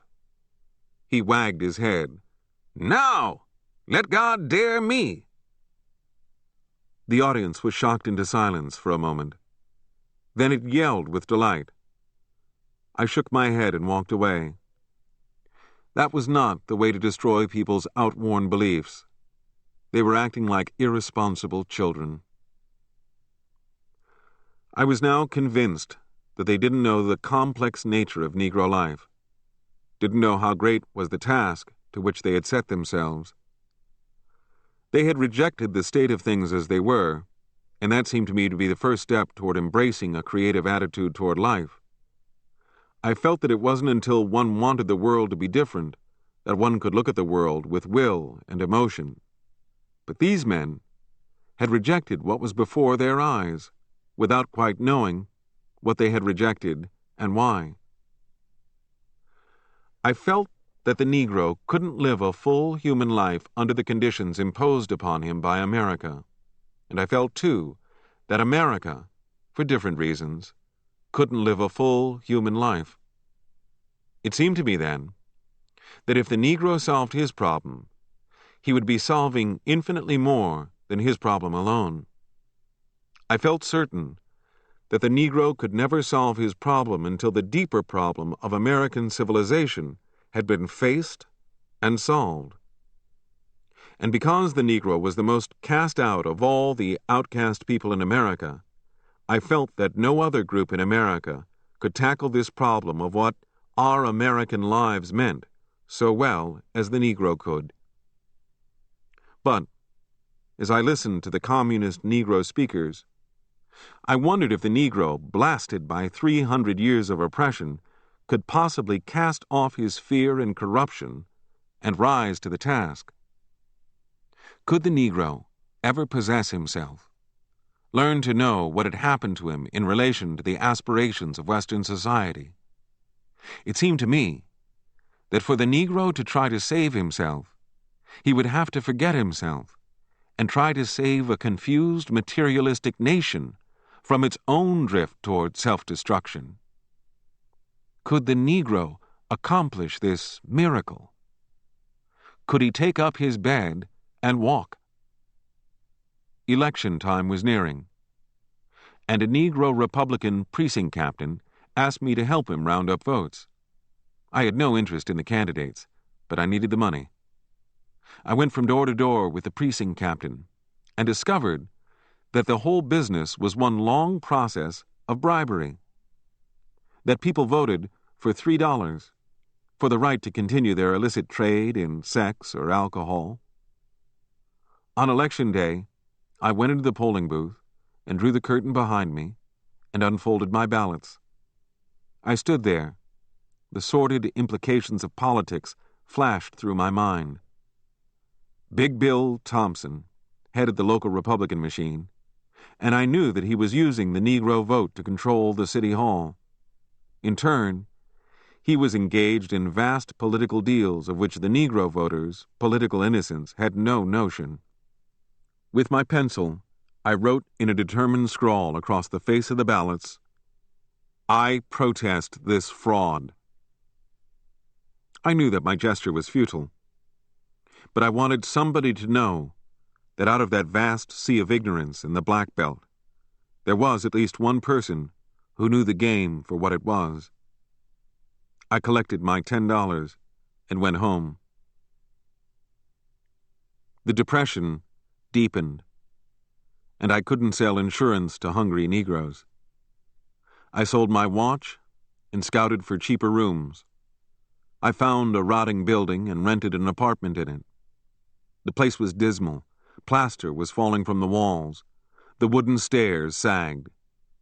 When my mother saw it, she wept. I felt bleak. I hadn't done what I had come to the city to do.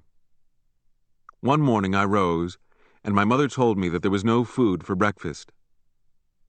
I knew that the city had opened relief stations, but each time I thought of going into one of them, I burned with shame. I sat for hours, fighting hunger, avoiding my mother's eyes. Then I rose, put on my hat and coat, and went out. As I walked toward the Cook County Bureau of Public Welfare to plead for bread, I knew that I had come to the end of something. Chapter 17. When I reached the relief station, I felt that I was making a public confession of my hunger. I sat waiting for hours, resentful of the mass of hungry people about me. My turn finally came, and I was questioned by a middle-class Negro woman who asked me for a short history of my life. As I waited again, I became aware of something happening in the room. The black men and women were mumbling quietly among themselves. They hadn't known one another before they had come here, but now their timidity and shame were wearing off, and they were exchanging experiences. Before this, they had lived as individuals, each somewhat afraid of the other, each seeking his own pleasure, each stanch in that degree of Americanism that had been allowed him. But now, life had tossed them together, and they were learning to know the sentiments of their neighbors for the first time. Their talking was enabling them to sense the collectivity of their lives, and some of their fear was passing. Did the relief officials realize what was happening? No. If they had, they would have stopped it. But they saw their clients through the eyes of their profession, saw only what their science allowed them to see. As I listened to the talk, I could see black minds shedding many illusions. These people now knew that the past had betrayed them, had cast them out. But they didn't know what the future would be like, didn't know what they wanted. Yes, some of the things that the communists said were true, They maintained that there came times in history when a ruling class could no longer rule, and I sat looking at the beginnings of anarchy. To permit the birth of this new consciousness in these people was proof that those who ruled didn't quite know what they were doing, assuming that they were trying to save themselves and their class. Had they understood what was happening, they would never have allowed millions of perplexed and defeated people to sit together for long hours and talk, for out of their talk was rising a new realization of life. And once this new conception of themselves had formed, no power on earth could alter it. I left the relief station with the promise that food would be sent to me, but I also left with the knowledge that the relief officials hadn't wanted to give me. I had felt the possibility of creating a new understanding of life in the minds of people rejected by the society in which they lived, people to whom the Chicago Daily Tribune referred contemptuously as the idle ones, as though these people had deliberately sought their present state of helplessness. Who would give these people a meaningful way of life? Communist theory defined these people as the molders of the future of mankind, but the communist speeches I had heard in the park had mocked that definition. These people, of course, weren't ready for a revolution. They hadn't abandoned their past lives by choice, but because they simply couldn't live the old way any longer. Now, what new faith would they embrace? The day I begged bread from the city officials was the day that showed me I was not alone in my loneliness. Society had cast millions of others with me, but how could I be with them? How many understood what was happening? My mind swam with questions that I couldn't answer. I was slowly beginning to comprehend the meaning of my environment. A sense of direction was beginning to emerge from the conditions of my life. I began to feel something more powerful than I could express. My speech and manner changed.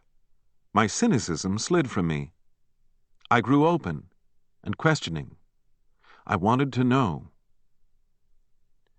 If I were a member of the class that rules, I would post men in all the neighborhoods of the nation, not to spy upon or club rebellious workers, not to break strikes or disrupt unions, but to ferret out those who no longer respond to the system in which they live.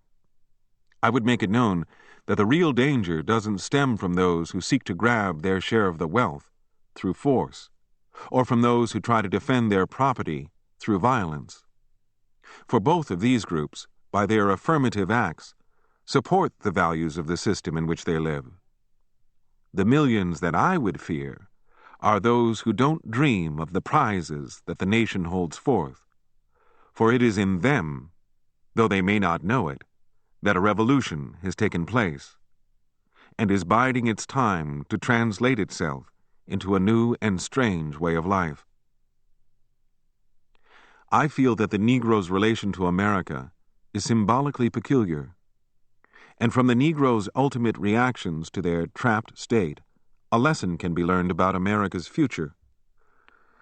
Negroes are told in a language they cannot possibly misunderstand that their native land is not their own, and when they, acting upon impulses which they share with whites, try to assert a claim to their birthright, whites retaliate with terror, never pausing to consider the consequences should the Negroes give up completely. They never dream that they would face a situation far more terrifying if they were confronted by Negroes who made no claims at all than by those who are buoyed by social aggressiveness. My knowledge of how Negroes react to their plight makes me declare that no man can possibly be individually guilty of treason, that an insurgent act is but a man's desperate answer to those who twist his environment, so that he cannot fully share the spirit of his native land. Treason is a crime of the state. Christmas came, and I was once more called to the post office for temporary work. Again I met the Irish chap, and we discussed world happenings, the vast armies of unemployed, the rising tide of radical action. I now detected a change in the attitudes of the whites I met. Their privations were making them regard Negroes with new eyes, and for the first time, I was invited to their homes. When the work in the post office ended, I was assigned by the relief system as an orderly to a medical research institute and one of the largest and wealthiest hospitals in Chicago. I cleaned operating rooms, dog, rat, mice, cat, and rabbit pens, and fed guinea pigs.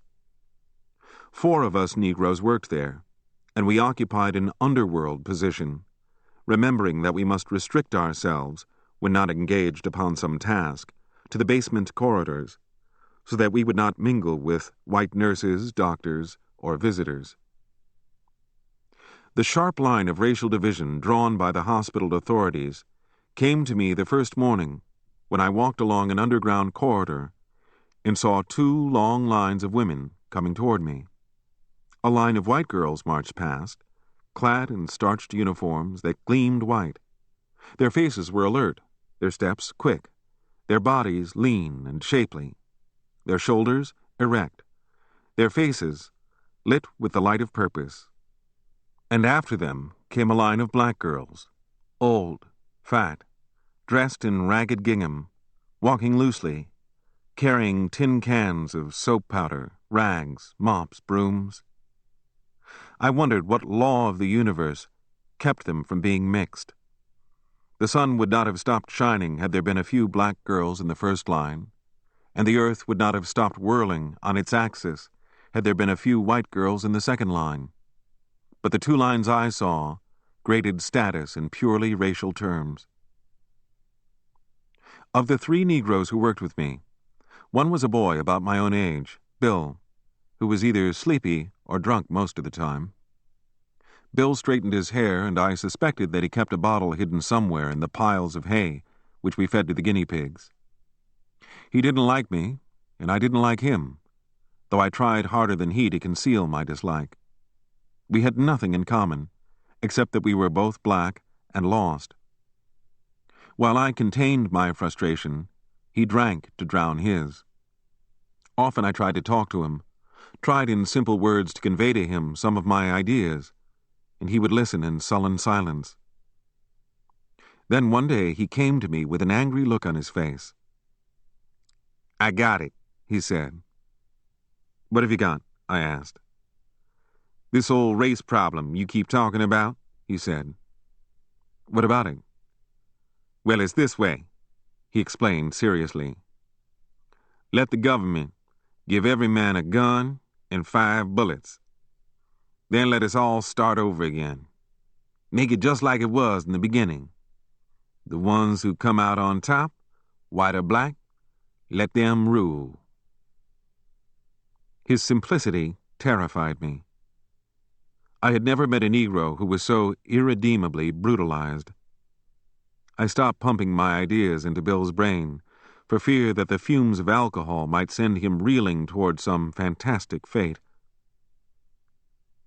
The other 2 Negroes were elderly and had been employed in the Institute for 15 years or more.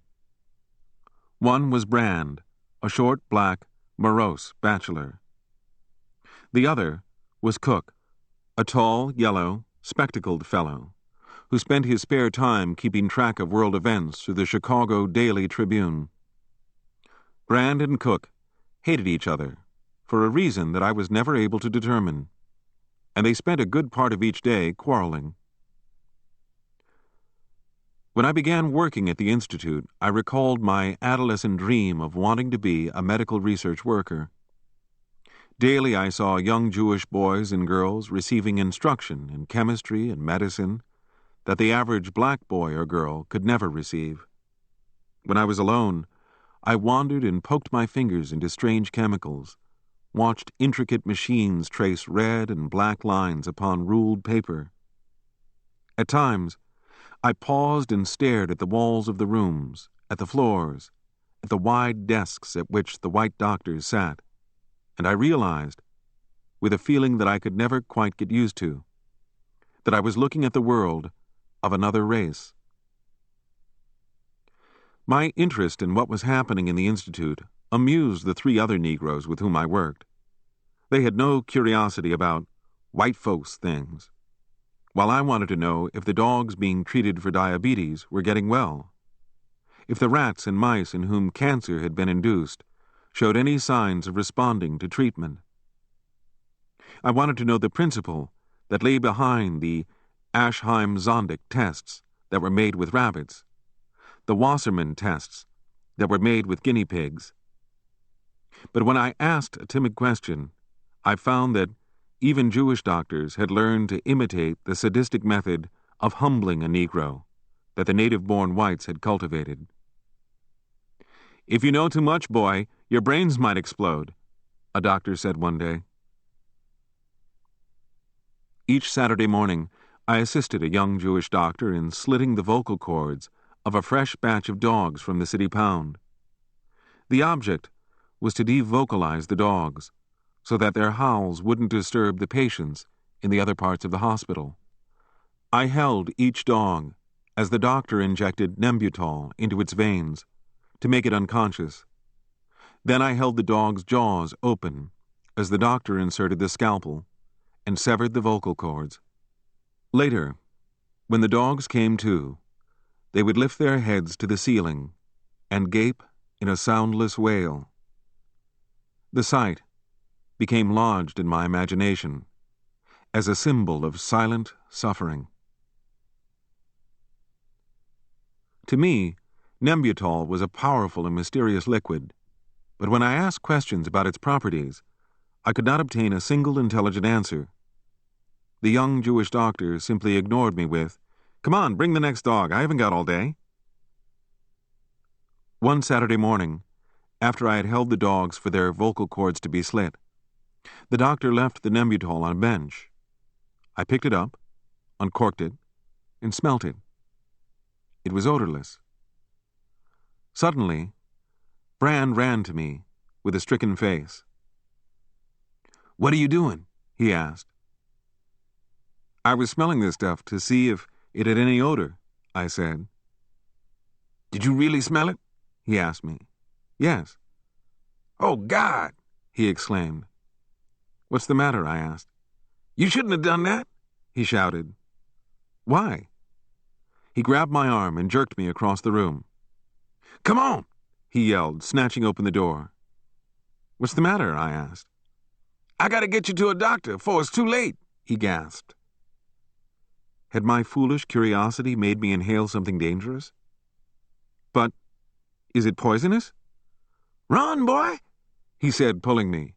"You'll fall dead." Filled with fear, with Brand pulling my arm, I rushed out of the room, raced across a rear areaway, into another room, then down a long corridor. I wanted to ask Brand what symptoms I must expect, but we were running too fast. Brand finally stopped, gasping for breath. My heart beat wildly, and my blood pounded in my head. Brand then dropped to the concrete floor, stretched out on his back, and yelled with laughter, shaking all over. He beat his fists against the concrete. He moaned, giggled. I tried to master my outrage, wondering if some of the white doctors had told him to play the joke. He rose and wiped tears from his eyes, still laughing. I walked away from him. He knew that I was angry, and he followed me. "Don't get mad," he gasped through his laughter. "Go to hell," I said. "I couldn't help it," he giggled. "You looked at me like you'd believe anything I said. Man, you was scared." He leaned against the wall, laughing again, stomping his feet.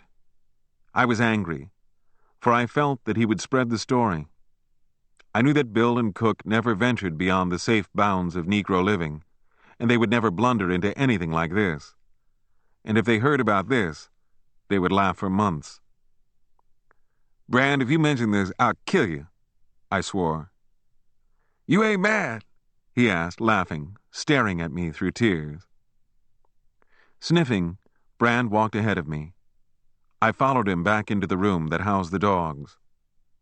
All day, while at some task, he would pause and giggle, then smother it with his hand, looking at me out of the corner of his eyes, shaking his head. He laughed at me for a week. I kept my temper and let him amuse himself. I finally found out the properties of Nembutol by consulting medical books, but I never told Brand. One summer morning, just as I began work, a young Jewish boy came to me with a stopwatch in his hand. "Doctor wants me to time you when you clean a room," he said. "We're trying to make the Institute more efficient." "I'm doing my work and getting through on time," I said. "This is the boss's order," he said. "Why don't you work for a change?" I blurted, angry. "Now look," he said, "this is my work. Now you work." I got mop and pail, sprayed a room with disinfectant, and scrubbed at coagulated blood and hardened dog, rat, and rabbit feces. The normal temperature of a room was 90, but as the sun beat down upon the skylights, the temperature rose above 100. Stripped to my waist, I slung the mop, moving steadily like a machine, hearing the Jewish boy press the button on the stopwatch as I finished cleaning a room. I worked from 7 in the morning until noon, and I was limp, washed out. "Well, how is it?" I asked.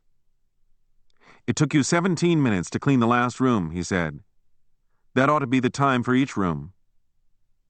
"But that room was not very dirty," I said. "You have 17 rooms to clean," he went on, as though I had not spoken.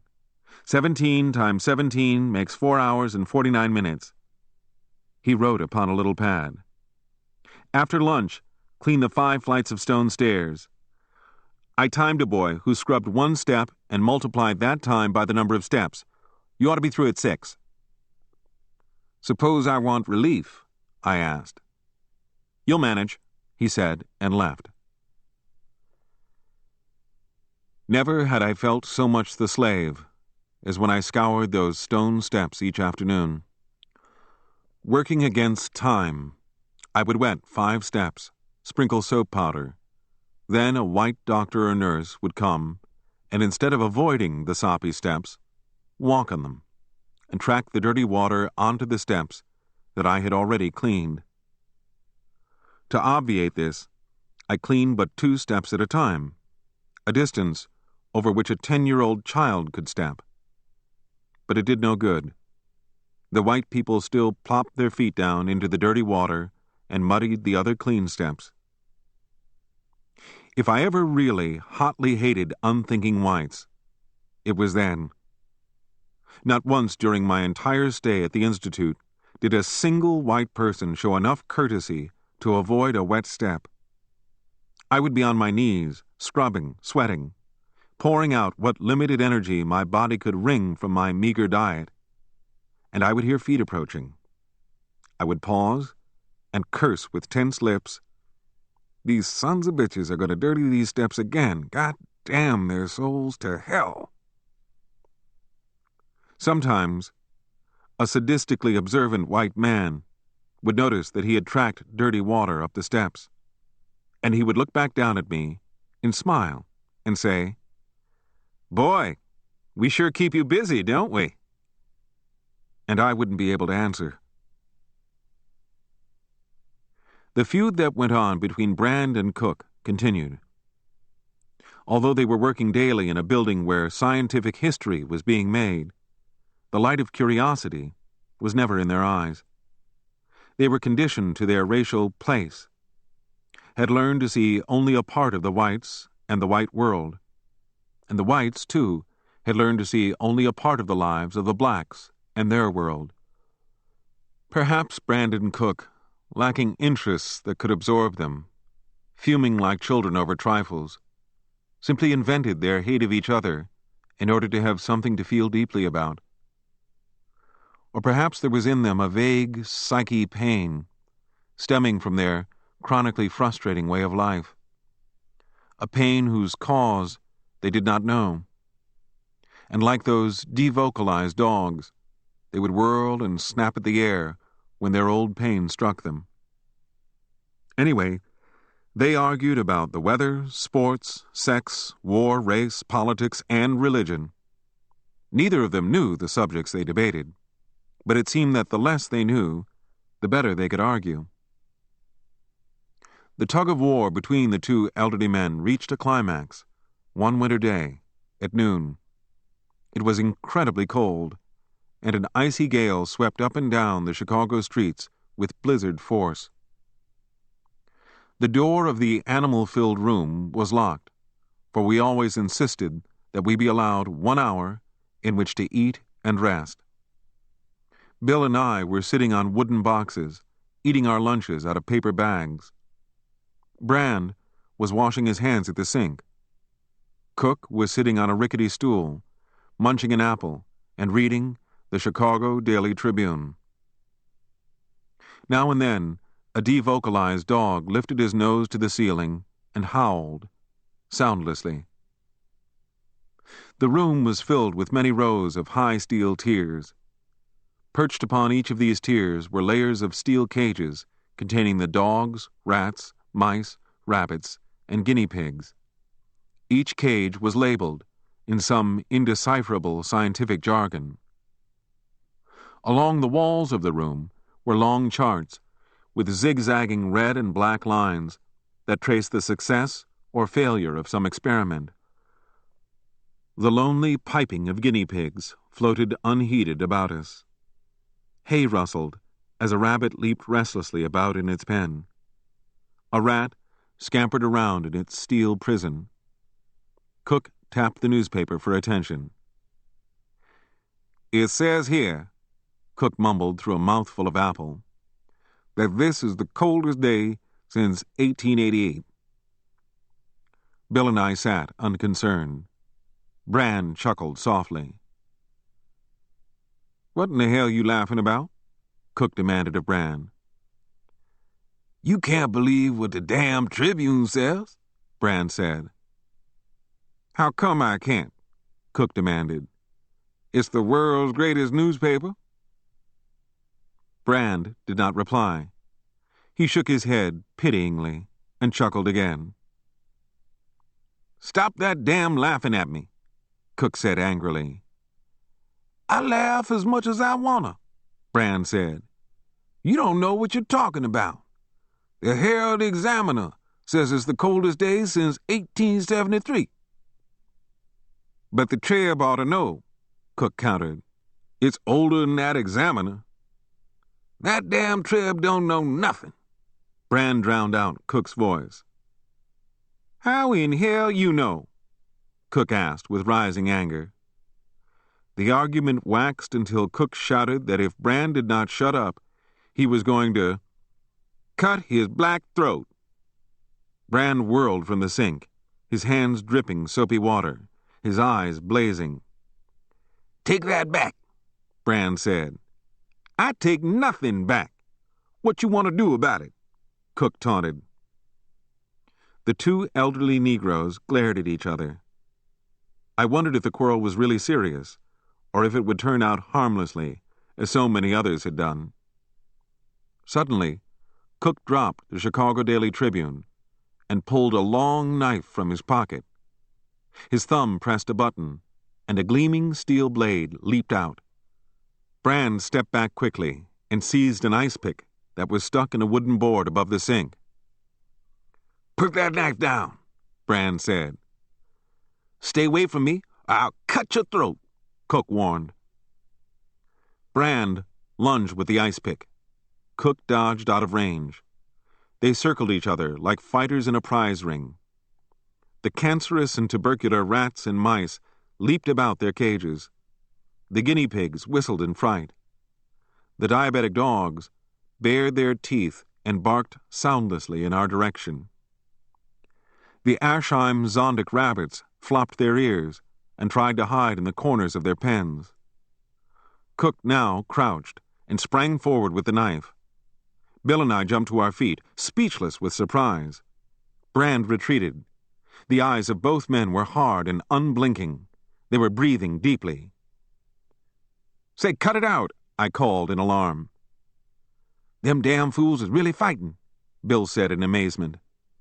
Slashing at each other, Brand and Cook surged up and down the aisles of steel tiers. Suddenly, Brand uttered a bellow and charged into Cook and swept him violently backward. Cook grasped Brand's hand to keep the ice pick from sinking into his chest. Brand broke free and charged Cook again, sweeping him into an animal-filled steel tier. The tier balanced itself on its edge for an indecisive moment, then toppled. Like kingpins, one steel tier slammed into another, then they all crashed to the floor with a sound as of the roof falling. The whole aspect of the room altered quicker than the eye could follow. Brand and Cook stood stock still, their eyes fastened upon each other, their pointed weapons raised, but they were dimly aware of the havoc that churned about them. The steel tiers lay jumbled. The doors of the cages swung open. Rats and mice and dogs and rabbits moved over the floor in wild panic. The Wasserman guinea pigs were squealing as though Judgment Day had come. Here and there, an animal had been crushed beneath a cage. All four of us looked at one another. We knew what this meant. We might lose our jobs. We were already regarded as black dunces, but if the doctors saw this mess, they would take it as final proof. Bill rushed to the door to make sure that it was locked. I glanced at the clock and saw that it was 12:30. We had 1/2 hour of grace. "Come on," Bill said uneasily. "We got to get this place clean."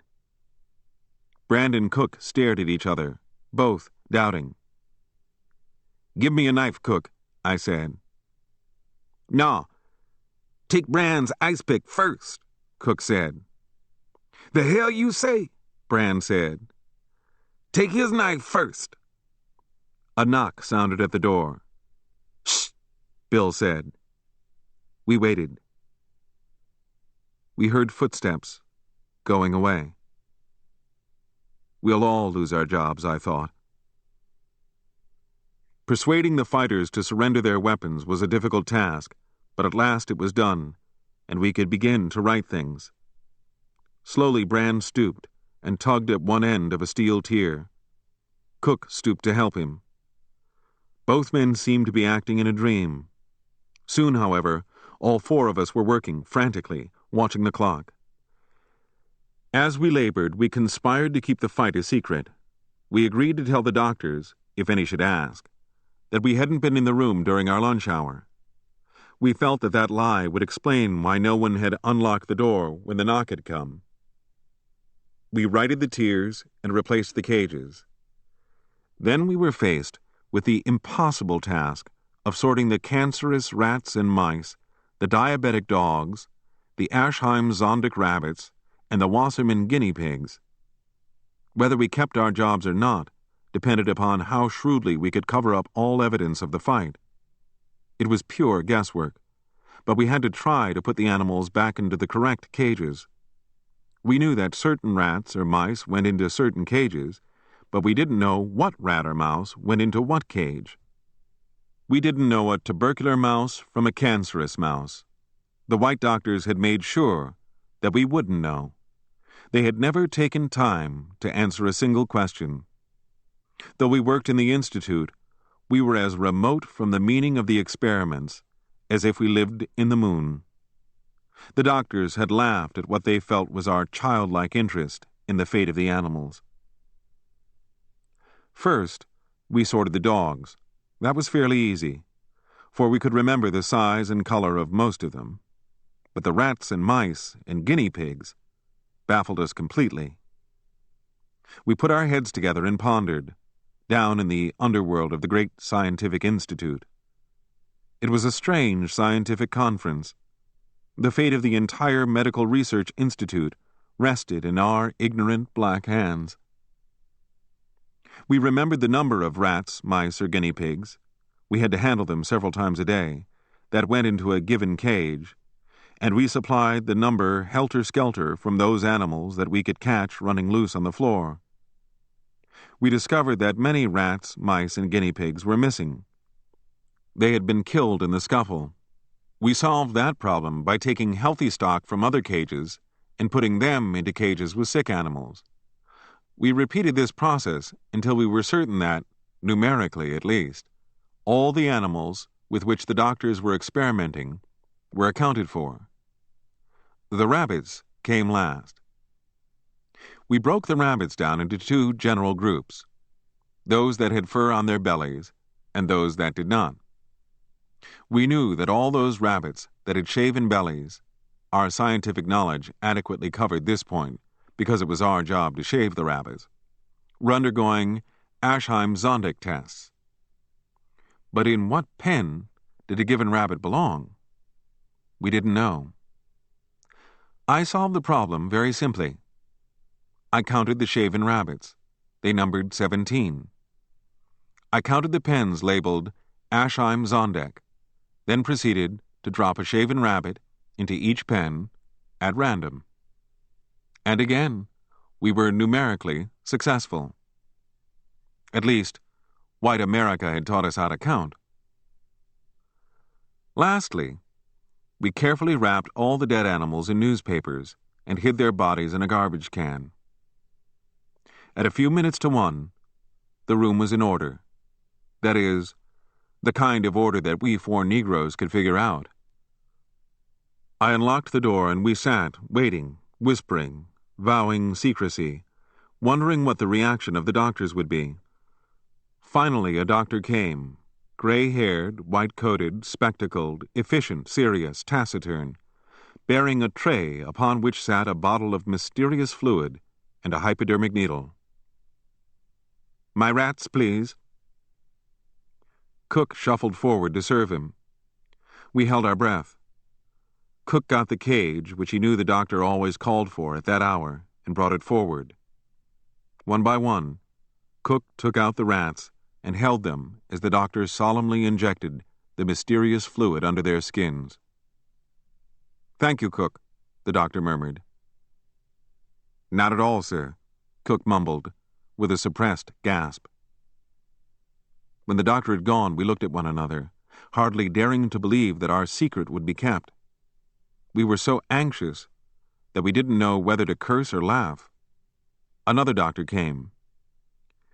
"Give me AZ rabbit number 14. "Yes, sir," I said. I brought him the rabbit, and he took it upstairs to the operating room.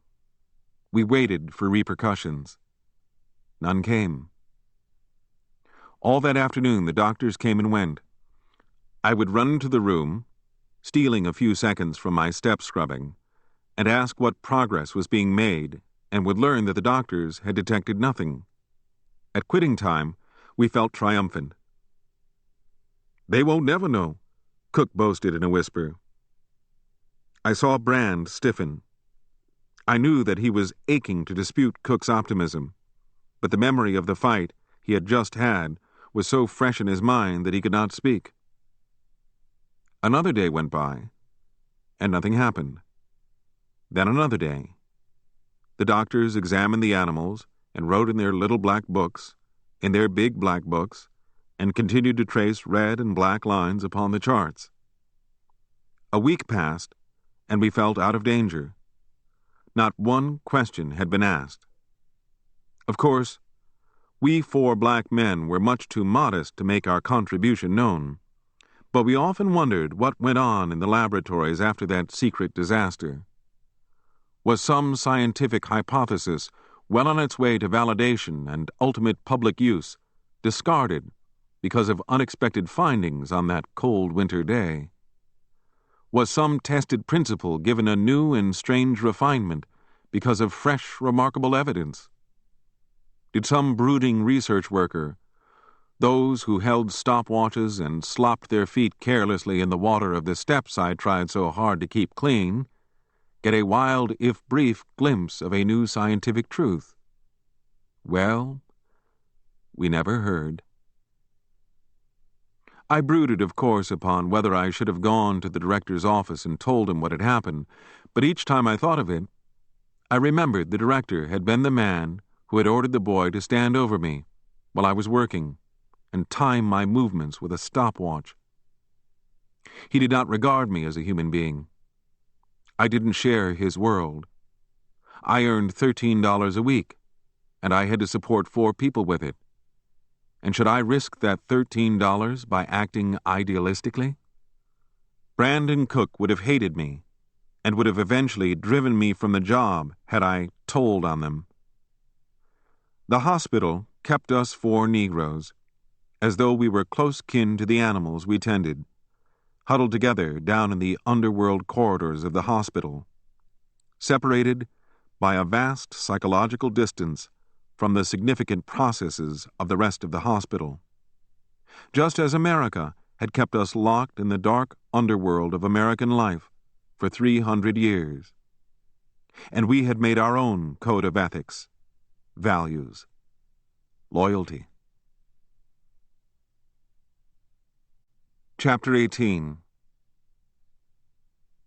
One Thursday night, I received an invitation from a group of white boys I had known in the post office to meet in a South Side hotel and argue the state of the world. About 10 of us gathered and ate salami sandwiches, drank beer, and talked. I was amazed to discover that many of them had joined the Communist Party. I challenged them by reciting the antics of the Negro communists I had seen in the parks, and I was told that those antics were tactics and were all right. I was dubious. Then one Thursday night, Saul, a Jewish chap, startled us by announcing that he'd had a short story accepted by a little magazine called The Anvil, edited by Jack Conroy, and that he had joined a revolutionary artists' organization, the John Reed Club. Saul repeatedly begged me to attend the meetings of the club, but I always found an easy excuse for refusing. "You'd like them," Saul said. "I don't want to be organized," I said. "They can help you to write," he said. "Nobody can tell me how or what to write," I said. "Come and see," he urged. "What have you to lose?" I felt that communists could not possibly have a sincere interest in Negroes. I was cynical, and I would rather have heard a white man say that he hated Negroes, which I could have readily believed, than to have heard him say that he respected Negroes, which would have made me doubt him. I don't think that there existed many whites who, through intellectual effort, could lift themselves out of the traditions of their times and see the Negro objectively.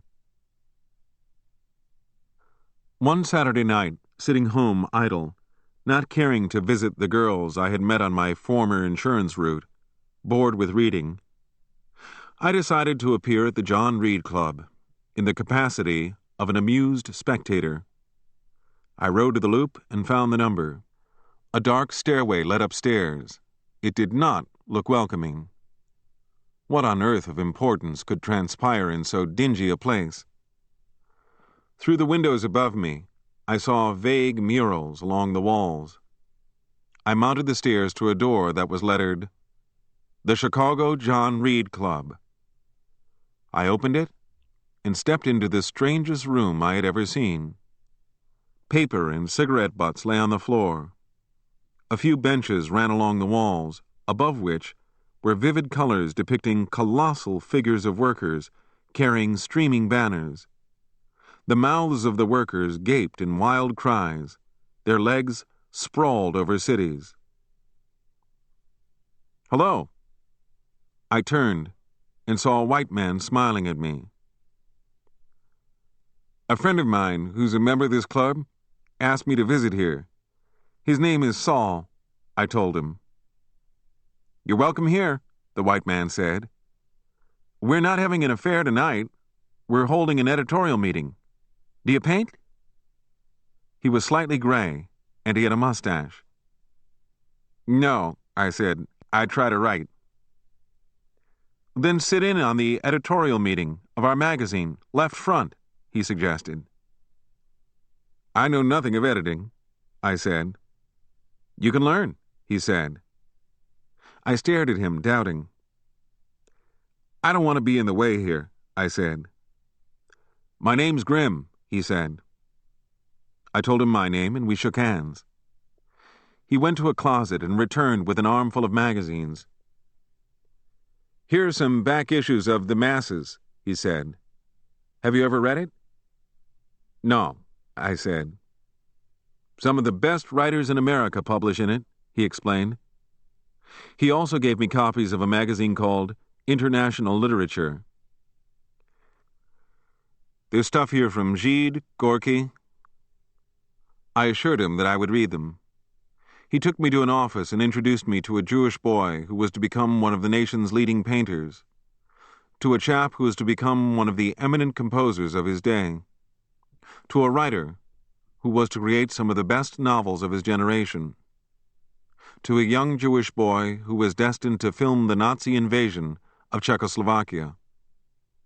I was meeting men and women whom I would know for decades to come, who were to form the first sustained relationships in my life. I sat in a corner and listened while they discussed their magazine left front. Were they treating me courteously because I was a Negro? I must let cold reason guide me with these people, I told myself. I was asked to contribute something to the magazine, and I said vaguely that I would consider it. After the meeting, I met an Irish girl who worked for an advertising agency, a girl who did social work, a school teacher, and the wife of a prominent university professor. I had once worked as a servant for people like these, and I was skeptical. I tried to fathom their motives, but I could detect no condescension in them. I went home full of reflection, probing the sincerity of the strange white people I had met, wondering how they really regarded Negroes. I lay on my bed and read the magazines and was amazed to find that there did exist in this world an organized search for the truth of the lives of the oppressed and the isolated. When I had begged bread from the officials, I had wondered dimly if the outcasts could become united in action, thought, and feeling. Now, I knew. It was being done, in 1/6 of the earth already. The revolutionary words leaped from the printed page and struck me with tremendous force. It was not the economics of communism, nor the great power of trade unions, nor the excitement of underground politics that claimed me. My attention was caught by the similarity of the experiences of workers in other lands, by the possibility of uniting scattered but kindred peoples into a whole. My cynicism, which had been my protection against an America that had cast me out, slid from me, and timidly, I began to wonder if a solution of unity was possible. My life as a Negro in America had led me to feel, though my helplessness had made me try to hide it from myself, that the problem of human unity was more important than bread, more important than physical living itself.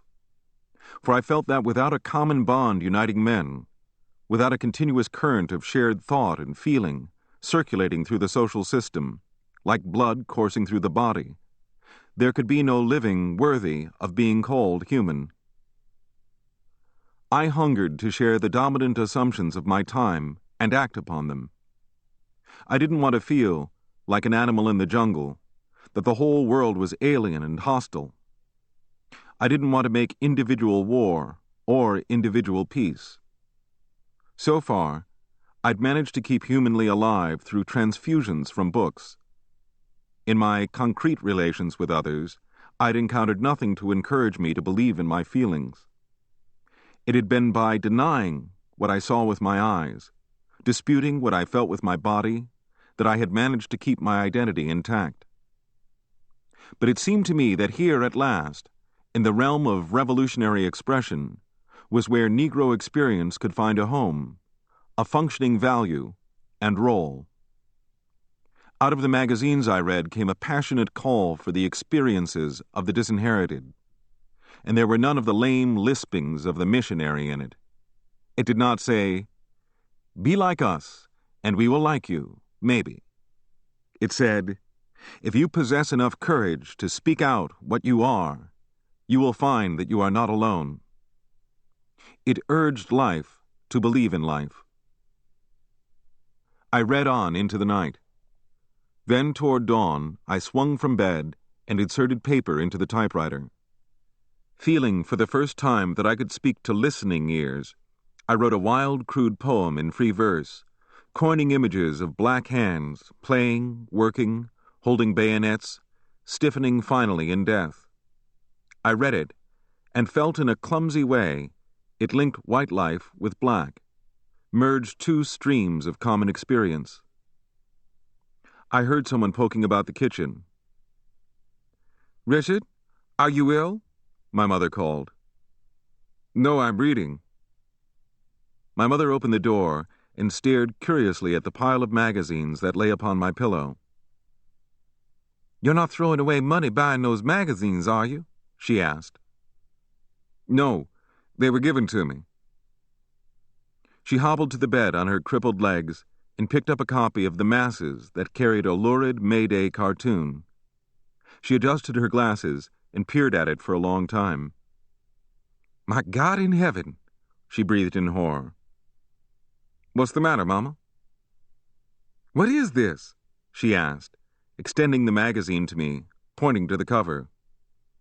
"What's wrong with that man?" With my mother standing at my side, lending me her eyes, I stared at a cartoon drawn by a communist artist. It was the figure of a worker clad in ragged overalls and holding aloft a red banner. The man's eyes bulged. His mouth gaped as wide as his face. His teeth showed. The muscles of his neck were like ropes. Following the man was a horde of nondescript men, women, and children, waving clubs, stones, pitchforks. "What are those people going to do?" my mother asked. "I don't know," I hedged. "Are these communist magazines?" "Yes." "And do they want people to act like this?" "Well," I hesitated. My mother's face showed disgust and moral loathing. She was a gentle woman. Her ideal was Christ upon the cross. How could I tell her that the Communist Party wanted her to march in the streets, chanting, singing? "What do communists think people are?" she asked. "They don't quite mean what you see there," I said, fumbling with my words. "Then what do they mean?" "This is symbolic," I said. "Then why don't they speak out what they mean?" "Maybe they don't know how." "Then why do they print this stuff?" "They don't quite know how to appeal to people yet," I admitted, wondering whom I could convince of this if I could not convince my mother. "That picture's enough to drive a body crazy," she said, dropping the magazine, turning to leave, then pausing at the door. "You're not getting mixed up with those people." "I'm just reading, Mama," I dodged. My mother left, and I brooded upon the fact that I hadn't been able to meet her simple challenge. I looked again at the cover of The Masses, and I knew that the wild cartoon didn't reflect the passions of the common people. I reread the magazine and was convinced that much of the expression embodied what the artists thought would appeal to others, what they thought would gain recruits. They had a program, an ideal, but they hadn't yet found a language. Here, then, was something that I could do, reveal, say. The communists, I felt, had oversimplified the experience of those whom they sought to lead. In their efforts to recruit masses, they had missed the meaning of the lives of the masses, had conceived of people in too abstract a manner. I would make voyages, discoveries, explorations with words, and try to put some of that meaning back. I would address my words to two groups. I would tell communists how common people felt, and I would tell common people of the self-sacrifice of communists who strove for unity among them. That following Thursday night, when I joined my friends at the hotel for beer, I pulled out my crude verses and laid them on the table. Saul read them. "This can be published," he said. "That's not the point," I said. "What do they mean to you?" "This is the vision of the disinherited," he said. "If you're going to publish these to recruit me into the party, then nothing doing," I said. "They'll be published whether you join or not," he said. I told the group of my mother's reaction to the masses cartoon. "She'll have to learn the symbolism of the revolution," somebody said. "But why can't communism speak a language she understands?" I asked. There was a lot of argument that went nowhere.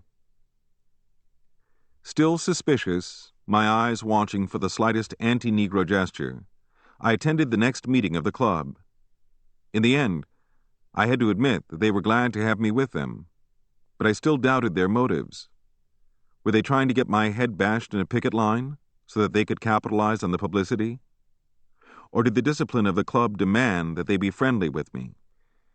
If that was true, then those who didn't want a Negro in the club could resign. But no one made a move to resign. How had these people, denying profit and home and God, made that hurdle that even the churches of America hadn't been able to make? The editor of Left Front accepted 2 of my crude poems for publication, sent 2 of them to Jack Conroy's Anvil, and sent another to the New Masses, the successor of The Masses. Doubts still lingered in my mind. "Don't send them if you think they aren't good enough," I said. "They're good enough," he said. "Are you doing this to get me to join up?" I asked. "No," he said. "Your poems are crude, but good for us. You see, we're all new in this. We write articles about Negroes, but we never see any Negroes. We need your stuff."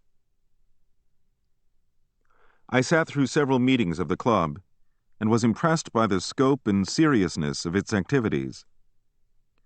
The club was demanding that the government create jobs for unemployed artists. It planned and organized art exhibits. It raised funds for the publication of Left Front, and it sent scores of speakers to trade union meetings. The members were fervent, democratic, restless, eager, self-sacrificing. I was convinced, and my response was to set myself the task of making Negroes know what communists were. While mopping the operating rooms of the Medical Research Institute, I got the notion of writing a series of biographical sketches of Negro communists. I told no one of my intentions, and I didn't know how fantastically naive my ambition was. I had attended but a few meetings before I realized that a bitter, factional fight was in progress between 2 groups of members of the club. But when I tried to learn the nature of the fight, no one would tell me anything. Sharp arguments rose at every meeting. I noticed that a small group of painters actually led the club and dominated its policies. The group of writers that centered about Left Front resented the leadership of the painters. Being primarily interested in Left Front, I sided in simple loyalty with the writers. Then came a strange development. The Left Front group declared that the incumbent leadership didn't reflect the wishes of the club. A special meeting was called, and a motion was made to re-elect an executive secretary. When nominations were made for the office, my name was included. I declined the nomination, telling the members that I was too ignorant of their aims to be seriously considered. The debate lasted all night. A vote was taken in the early hours of morning, by a show of hands, and I was elected.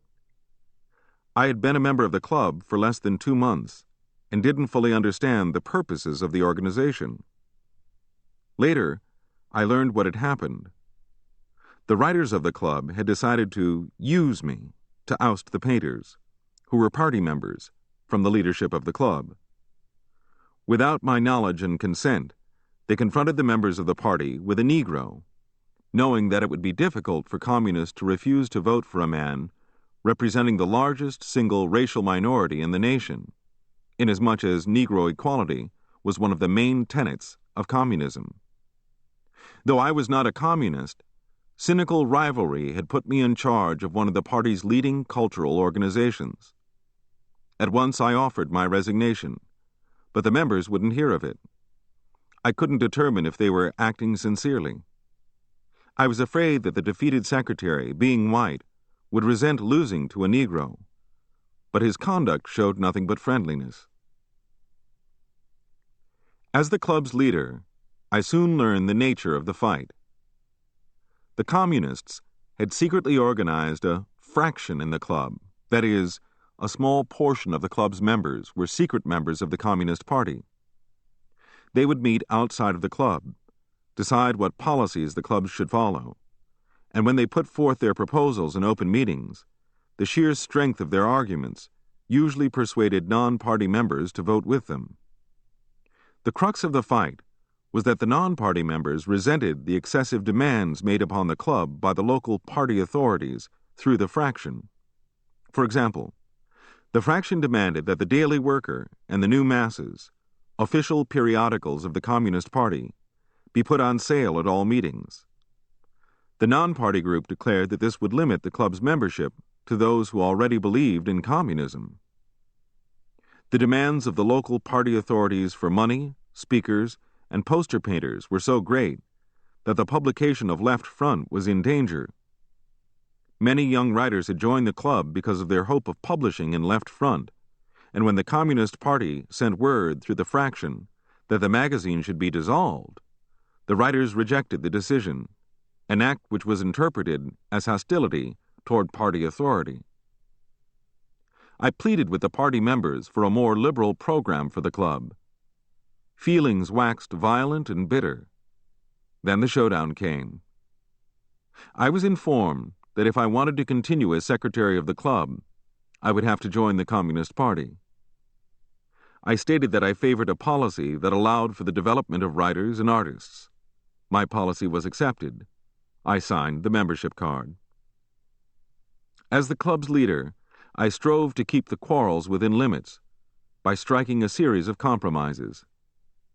For example, the sale of the Daily Worker was withdrawn, but the sale of the New Masses was continued. My position was in the middle. The fraction urged me to collect money from the members for the Communist Party, and the members urged me to fight for the continuance of Left Front, which had been branded as useless by the Communist Party. Trying to please everybody, I pleased nobody. The club's energies were sapped by internal strife. Bills piled up, rent fell past due. I wanted the club to continue at all hazards. My feelings were intensely personal. The club was my first contact with the modern world. I had lived so utterly isolated a life that the club filled for me a need that couldn't be imagined by the white members who were becoming disgusted with it, whose normal living had given them what I was so desperately trying to get. One night, a Jewish chap appeared at one of our meetings and introduced himself as Comrade Young of Detroit. He told us that he was a member of the Communist Party, a member of the Detroit John Reed Club, that he planned to make his home in Chicago. He was a short, friendly, black-haired, well-read fellow with hanging lips and bulging eyes. Shy of forces to execute the demands of the Communist Party, we welcomed him. But I couldn't make out Young's personality. Whenever I asked him a simple question, he looked off and stammered a confused answer. I decided to send his references to the Communist Party for checking, and forthwith named him for membership in the club. He's okay, I thought, just a queer artist. After the meeting, Comrade Young confronted me with a problem. He had no money, he said, and asked if he could sleep temporarily on the club's premises. Believing him loyal, I gave him permission. Straightway, Young became one of the most ardent members of our organization, admired by all. His paintings, which I didn't understand, impressed our best artists. No report about Young had come from the Communist Party, but since Young seemed a conscientious worker, I didn't think the omission serious in any case. At a meeting one night, Young asked that his name be placed upon the agenda. When his time came to speak, he rose and launched into one of the most violent and bitter political attacks upon Swan, one of our best young artists in the club's history. We were aghast. Young accused Swan of being a traitor to the workers, an opportunist, a collaborator with the police, and an adherent of Trotsky. Naturally, most of the club's members assumed that Young, a member of the party, was voicing the ideas of the party.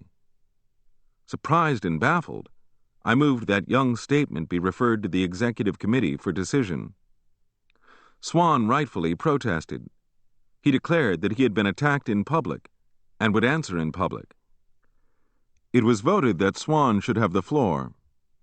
He refuted Young's wild charges, but the majority of the club's members were bewildered, didn't know whether to believe him or not.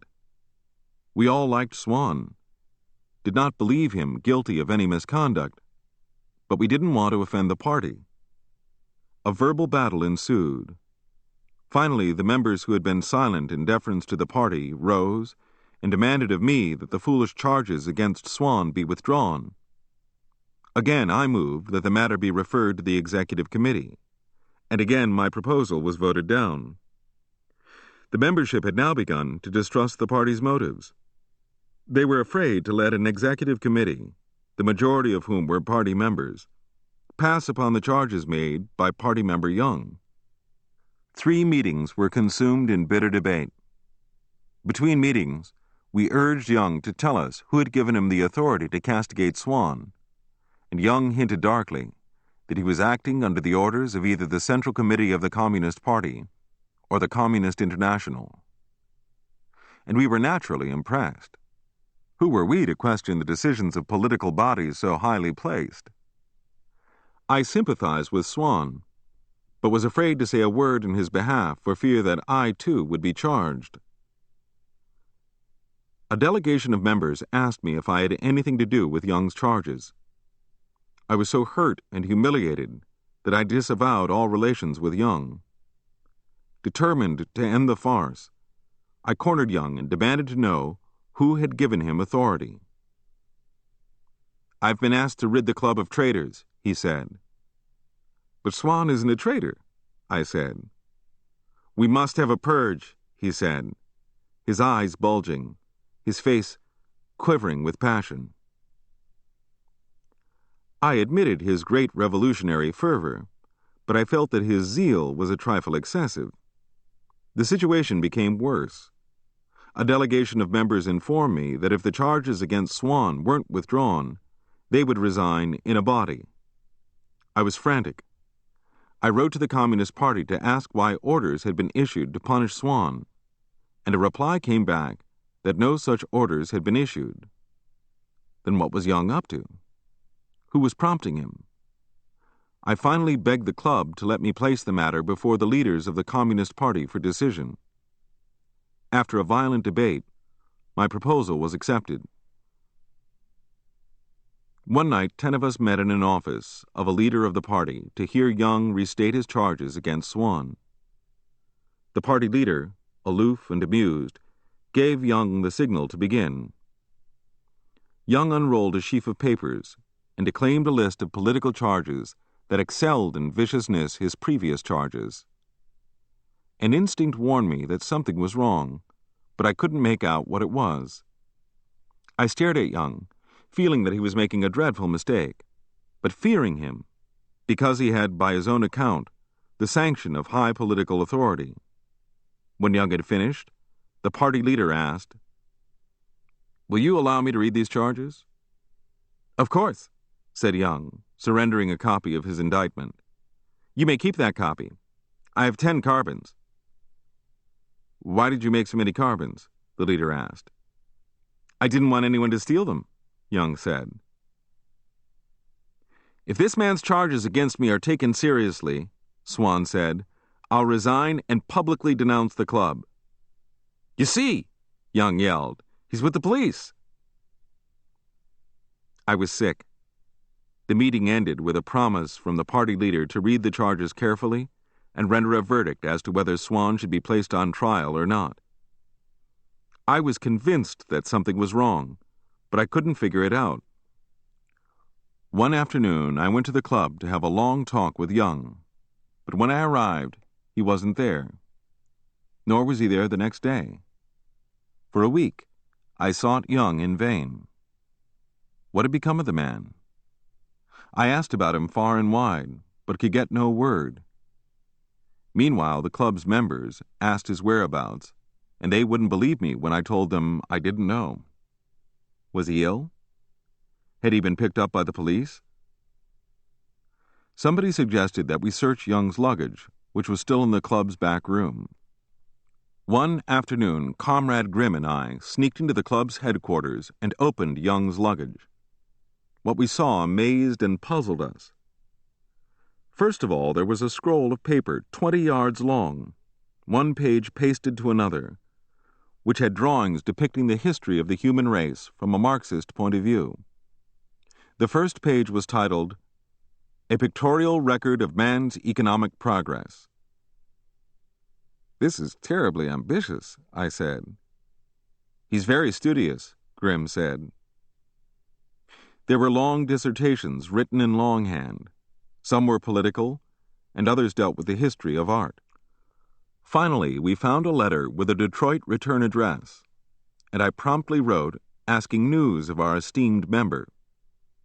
A few days later, a letter came, which said in part, "Dear Sir, in reply to your letter, we beg to inform you that Mr. Young, who was a patient in our institution and who escaped from our custody a few months ago, has been apprehended and returned to this institution for mental treatment."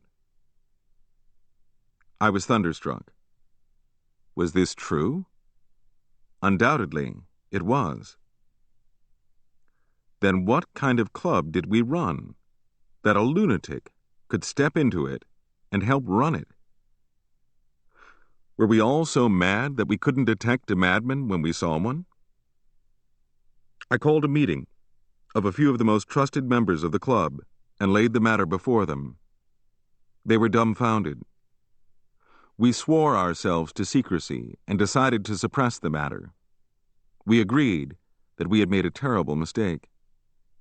But of course, we had no power to restrain the other members from asking questions. Swan hammered at us from meeting to meeting. "Where is Comrade Young? Is he sick? Is he dead? Is he in jail? Did the Communist Party order him to stay away from the club?" And to these questions, I could but lie, "I've had no word from Comrade Young. As soon as any is received, I'll inform the club."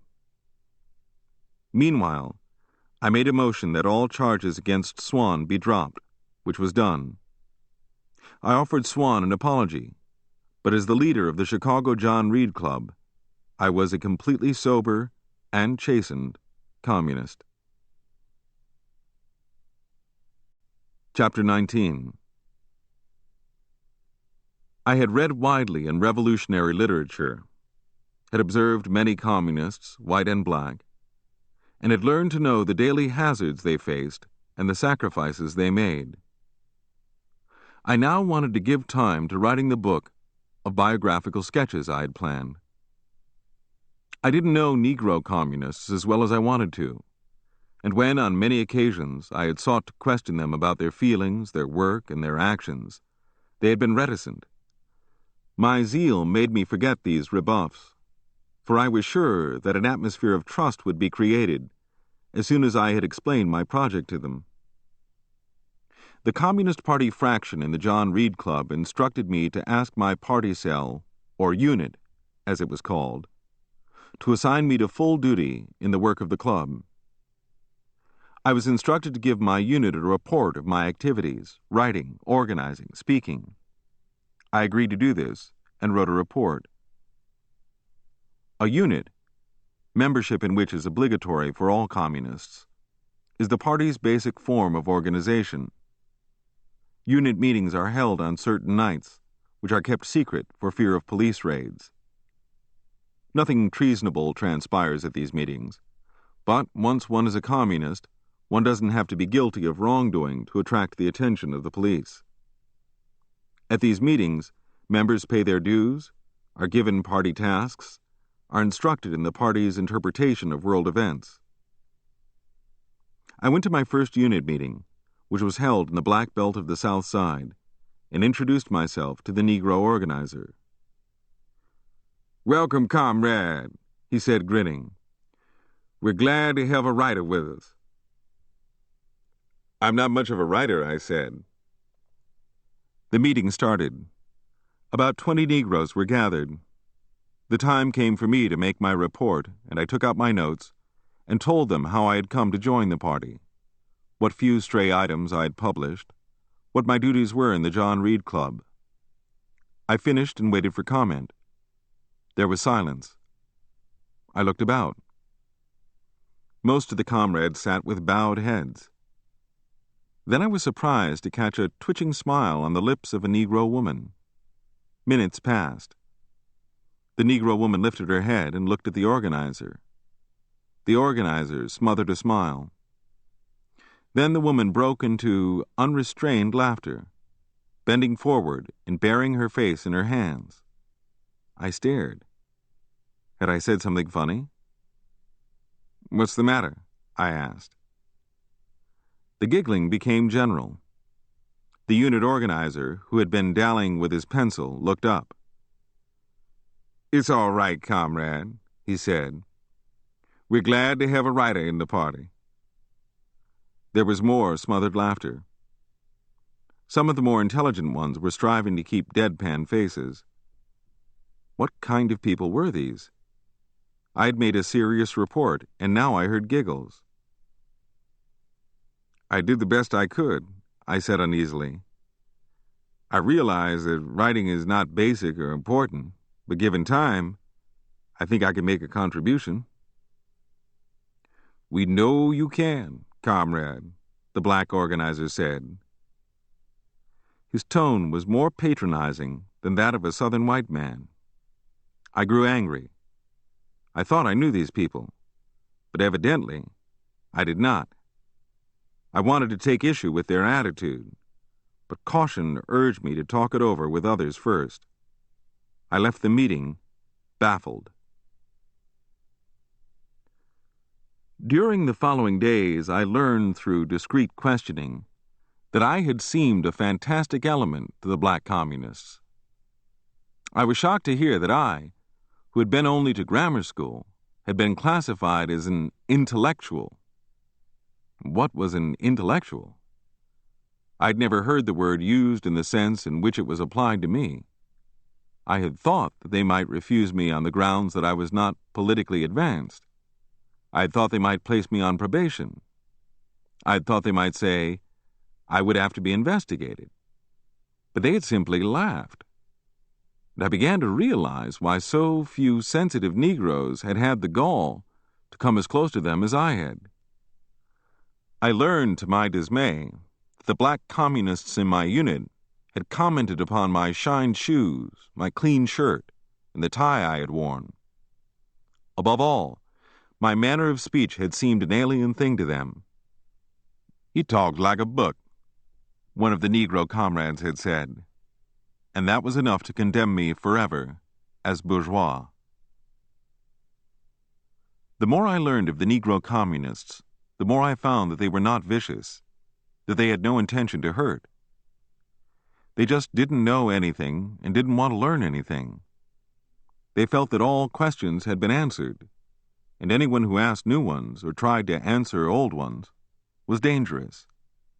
The word writer was enough to make a black Chicago communist feel that the man to whom the word applied had gone wrong. I discovered that it wasn't wise to be seen reading books that were not endorsed by the Communist Party. On one occasion, I was asked to show a book that I carried under my arm. The comrade looked at it and shook his head. "What are you reading this for?" he asked. "It's interesting," I said. "Reading bourgeois books can only confuse you, comrade," he said, returning the book. "You seem convinced that I'm easily confused," I said. "You know," he said, his voice dropping to a low, confidential tone, "many comrades go wrong by reading the books of the bourgeoisie. The party in the Soviet Union had trouble with people like that." "Didn't Lenin read bourgeois books?" I asked. "But you're not Lenin." he shot at me. Are there some books reserved for some people to read while others cannot read them? I asked. Comrade, you do not understand, he said. An invisible wall was building slowly between me and the people with whom I had cast my lot. Well, I would show them that all men who wrote books were not their enemies. I would communicate the meaning of their lives to people whom they couldn't reach. Then surely my intentions would merit their confidence. I dismissed the warning about the Soviet Union's trouble with intellectuals. I felt that it simply didn't apply to me. The problem I faced seemed a much simpler one. I had to win the confidence of people who had been misled so often that they were afraid of anybody who differed from themselves. Yet deep down, I feared their militant ignorance. In my party work, I met a Negro communist, Ross, who was under indictment for inciting to riot. I decided to use him in my series of biographical sketches. His trial was pending, and he was organizing support in his behalf. Ross was typical of the effective street agitator. Southern-born, he had migrated north, and his life reflected the crude hopes and frustrations of the peasant in the city. Distrustful but aggressive, he was a bundle of the weaknesses and virtues of a man struggling blindly between two societies, of a man living on the margin of a culture. I felt that if I could get his story, I would make known some of the difficulties inherent in the adjustment of a folk people to an urban environment. I would make his life more intelligible to others than it was to himself. I would reclaim his disordered days and cast them into a form that people could grasp, see, understand, and accept. I approached Ross and explained my plan. He was agreeable.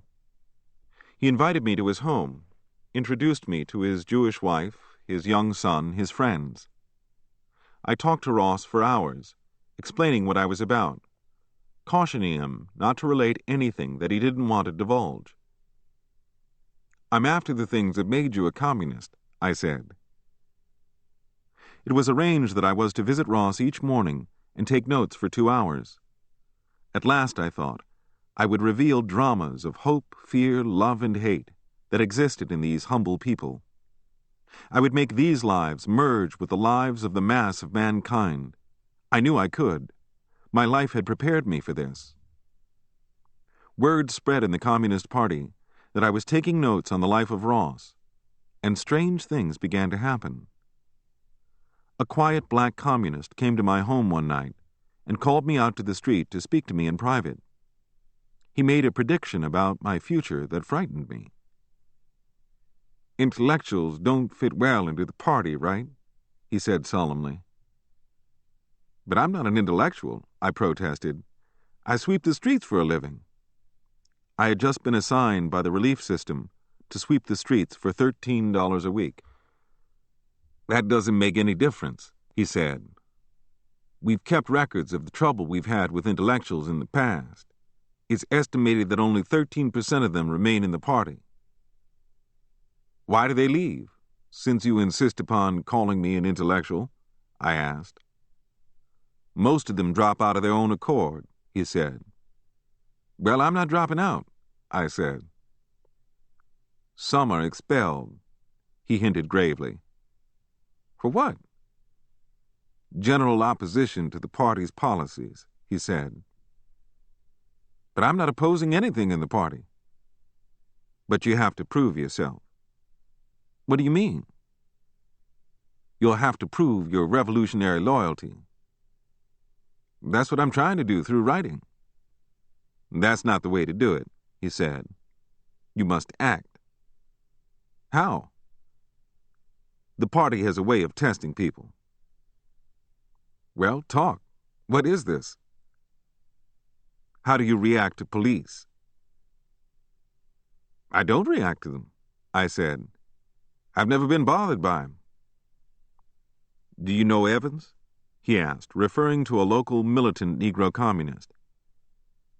"Yes, I've seen him. I've met him." Did you notice that he was injured? Yes, his head was bandaged. He got that wound from the police in a demonstration, he explained. That's proof of revolutionary loyalty. Do you mean that I must get whacked over the head by cops to prove that I'm sincere? I asked. I'm not suggesting anything, he said. I'm explaining. That's a primitive way to measure sincerity, I gasped. It's a practical way, he said. Look, suppose a cop whacks me over the head and I suffer a brain concussion. Suppose I'm nuts after that. Can I write then? What will I have proven? He didn't answer. He shook his head. The Soviet Union has had to shoot a lot of intellectuals, he said. Good God, I exclaimed. Do you know what you're saying? You're not in Russia. You're standing on a sidewalk in Chicago. You talk like a man lost in a fantasy. He said nothing. I didn't know that the notes I was taking of Ross's life were being discussed by the local communist leaders, that my motives were already being questioned, and no doubt my rash words didn't help any. You've heard of Trotsky, haven't you? He asked. Yes. Do you know what happened to him? He was banished from the Soviet Union, I said. Do you know why? Well, I stammered, trying not to reveal my ignorance of politics, for I hadn't followed the details of Trotsky's fight against the Communist Party of the Soviet Union. It seems that after a decision had been made, he broke that decision by organizing against the party. It was for counter-revolutionary activity, he snapped impatiently. I learned afterwards that my answer had not been satisfactory, hadn't been couched in the acceptable phrases of bitter, anti-Trotsky denunciation. I understand, I said, but I've never read Trotsky. What's his stand on minorities? Why ask me? He asked. I don't read Trotsky. Look, I asked, if you found me reading Trotsky, what would that mean to you? You have no need to read Trotsky, he said. Don't you think I can read Trotsky and not be influenced to follow him? I asked. Comrade, you don't understand, he said in an annoyed tone. That ended the conversation. But that wasn't the last time I was to hear the phrase, Comrade, you don't understand. I hadn't been aware of holding wrong ideas. I hadn't read any of Trotsky's works. Indeed, the very opposite had been true. It had been Stalin's The National and Colonial Question that had captured my interest. Stalin's book showed how diverse minorities could be welded into unity, and I regarded it as a most politically sensitive volume that revealed a new way of looking upon lost and beaten peoples.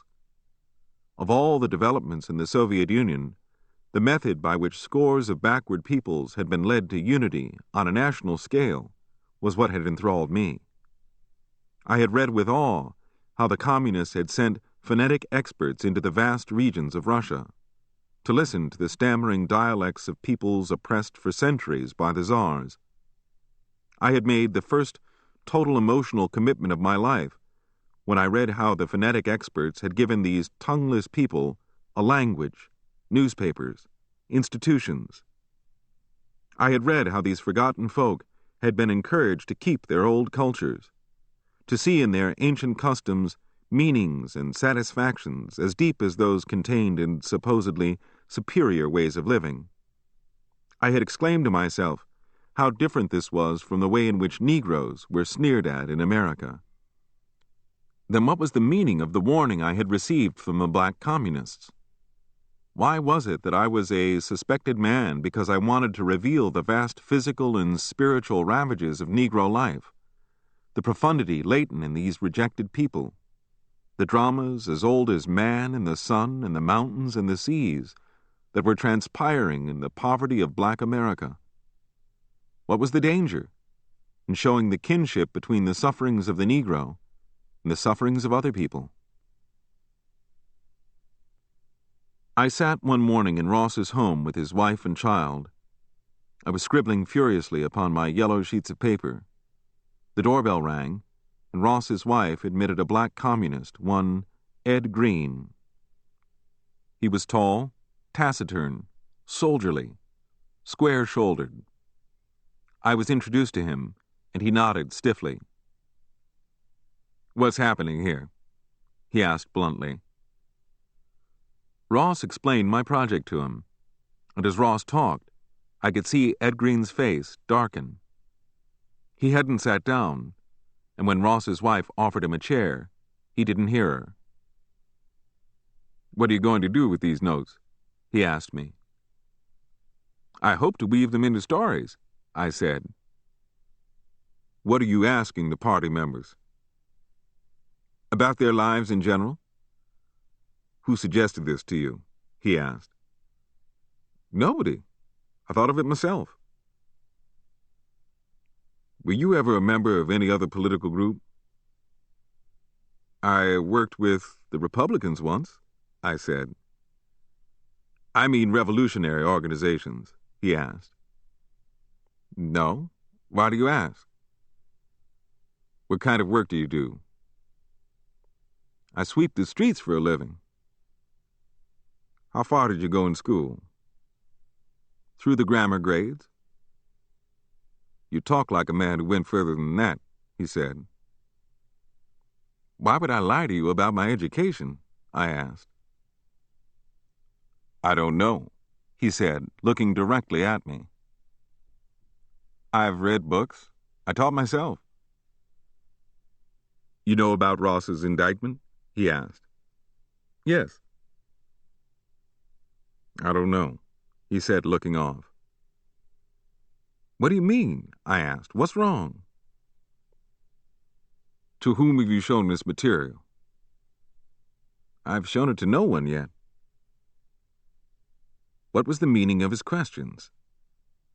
Naively, I thought that he himself would make a good model for a biographical sketch. "I'd like to interview you next," I said. "I'm not interested," he snapped. His manner was so rough that I didn't urge him. He called Ross into a rear room. I sat feeling that I was guilty of something. In a few minutes, Ed Green returned, stared at me wordlessly, then marched out. "Who does he think he is?" I asked Ross. "He's a member of the Central Committee," Ross said. "But why does he act like that?" "Oh, he's always like that," Ross said uneasily. There was a long silence. "He's wondering what you're doing with this material," Ross said finally. I looked at him. He too had been captured by suspicion. He was trying to hide the fear in his face. "You don't have to tell me anything you don't want to," I said. That seemed to soothe him for a moment, but the seed of doubt had already been planted. I felt dizzy. Was I mad? Or were these people mad? "You see, Dick," Ross's wife said, "Ross is under an indictment. Ed Green is the representative of the International Labor Defense for the South Side. It's his duty to keep track of the people he's trying to defend. He wanted to know if Ross has given you anything that could be used against him in court." I was speechless. "What does he think I am?" I demanded. There was no answer. "You lost people," I cried and banged my fist on the table. Ross was shaken and ashamed. "Oh, Ed Green's just super cautious," he mumbled. "Ross," I asked, "do you trust me?" "Oh, yes," he said uneasily. We two black men sat in the same room, looking at each other in fear. Both of us were hungry. Both of us depended upon public charity to eat and for a place to sleep. Yet we had more doubt in our hearts of each other than of the men who had cast the mold for our lives. Self-consciously, we went on with the work, but something was gone out of it. Did they think I was gathering material for the police? How could I make them understand what I was trying to do? I found that when I talked to them in abstract terms, my ideas weren't understood. The irony of it was that I, who had all but to steal books to read, had been branded as an intellectual by the one group that claimed it was dedicated to educating the oppressed and informing them with a vision of life. I was doubted by those who shared more of my life than any others could possibly share of it. I couldn't doubt the sincerity of Ed Green. His was a long and militant record in the Communist Party. Then why was he suspicious of me? And if he doubted me, whom could he ever trust? If I was an intellectual, then what was a Negro doctor, lawyer, teacher? The thing just didn't make sense. Yet there it was. Ed Green was afterwards killed in action while fighting for the Spanish loyalists. He knew how to die better than he knew how to live. He was organically capable of only the most elementary reactions. His fear-haunted life made him suspicious of everything that didn't look as he looked, that didn't act as he acted, that didn't talk as he talked, that didn't feel as he felt. His existence both gladdened and frightened me. I was glad that he was militant, but I was frightened when I pondered upon what he could do with his militancy. The only people he could move to believe in him were those who shared his own world of fear, and all the world that lay beyond his terribly restricted vision was enemy ground. I wanted to make the lives of these men known through the images already accepted as the common coin of communication. I wanted to make them know that they had allies, that more people than they knew, and in ways they didn't understand, were their friends, and that I was their friend. I wanted to voice the words in them that they couldn't say, to be a witness for their living. And they were wondering if I were in league with the police. I had embraced their aims with the freest impulse I had ever known. I, the cherry cynic, the man who had felt that no idea on earth was worthy of self-sacrifice, had publicly identified myself with them. And now their suspicion of me hit with a terrific impact, froze me within. I groped in the noon sun. What was I after? They wanted to know. And when I tried to explain, I always, it seemed, said the wrong things. There were no concrete charges that they could bring against me. They were simply afraid of that which was not familiar.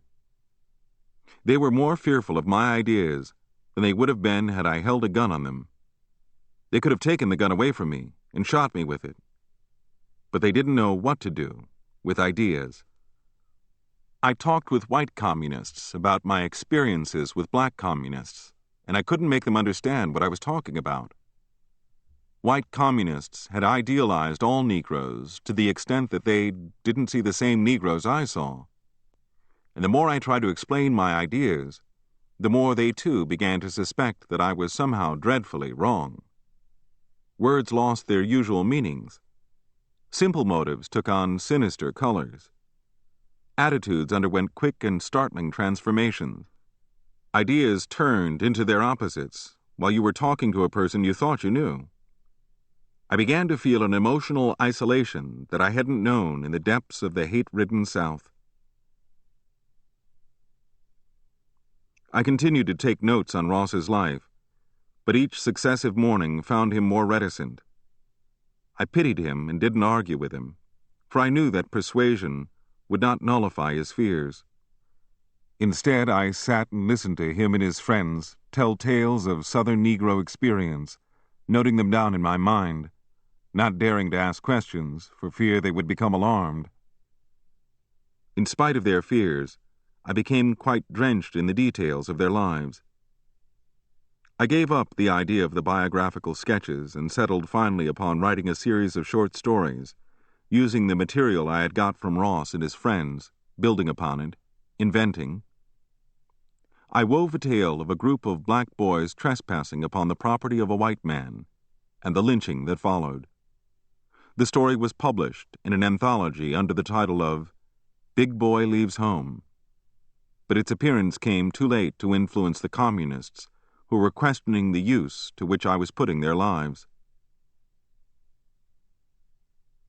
My fitful work assignments from the relief officials ceased, and I looked for work that didn't exist. I borrowed money to ride to and fro on the club's business. I found a cramped attic for my mother and aunt and brother behind some railroad tracks. At last, the relief authorities placed me in the South Side Boys Club, and my wages were just enough to provide a deficient diet. Then political problems rose to plague me. Ross, whose life I had tried to write, was charged by the Communist Party with anti-leadership tendencies, class collaborationist attitudes, and ideological factionalism, phrases so fanciful that I gaped when I heard them. And it was rumored that I, too, would face similar charges.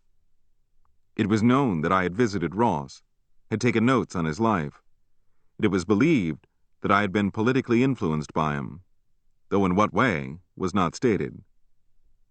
As before, the more I tried to explain, the guiltier I seemed in the eyes of my comrades. I'd taken part in the formation of none of the policies of the Communist Party, had expressed no opinion regarding its leadership or work, but the rumors of my disaffection persisted. One night a group of black comrades came to my house and warned me against believing in Ross's ideas. When I assured them that I didn't share Ross's views, they ordered me to stay away from him. "But why?" I demanded. "He's an unhealthy element," they said. "Can't you accept a decision?" "Is this a decision of the Communist Party?" "Yes," they said. "If I were guilty of something, I'd feel bound to keep your decision," I said. "But I've done nothing." "Comrade, you don't understand," they said. "Members of the party don't violate the party's decisions." "But your decision doesn't apply to me," I said. "I'll be damned if I'll act as if it does." "Your attitude does not merit our trust," they said. I was angry. "Look," I exploded, rising and sweeping my arms at the bleak attic in which I lived. "What is it here that frightens you? You know where I work? You know what I earn? You know my friends? Now what in God's name is wrong?" They left with mirthless smiles, which implied that I would soon know what was wrong. But there was relief from these shadowy political bouts. I found my work in the Southside Boys Club deeply engrossing. Each day, black boys between the ages of 8 and 25 came to swim, draw, and read. They were a wild and homeless lot, culturally lost, spiritually disinherited, candidates for the clinics, morgues, prisons, reformatories, and the electric chair of the state's death house. For hours I listened to their talk of planes, women, guns, politics, and crime. Their figures of speech were as forceful and colorful as any ever used by English-speaking people. I kept pencil and paper in my pocket to jot down their word rhythms and reactions. These boys didn't fear people to the extent that every man looked like a spy. The communists who doubted my motives didn't know these boys, their twisted dreams, their all-too-clear destinies. And I doubted if I'd ever be able to convey to them the tragedy I saw here. Wrestling with words gave me my moments of deepest meaning. The short story, Big Boy Leaves Home, had posed a question. What quality of will must a Negro possess to live and die with dignity in a country that denied his humanity? There took shape in my mind, as though an answer was trying to grope its way out of the depths of me, the tale of a flood, down by the riverside. I waded into it, feeling my way, trying to find the answer to my question. But it dissatisfied me when I had finished it. So casting it aside, I tried to say the same thing in yet another way in Long Black Song. But that didn't catch the quality of the experience I was looking for. Party duties broke into my efforts at expression. The club decided upon a conference of all the left-wing writers in the Middle West. I supported the idea and argued that the conference should deal with craft problems. My arguments were rejected. The conference, the club decided, would deal with political questions.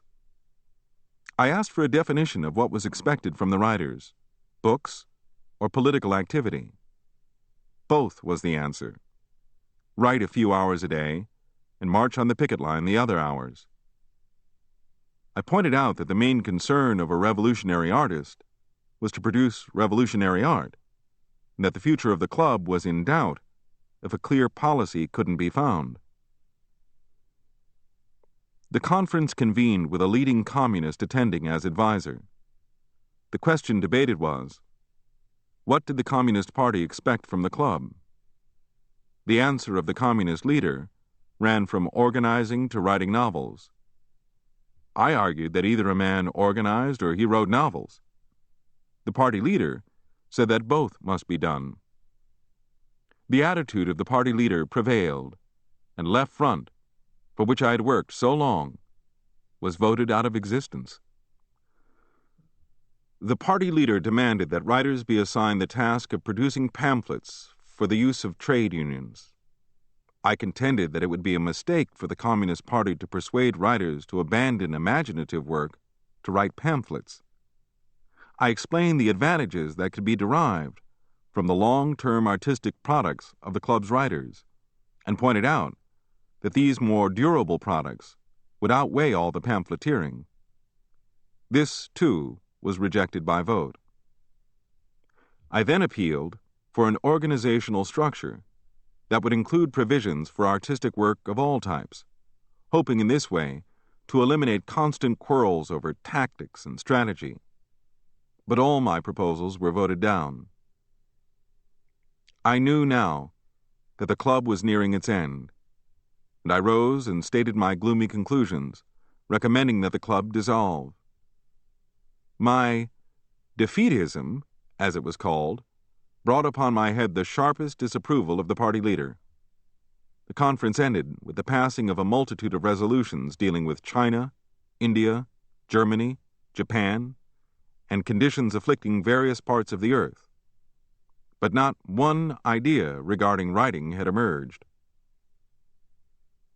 The ideas I had expounded at the conference were linked with the suspicions I had roused among the Negro communists on the South Side, and the Communist Party was now certain that it had a dangerous enemy in its midst. It was whispered that I was trying to lead a secret group in opposition to the party. I had learned that denial of accusations was useless. It was now painful to meet a communist, for I didn't know what his attitude would be. Following the conference, a national John Reed Club Congress was called. It convened in the summer of 1934, with left-wing writers attending from all states. But as the sessions got underway, there was a sense of looseness, bewilderment, and dissatisfaction among the writers, most of whom were young, eager, and on the verge of doing their best work. No one knew what was expected of him, and out of the Congress came no unifying idea. Through conversations, I learned that the members of the New York John Reed Club were in despair at the way in which the Congress was drifting, but they took care to conceal their disapproval. This puzzled me, for I felt that the problem should be brought into the open for discussion.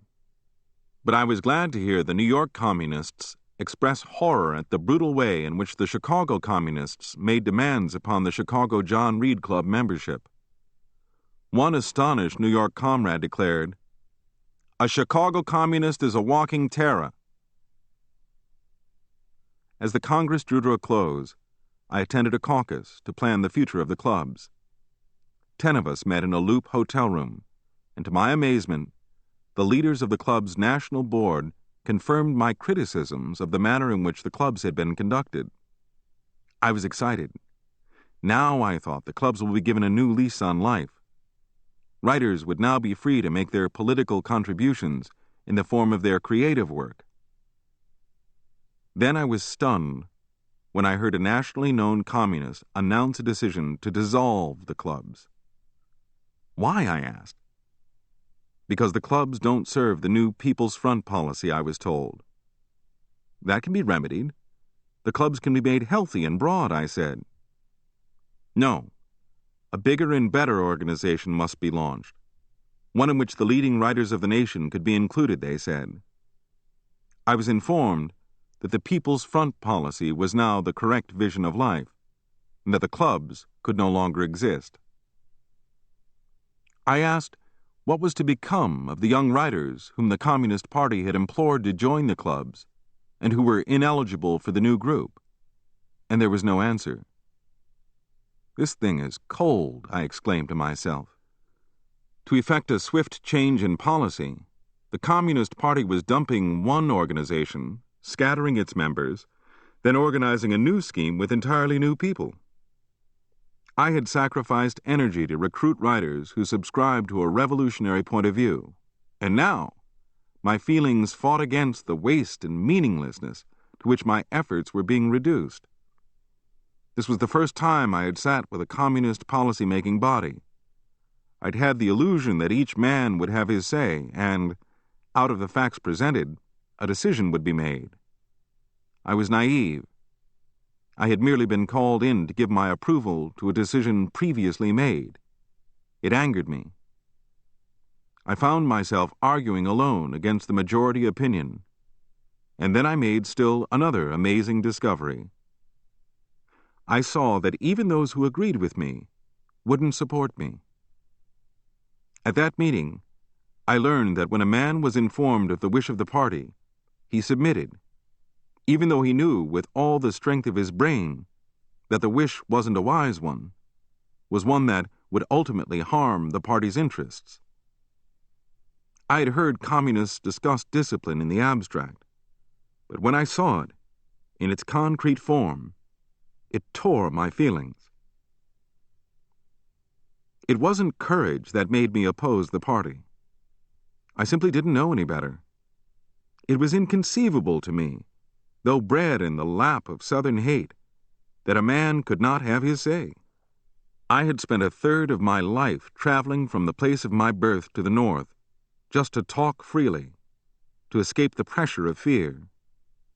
And now I was facing fear again, though I had no notion that I was slowly adding faggots to a flame that would soon blaze over my head with all the violence of the assault I had sustained when I had naively thought I could learn the optical trade in Mississippi.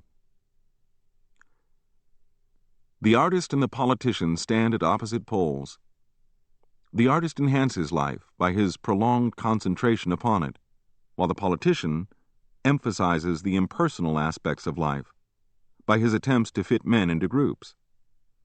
The artist's enhancement of life may emphasize at certain times those aspects that a politician can use, but the politician at other times, eager to do good for man, may sneer at the artist because the art product cannot be used by him.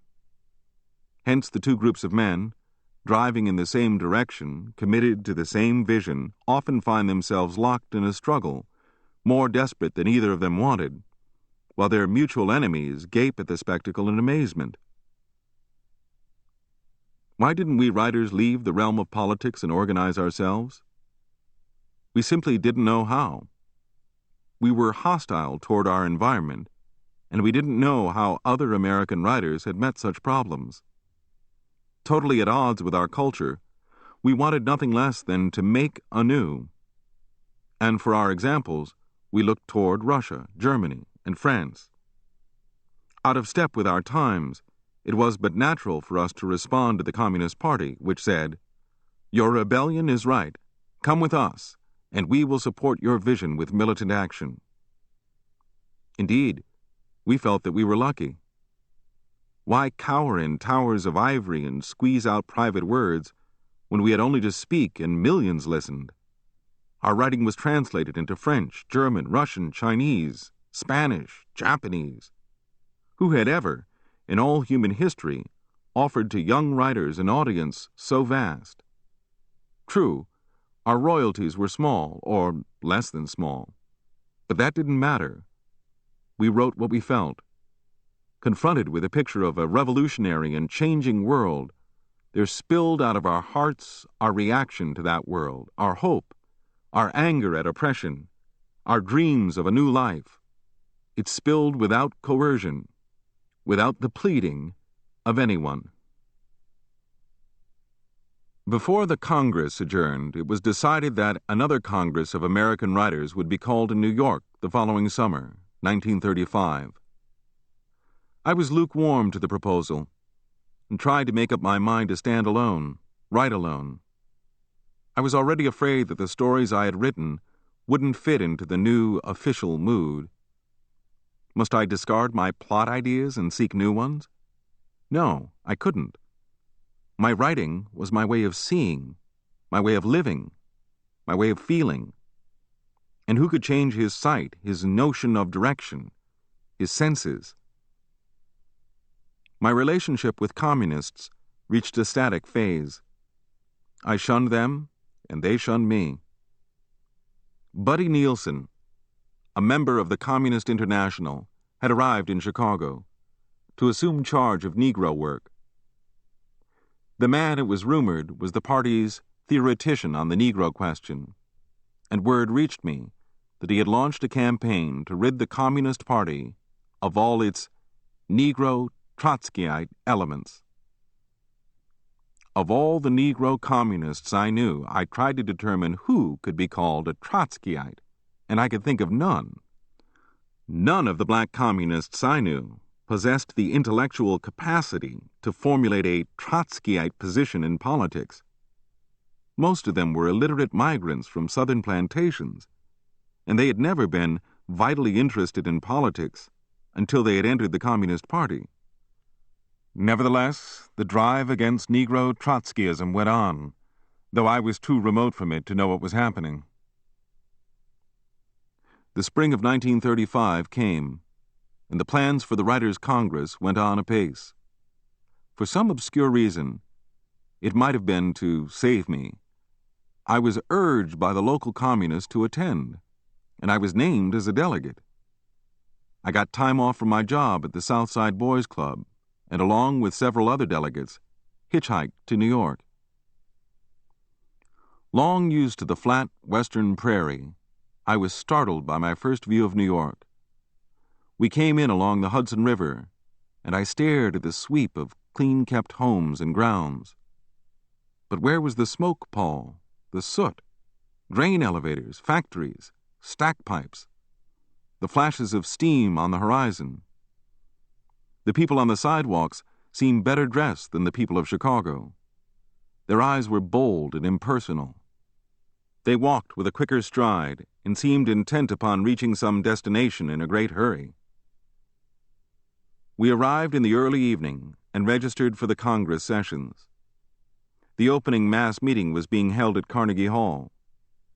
I asked about housing accommodations, and the New York John Reed Club members, all white members of the Communist Party, looked embarrassed. I waited while one white communist called another white communist to one side and discussed what could be done to get me, a black Chicago communist, housed. During the trip, I hadn't thought of myself as a Negro. I had been mulling over the problems of the young left-wing writers I knew.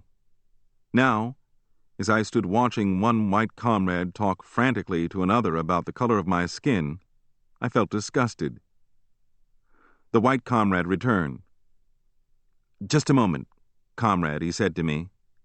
"I'll get a place for you." "But haven't you places already?" I asked. "Matters of this sort are ironed out in advance." "Yes," he admitted in an intimate tone. "We have some addresses here, but we don't know the people. You understand?" "Yes, I understand," I said, gritting my teeth. "But just wait a second," he said, touching my arm to reassure me. "I'll find something." "Listen, don't bother," I said, trying to keep anger out of my voice. "Oh, no," he said, shaking his head determinedly. This is a problem and I'll solve it. It oughtn't to be a problem. I couldn't help saying. Oh, I didn't mean that. He caught himself quickly. God damn, I cursed under my breath. Several people standing nearby observed the white communist trying to find a black communist a place to sleep. I burned with shame. A few minutes later, the white communist returned, frantic-eyed, sweating. Did you find anything? I asked. No, not yet, he said, panting. Just a moment. I'm going to call somebody I know. Say, give me a nickel for the phone. Forget it, I said. My legs felt like water. I'll find a place, but I'd like to put my suitcase somewhere until after the meeting tonight. Do you really think you can find a place? He asked, trying to keep a note of desperate hope out of his voice. Of course I can, I said. He was still uncertain. He wanted to help me, but he didn't know how. He locked my bag in a closet, and I stepped to the sidewalk wondering where Harlem was, wondering where I would sleep that night. Before I had left Chicago, I had thought of 1,000 arguments to present for the retention of the John Reed clubs. But now, the retention of those clubs didn't seem important. I stood on the sidewalks of New York with a black skin, practically no money, and I was not absorbed with the burning questions of the left-wing literary movement in the United States, but with the problem of how to get a bath. I presented my credentials at Carnegie Hall. The building was jammed with people. As I listened to the militant speeches, I found myself wondering why in hell I had come. I went to the sidewalk and stood studying the faces of the people. The white communist, who had been scouting for a room in which I could sleep, ran up to me. Did you find a place yet? No, I answered. Well, here's a name and address, he said proudly. Go there, and they'll put you up for tonight. Thanks, I said, glad to have a place to flop. When the meeting ended, I retrieved my bag from the club and found the address in a dark alley of Greenwich Village. I knocked at the door.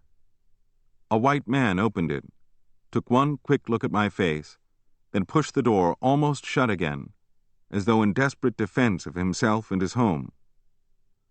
What do you want? The words spilled out of him. I asked for the name of the person written on the slip of paper I had. They aren't here, he said. When will they return? I asked. I don't know, he spluttered, inching the door to. I walked away.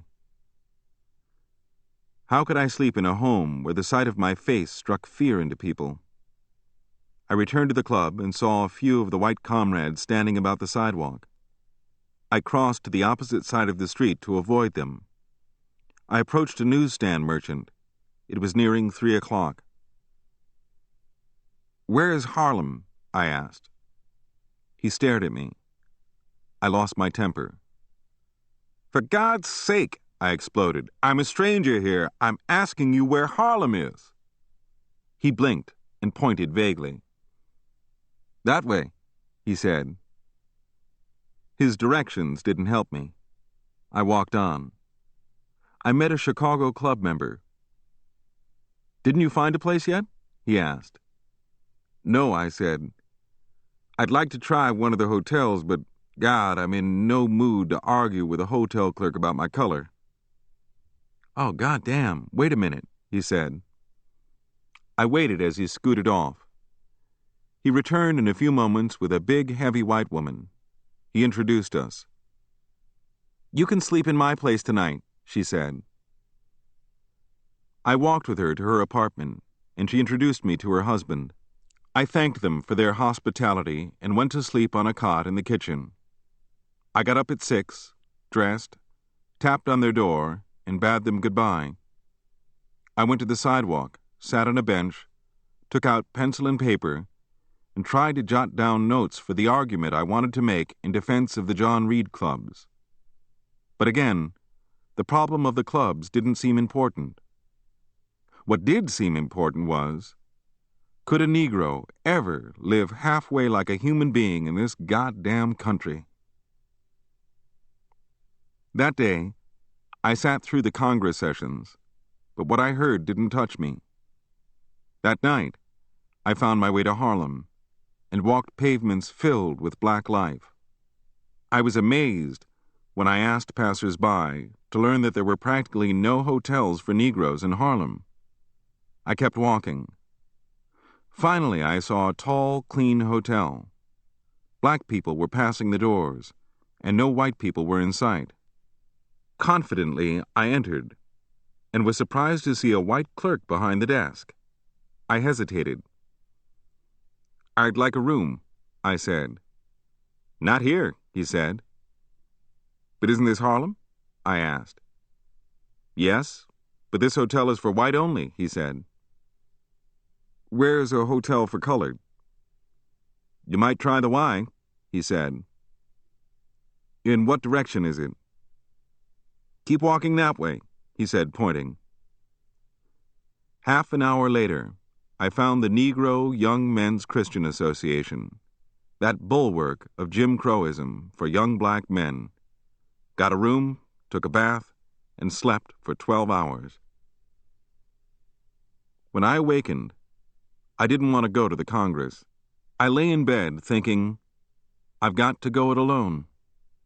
I've got to learn how again. I dressed and attended the meeting that was to make the final decision to dissolve the clubs. It started briskly. A New York communist writer summed up the history of the clubs and made a motion for their dissolution. Debate started, and I rose and explained what the clubs had meant to young writers and begged for their continuance. I sat down amid silence. Debate was closed. The vote was called. The room filled with uplifted hands to dissolve. Then there came a call for those who disagreed, and my hand went up, alone. I knew that my stand would be interpreted as one of opposition to the Communist Party, but I thought, the hell with it. New York held no further interest, and the next morning, I left for home. With the clubs now dissolved, I was free of all party relations. I avoided unit meetings for fear of being subjected to discipline. Occasionally, a Negro communist, defying the code that enjoined him to shun suspect elements, came to my home and informed me of the current charges that communists were bringing against one another. To my astonishment, I heard that Buddy Nielsen had branded me a smuggler of reaction. "Why does he call me that?" I asked. "He says that you are a petty bourgeois degenerate," I was told. "What does that mean?" "He says that you are corrupting the party with your ideas," I was told. "How?" There was no answer. I decided that my relationship with the party was about over. I would have to leave it. The attacks were growing worse, and my refusal to react incited Nielsen into coining more absurd phrases. I was termed a bastard intellectual, an incipient Trotskyite. It was claimed that I possessed an anti-leadership attitude, and that I was manifesting seraphim tendencies, the latter phrase meaning that one has withdrawn from the struggle of life and considers oneself an infallible angel. I couldn't dismiss these charges lightly, for a frantic, hysterical hunt was going on then in the ranks of the party for Trotskyites. In the Soviet Union, men were being shot for Trotskyism. I used to lie awake nights wondering what would happen to me if I lived in the Soviet Union. Working all day and writing half the night brought me down with a severe chest ailment. I was in constant pain, scarcely able to breathe. I lay reviewing the life I had lived in the party, and I found it distasteful. I realized that I hadn't been objective in my quixotic fight to save the clubs. I had been fighting as much for myself as for them. But was that wrong? Again, I resolved to leave the party, for the emotional cost of membership was too high. While I was ill, a knock came at my door one morning. My mother admitted Ed Green, the man who had demanded to know what use I planned to make of the material I was collecting from the comrades. I stared at him as I lay abed, and I knew that he considered me a clever and sworn enemy of the party. Bitterness welled up in me. "What do you want?" I asked bluntly. "You see I'm ill." "I have a message from the party for you," he said. I hadn't said good day, and he hadn't offered to say it. He had not smiled, and neither had I. He looked curiously at my bleak room. "This is the home of a bastard intellectual," I cut at him. He stared without blinking. I couldn't endure his standing there so stone-like. Common decency made me say, "Sit down." His shoulders stiffened. "I'm in a hurry." He spoke like an army officer. "What do you want to tell me?" "Do you know Buddy Nielsen?" he asked. "No," I said, "but I've heard of him." I was suspicious. Was this a political trap? They had hurled baseless accusations at me, and I felt that there could be no ground of trust between us. Was he trying to discover if I knew someone whom, politically, I shouldn't know? But after all, Buddy Nielsen was a member of the Communist International. But what if Buddy Nielsen had suddenly been accused of something, and Ed Green was here trying to find out if I knew him?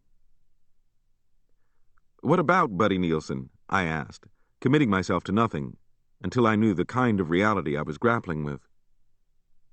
"He wants to see you," Ed Green said. I breathed easier. I couldn't meet communists now without feeling a degree of fear. "What about?" I asked, still suspicious. "He wants to talk with you about your party work," he said. "I'm ill and can't see him until I'm well," I said. Ed Green stood for a fraction of a second, then turned on his heel and marched out of the room. Ought I see Buddy Nielsen? He was the man who had formulated the communist position for the American Negro. He had made speeches in the Kremlin. He had spoken before Stalin himself. Then perhaps he could explain many of the aspects of communism that had baffled me. Anyway, I resolved to confront him and ask him some direct, simple questions and hear what he had to say. When my chest healed, I sought an appointment with Buddy Nielsen. He was a short, black man with an ever-ready smile, thick lips, a furtive manner, and a greasy, sweaty look. His bearing was nervous, self-conscious. He seemed always to be hiding some deep irritation. He spoke in short, jerky sentences, hopping nimbly from thought to thought, as though his mind worked in a free, associational manner. He suffered from asthma, and would snort at unexpected intervals. Now and then he would punctuate his flow of words by taking a nip from a bottle of whiskey. He had traveled half around the world, and his talk was pitted with vague allusions to European cities. I met him in his apartment, listened to him intently, observed him minutely, for I knew that I was facing one of the leaders of world communism. "Hello, Wright," he snorted. "I've heard about you."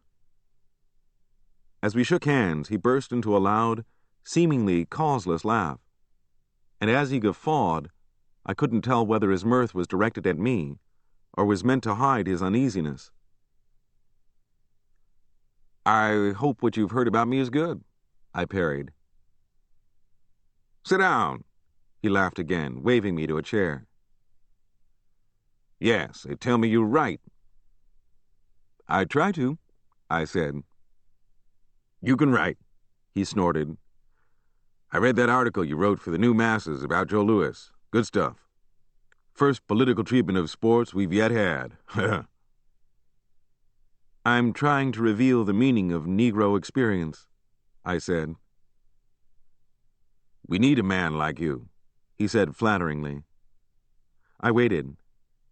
I had thought that I would encounter a man of ideas, but he wasn't that. Then perhaps he was a man of action. But that wasn't indicated either. As we talked, I tried to grasp the frame of reference of his words so that I would know how to talk to him.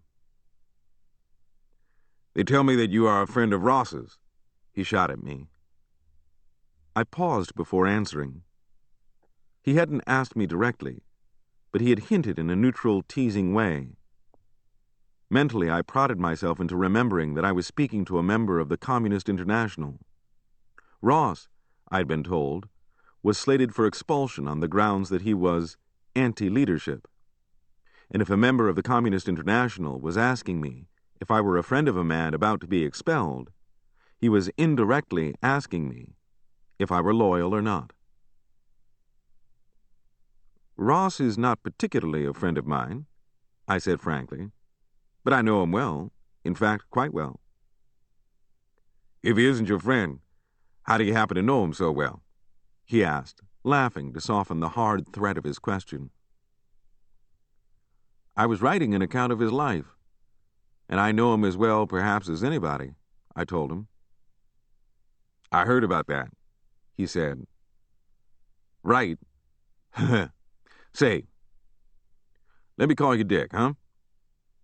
Go ahead, I said. Dick, he said. Ross is a nationalist. He paused to let the weight of his accusation sink in. He meant that Ross's militancy was extreme. We communists don't dramatize Negro nationalism, he said in a voice that laughed, accused, and drawled. What do you mean? I asked. We're not advertising Ross. He spoke directly now. We're talking about two different things, I said. You seem worried about my making Ross popular because he is your political opponent. But I'm not concerned about Ross's politics at all. The man struck me as one who typified certain traits of the Negro migrant. I've already sold a story based upon an incident in his life. Nielsen became excited. What was the incident? Some trouble he got into when he was 13 years old, I said. His face looked blank for a second. Then he laughed. Oh, I thought it was political, he said, shrugging. But I'm telling you that you're wrong about that, I explained. I'm not trying to fight you with my writing. I've no political ambitions. I'm not trying to hurt or help any particular comrade. You must believe that. I'm trying to depict Negro life. Have you finished writing about Ross? He asked. No, I said. I dropped the idea. Our party members were suspicious of me and were afraid to talk. He laughed. You've got to know us better, Dick. He grinned. I hold a high position in the party. I'll straighten out this misunderstanding. I'm not looking for a patron, I said. I don't mean that, he said, grinning, snorting. Here, Dick, have a drink.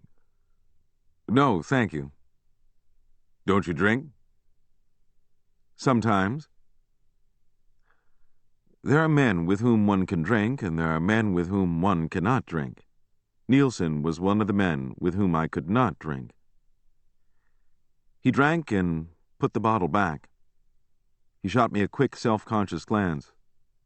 I was tense, but rigidly controlled. Dick, he began, we're short of forces. We're facing a grave crisis. The party's always facing a crisis, I said. His smile left, and he stared at me. You're not cynical, are you, Dick? He asked. No, I said, but it's the truth. Each week, each month, there's a crisis. You're a funny guy, he said, laughing, snorting again. But we've got a job to do. We're altering our work. Fascism's the danger now to all people. I understand, I said. You were in New York not long ago, he said unexpectedly. Yes. Did you talk with any of the party leaders?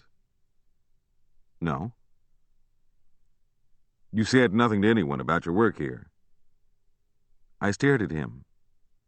Was he trying to find out whether I had taken up any of his accusations with the national leadership of the party?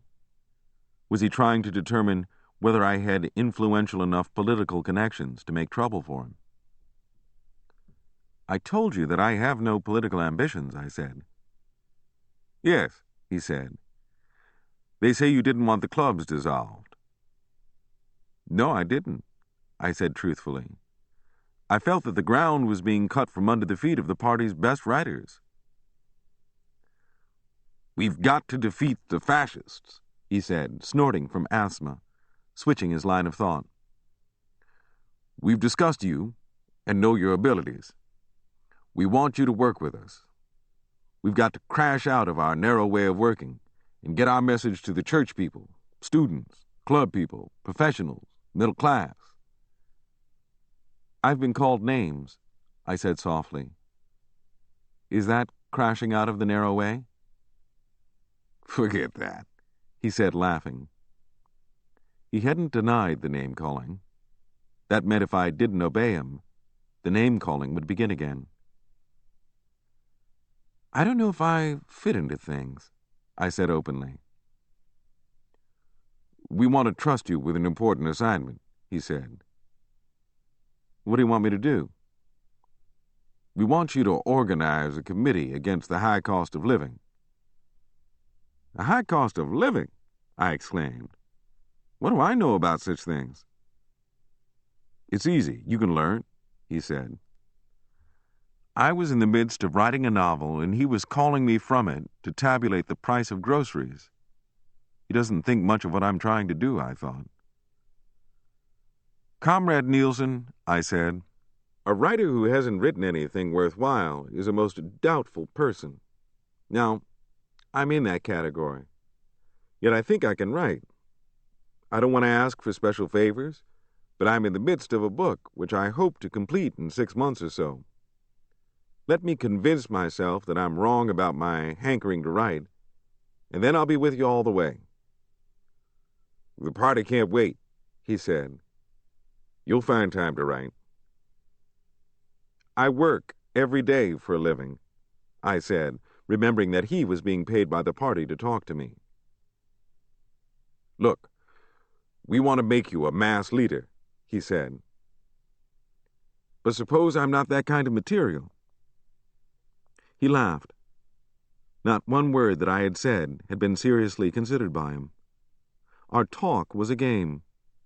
He was trying to outwit me. The feelings of others meant nothing to him.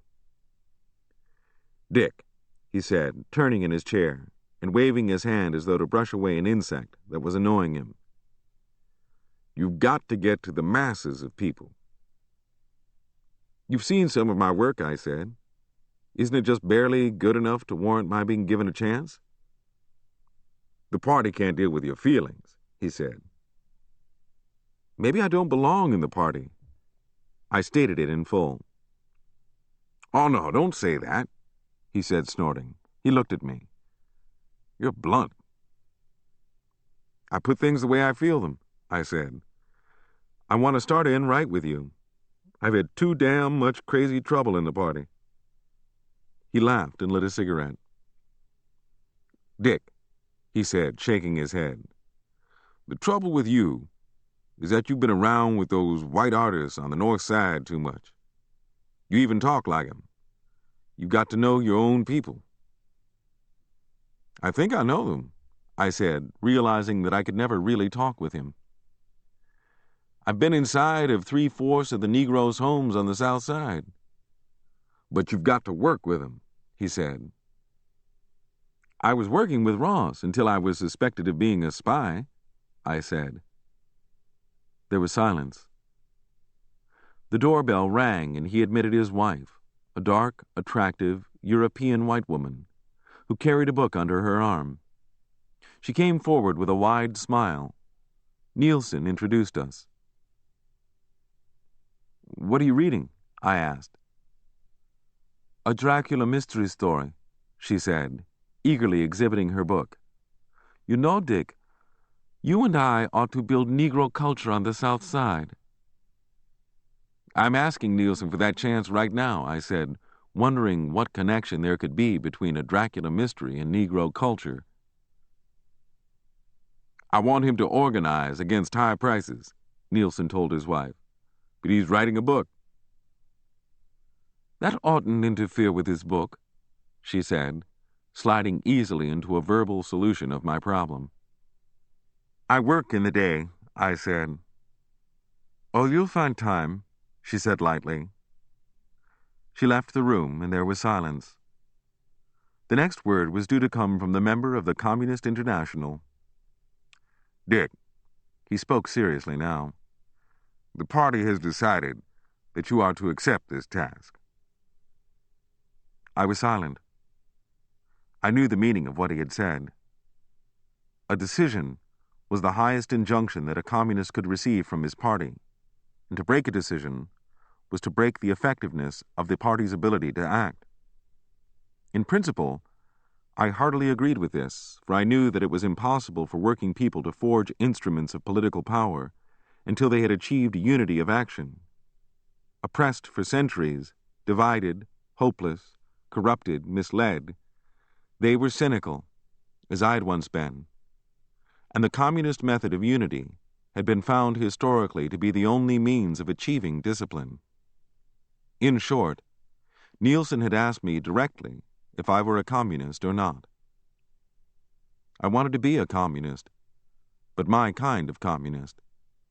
I wanted to shape people's feelings, awaken their hearts. But I couldn't tell Nielsen that. He would only have snorted. "I'll organize the committee and turn it over to someone else," I suggested. "You don't want to do this, do you?" he asked. "No," I said firmly. "You worked willingly enough to organize white writers," he cut at me. "I was organizing people I understood," I said. "What would you like to do on the South Side, then?" "I'd like to organize Negro artists," I said. "But the party doesn't need that now," he said. I rose, knowing that he had no intention of letting me go after I had organized the committee. I wanted to tell him that I was through, but I wasn't ready to bring matters to a head. I went out angry with myself, angry with him, angry with the party. Well, I hadn't broken the decision, but neither had I accepted it wholly. I had dodged, trying to save time for writing, time to think. Again I urged myself to quit, but I couldn't do it. I knew that Nielsen wasn't a leader. His mind was too rigid, too limited. I hadn't discerned in him any understanding of life or politics. His approach had been to offer me a drink, and when that had failed, he had threatened. He had tried flattery, and when that had failed, he had hinted at expulsion. If I had been wrong, he certainly hadn't convinced me. In the end, I resolved to work a month, then confront him with my original compromise. My task consisted in attending meetings until the late hours of the night, taking part in discussions, or lending myself, generally along with other communists, in leading the people of the South Side. We debated the housing situation, the best means of forcing the city to authorize open hearings on conditions among Negroes. I gritted my teeth as the daily value of pork chops was tabulated, longing to be at home with my writing. I felt that pork chops were a fundamental item in life, but I preferred that someone else chart their rise and fall in price. Nielsen was cleverer than I, and he confronted me before I had a chance to confront him. I was summoned one night to meet Nielsen and a friend. When I arrived at a Southside hotel, I was introduced to a short, yellow man who carried himself like Napoleon. He wore glasses, kept his full lips pursed, as though he were engaged in perpetual thought. He swaggered when he walked. He spoke slowly, precisely, trying to charge each of his words with more meaning than the words were able to carry. He talked of trivial things in lofty tones. He said that his name was Smith, that he was from Washington, that he planned to launch a national organization among Negroes to federalize all existing Negro institutions so as to achieve a broad unity of action. The three of us sat at a table facing one another. There were no smiles now. I knew that another and last offer was about to be made to me, and if I didn't accept it, there would be open warfare. "Wright, how would you like to go to Switzerland?" Smith asked with dramatic suddenness. "I'd like it," I said, "but I'm tied up with work now." "You can drop that," Nielsen said. "This is important." "What would I do in Switzerland?" I asked. "You'll go as a youth delegate," Smith said. "From there you can go to the Soviet Union." "Much as I'd like to, I'm afraid I can't make it," I said honestly. "I simply cannot drop the writing I'm doing now." We sat looking at one another, smoking silently. "Has Nielsen told you how I feel?" I asked Smith. Smith didn't answer. He stared at me a long time, then spat. "Wright, you're a fool." I rose. Smith turned away from me. A breath more of anger, and I would have driven my fist into his face. Nielsen laughed sheepishly, snorting. "Was that necessary?" I asked, trembling. I stood recalling how in my boyhood I would have fought until blood ran had anyone said anything like that to me. But I was a man now, and master of my rage, able to control the surging emotions. I put on my hat and walked to the door. "Keep cool," I said to myself. "Don't let this get out of hand." "This is goodbye," I said. I walked home. My mind was made up. I would attend the next unit meeting and announce my withdrawal, telling the comrades that I still adhered to the ideological program of the party, but that I didn't want to be bound any longer by the party's decisions. I attended the next meeting and asked for a place on the agenda, which was readily granted. Nielsen was there, Evans was there, Ed Green was there. When my time came to speak, I rose and said, "Comrades, for the past 2 years I've worked daily with most of you. Despite this, I have for some time found myself in a difficult position in the party. What has caused this difficulty is a long story which I do not care to recite now. It would serve no purpose. But I tell you honestly that I think I've found a solution of my difficulty. I am proposing here tonight that my membership be dropped from the party rolls. No ideological differences impel me to say this. I simply don't wish to be bound any longer by the party's decisions. I would like to retain my membership in those organizations in which the party has influence, and I shall comply with the party's program in those organizations. I hope that my words will be accepted in the spirit in which they are said. Perhaps sometime in the future, I would like to meet and talk with the leaders of the party as to what tasks I can best perform." I sat down amid a profound silence. The Negro secretary of the meeting looked frightened, glancing at Nielsen, Evans, and Ed Green. "Is there any discussion on Comrade Wright's statement?" the secretary asked finally. "I move that discussion on Wright's statement be deferred," Nielsen said. A quick vote confirmed Nielsen's motion. I looked about the silent room, then reached for my hat and rose. "I would like to go now," I said. No one said anything. I walked to the door and out into the night, and a heavy burden seemed to lift from my shoulders. I was free. And I had done it in a decent and forthright manner. I hadn't been bitter. I hadn't raked up a single recrimination. I had attacked no one. I disavowed nothing.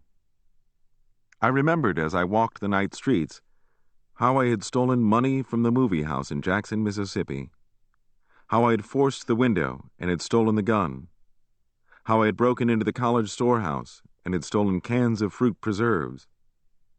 I remembered how I had lied to my boss man in Memphis when I had wanted to leave my job and come to Chicago, how I had lied to Mr. Hoffman, how I had forged notes to the library in Memphis when I had wanted books to read. But I had changed. I had none of that fear, none of those wild impulses now. I had merely confronted my comrades, stated what I felt, and had let it go at that. The Communist Party couldn't say that I was an enemy, that I had attacked them. A Trotskyite, or a man bent upon wrecking or disrupting the work of the Communist Party, would have remained within the organization, so as better to quarrel, obstruct. But I had only asked to be free, had accused no one, and had denounced nothing. Perhaps, I told myself, when the Communist Party has grown up, when it can work without tactics of terror, threat, invective, intimidation, suspicion, I would go back. Oh, God, how naive I was. I was young and brimming with confidence. I felt that my strength was unlimited. I had neatly solved a problem that had been worrying me for a long time, and now I thought that I could turn my energies to writing and justify myself. I didn't know that night how little I understood the political party to which I had belonged, but I soon learned how simple were my motives, how trusting was my attitude, how wide and innocent were my eyes, as round and open and dew-wet as morning glories. The next night, 2 Negro communists called at my home. They pretended to be ignorant of what had happened at the unit meeting. Patiently, I explained what had occurred. "Your story doesn't agree with what Nielsen says," they said, revealing the motive of their visit. "And what does Nielsen say?" I asked. "He says that you are in league with a Trotskyite group, and that you made an appeal for other party members to follow you in leaving the party." "What?" I gasped. "That's not true. I asked that my membership be dropped. I raised no political issues." What did this mean? I sat pondering. "Look, maybe I ought to make my break with the party clean. If Nielsen's going to act this way, I'll resign." "You can't resign," they told me. "What do you mean?" I demanded.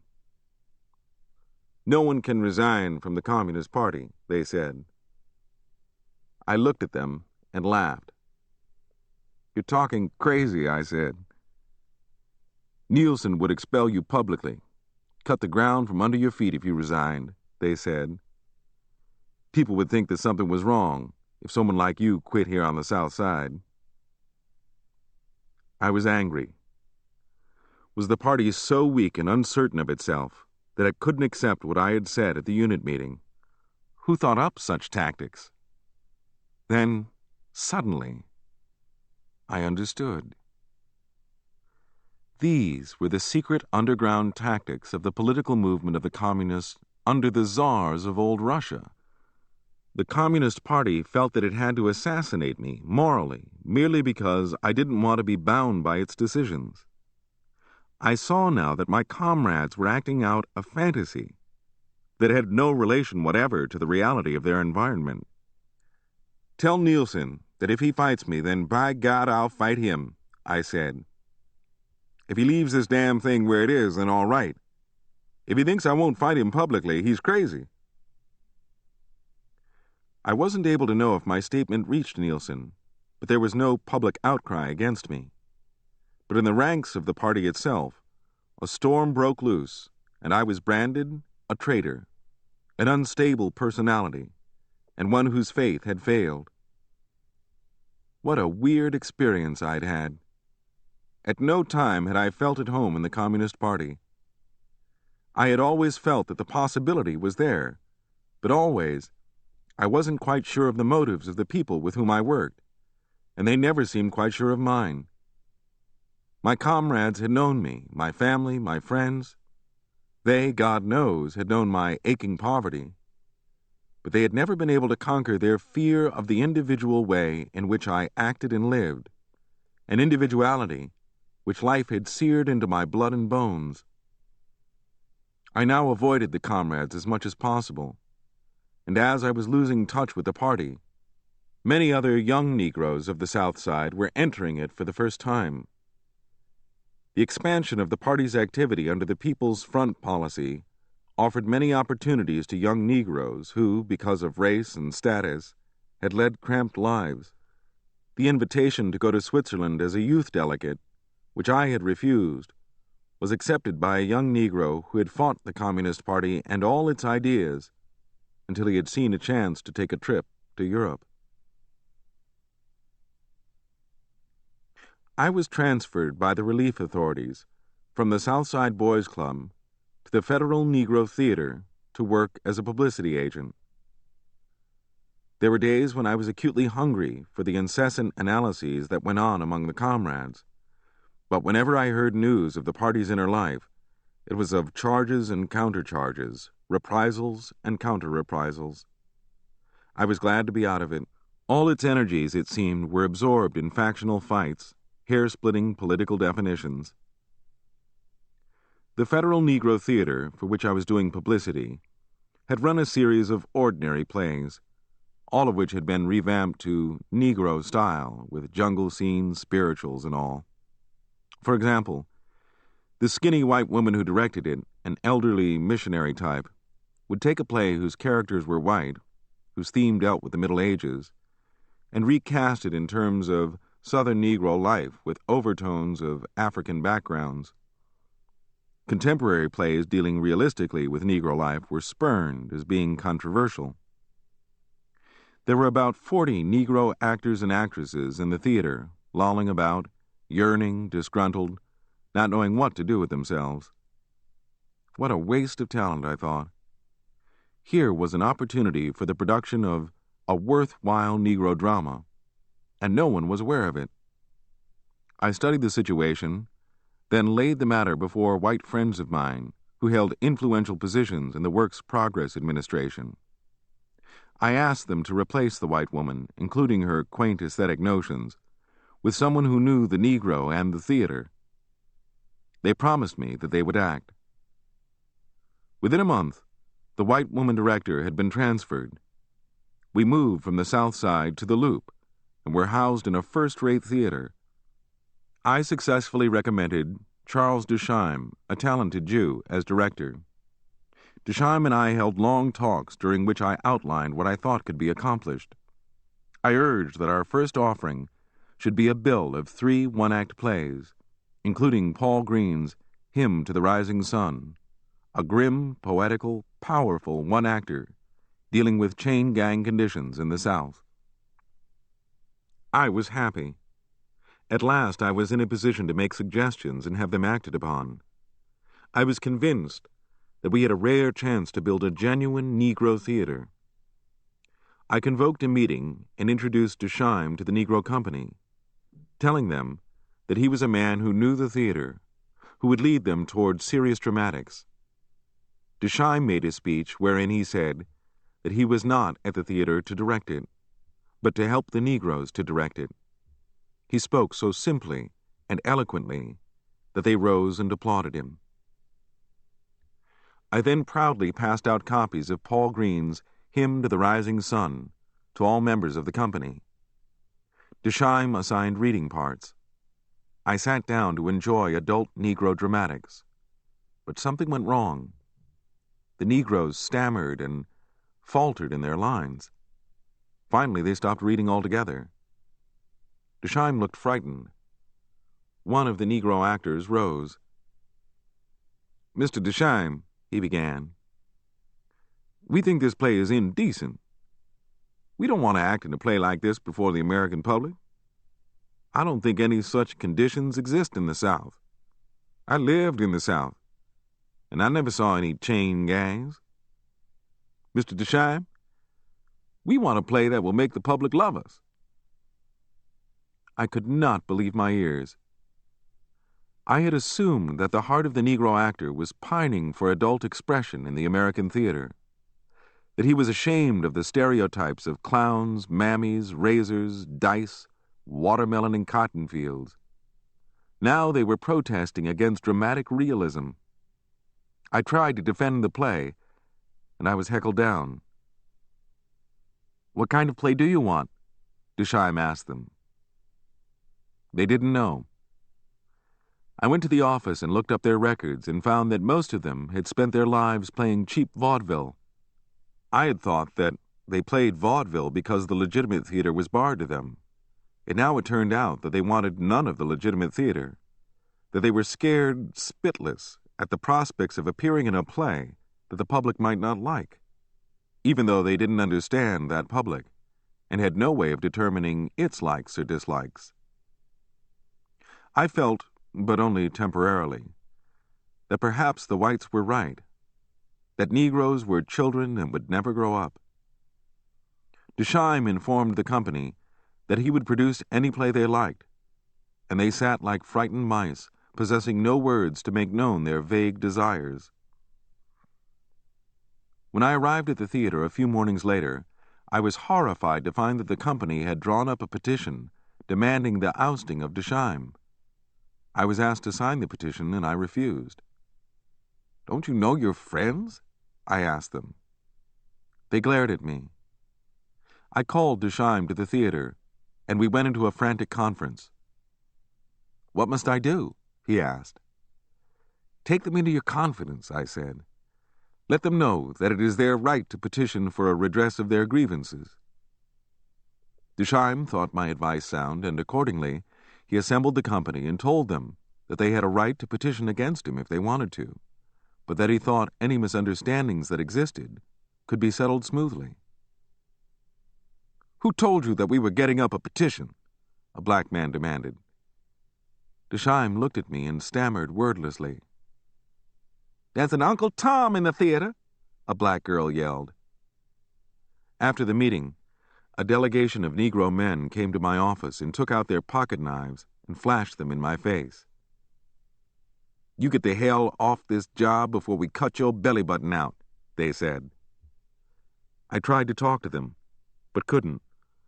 That day, a huge, fat black woman, a blues singer, found an excuse to pass me as often as possible, and she hissed under her breath in a menacing sing-song, "Lord, I sure hates a white man's nigger."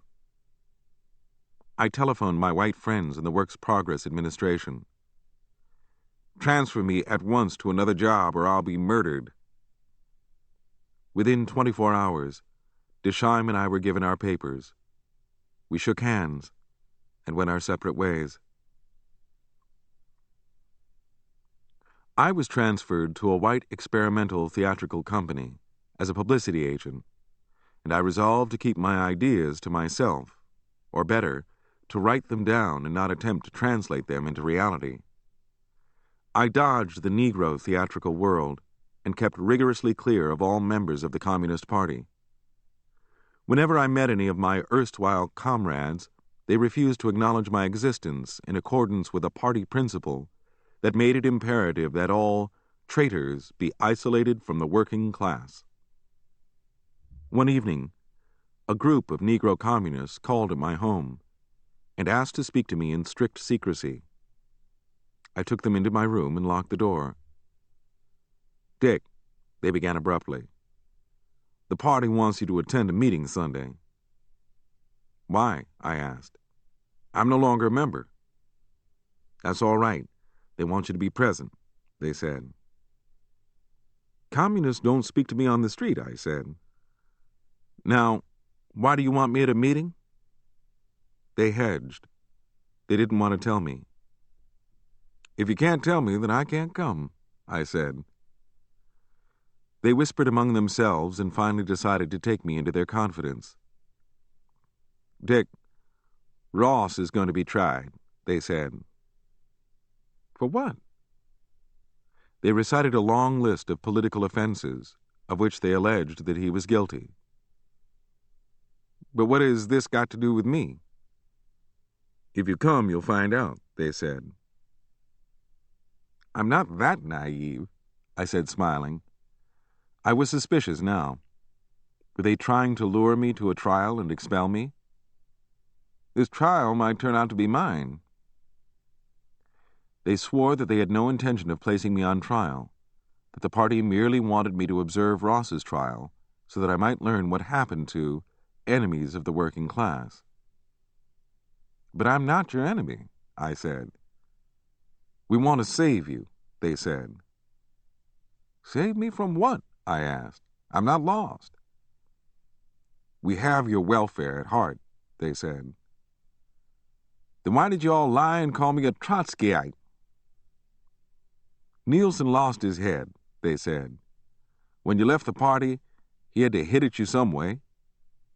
Why do you spend your time in these crazy witch hunts? I asked them.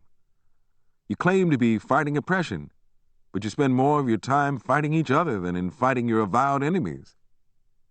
As I spoke to them, I recalled the time when my mother had slapped me, when I had asked her, in the far-off days of Arkansas, why my uncle had run away from the white people, why he hadn't fought back. My mother had given me a ringing slap. Fear had made her do it. And I felt that it was the fear of their enemies that made communists, unconsciously compensating for their fear, fight one another so doggedly and persistently. But I didn't tell them that. They wouldn't have understood. Look, Ross is a minor street agitator. Forget him. And in 2 weeks he'll be no issue at all. We're going to make an example out of Ross, they told me. His trial will be an education for the working class, and for you too if you'll come. As they talked, my old love of witnessing something new came over me. I wanted to see this trial, but I didn't want to risk being placed on trial myself. Listen, I told them. I'm not guilty of Nielsen's charges. If I showed up at this trial, it would seem that I am. No, it won't. Please, come. All right, but listen. If I'm tricked, I'll fight, you hear? I don't trust Nielsen. I'm not a politician, and I cannot anticipate all the funny moves of a man who spends his waking hours plotting. Ross's trial took place that following Sunday afternoon. Comrades stood inconspicuously on guard about the meeting hall, at the doors, down the street, and along the hallways. When I appeared, I was ushered in quickly. I was tense. It was a rule that once you had entered a meeting of this kind, you could not leave until the meeting was over. It was feared that you might go to the police and denounce them all. Acting upon the loftiest of impulses, filled with love for those who suffer, urged toward fellowship with the rebellious, committed to sacrifice, why was it that there existed among communists so much hate, suspicion, bitterness, and internecine strife? I stood in the midst of people I loved, and I was afraid of them. I felt profoundly that they were traveling in the right direction. Yet if their having power to rule had depended merely upon my lifting my right hand, I would have been afraid to do so. My heart throbbed, and I whispered to myself, God, I love these people, but I'm glad that they're not in power or they'd shoot me. No one spoke to me. Some of the party leaders shot me hostile glances and looked away. Why had I been called in to witness his trial? I sat with jumpy nerves, impatient for the trial to get underway. Despite my fear, I was keenly curious. But I was determined not to participate in any way, for that would have surely, by implication, incriminated me in a network of guilt which I didn't share. Ross, the accused, sat alone at a table in the front of the hall, his face distraught. I felt sorry for him, yet I couldn't escape feeling that he enjoyed this. For him, this was perhaps the highlight of an otherwise bleak existence. I was for these people. Being a Negro, I couldn't help it. They didn't hate Negroes. They had no racial prejudices. Many of the white men in the hall were married to Negro women, and many of the Negro men were married to white women. Jews, Germans, Russians, Spaniards, all races and nationalities were represented without any distinctions whatever. Racial hate had been the bane of my life, and here, before my eyes, was concrete proof that it could be abolished. Yet a new hate had come to take the place of the rankling racial hate. It was irrational that communists should hate what they called intellectuals, or anybody who tried to think for themselves. I had fled men who didn't like the color of my skin, and now I was among men who didn't like the tone of my thoughts. In trying to grasp why communists hated intellectuals, my mind was led back again to the accounts I had read of the Russian Revolution. There had existed in old Russia millions of poor, ignorant people who were exploited by a few educated, arrogant noblemen, and it became natural for the Russian communists to associate betrayal with intellectualism. But there existed in the Western world an element that baffled and frightened the Communist Party: the prevalence of self-achieved literacy. Even a Negro, entrapped by ignorance and exploitation, as I had been, could, if he had the will and the love for it, learn to read and understand the world in which he lived. And it was these people that the communists couldn't understand. The American communists, enjoying legality, were using the methods forged by the underground Russian Bolshevik fire, and therefore had to have their followers willing to accept all explanations of reality, even when the actual situation didn't call for it. The heritage of free thought, which no man could escape if he read at all, the spirit of the Protestant ethic, which one suckled, figuratively, with one's mother's milk, that self-generating energy that made a man feel, whether he realized it or not, that he had to work and redeem himself through his own acts. All this was forbidden, taboo. And yet, this was the essence of that cultural heritage which the Communist Party had sworn to carry forward, whole and intact, into the future. But the Communist Party didn't recognize the values that it had sworn to save when it saw them. The slightest sign of any independence of thought or feeling, even if it aided the party in its work, was enough to make one suspect, to brand one as a dangerous traitor. The trial began in a quiet, informal manner. The comrades acted like a group of neighbors sitting in judgment upon one of their kind who had stolen a chicken. Anybody could ask and get the floor. There was absolute freedom of speech. Yet the meeting had an amazingly formal structure of its own, a structure that went as deep as the desire of men to live together. A member of the Central Committee of the Communist Party rose and gave a description of the world situation. He spoke without emotion and piled up hard facts. He painted a horrible but masterful picture of fascism's aggression in Germany, Italy, and Japan. I accepted the reason why the trial began in this manner. It was imperative that there be postulated against what or whom Ross's crimes had been committed. Therefore, there had to be established in the minds of all present a vivid picture of mankind under oppression. And it was a true picture. Perhaps no organization on earth, save the Communist Party, possessed so detailed a knowledge of how workers lived, for its sources of information stemmed directly from the workers themselves. The next speaker discussed the role of the Soviet Union as the world's lone workers' state, how the Soviet Union was hemmed in by enemies, how the Soviet Union was trying to industrialize itself, what sacrifices she was making to help the workers of the world to steer a path toward peace through the idea of collective security. The facts presented so far were as true as any facts could be in this uncertain world. Yet not one word had been said of the accused, who sat listening like any other member. The time had not yet come to include him and his crimes in this picture of global struggle.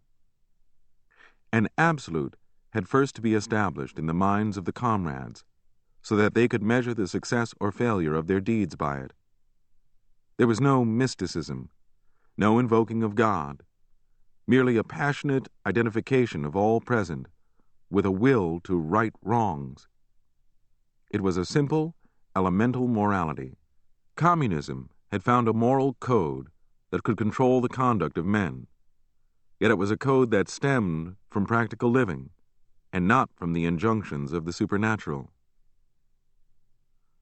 Still another speaker rose and described the domestic situation in the United States and linked it with the world scene. This was done in a leisurely, painstaking manner, yet the people in the hall were charged with passion. a sense of human destiny lived. An atmosphere of human frailty was present.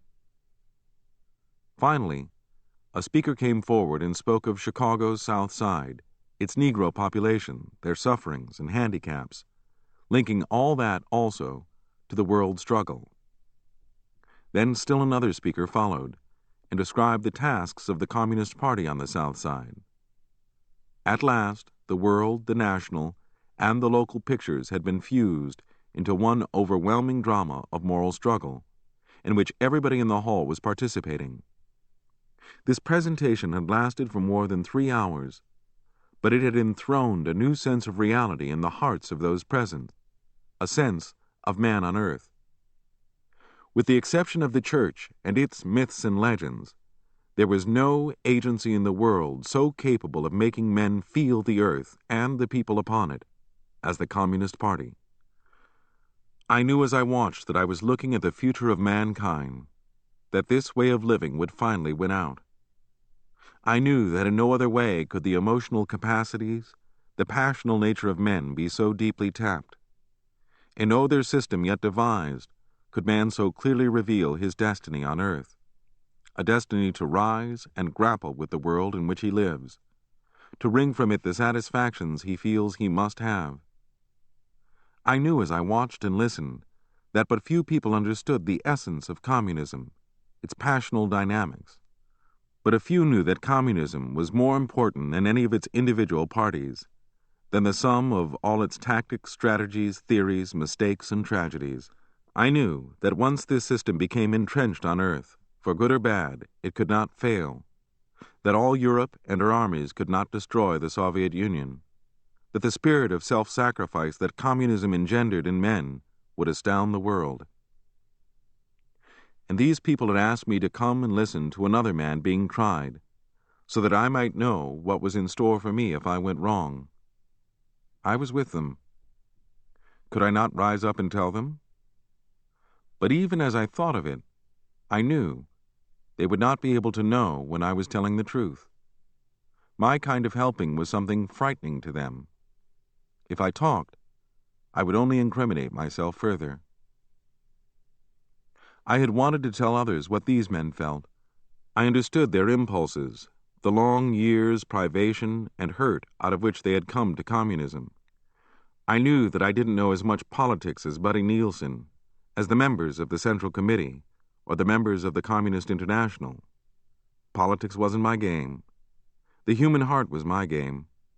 But it was only in the realm of politics that I could see the depths of the human heart. I had wanted to make others see what was in the communist heart, what the communists were after, but I was on trial by proxy, condemned by them. Toward evening, the direct charges against Ross were made, not by the leaders of the party, but by Ross's friends, those who knew him best. It was crushing. Ross wilted. His emotions couldn't withstand the weight of the moral pressure.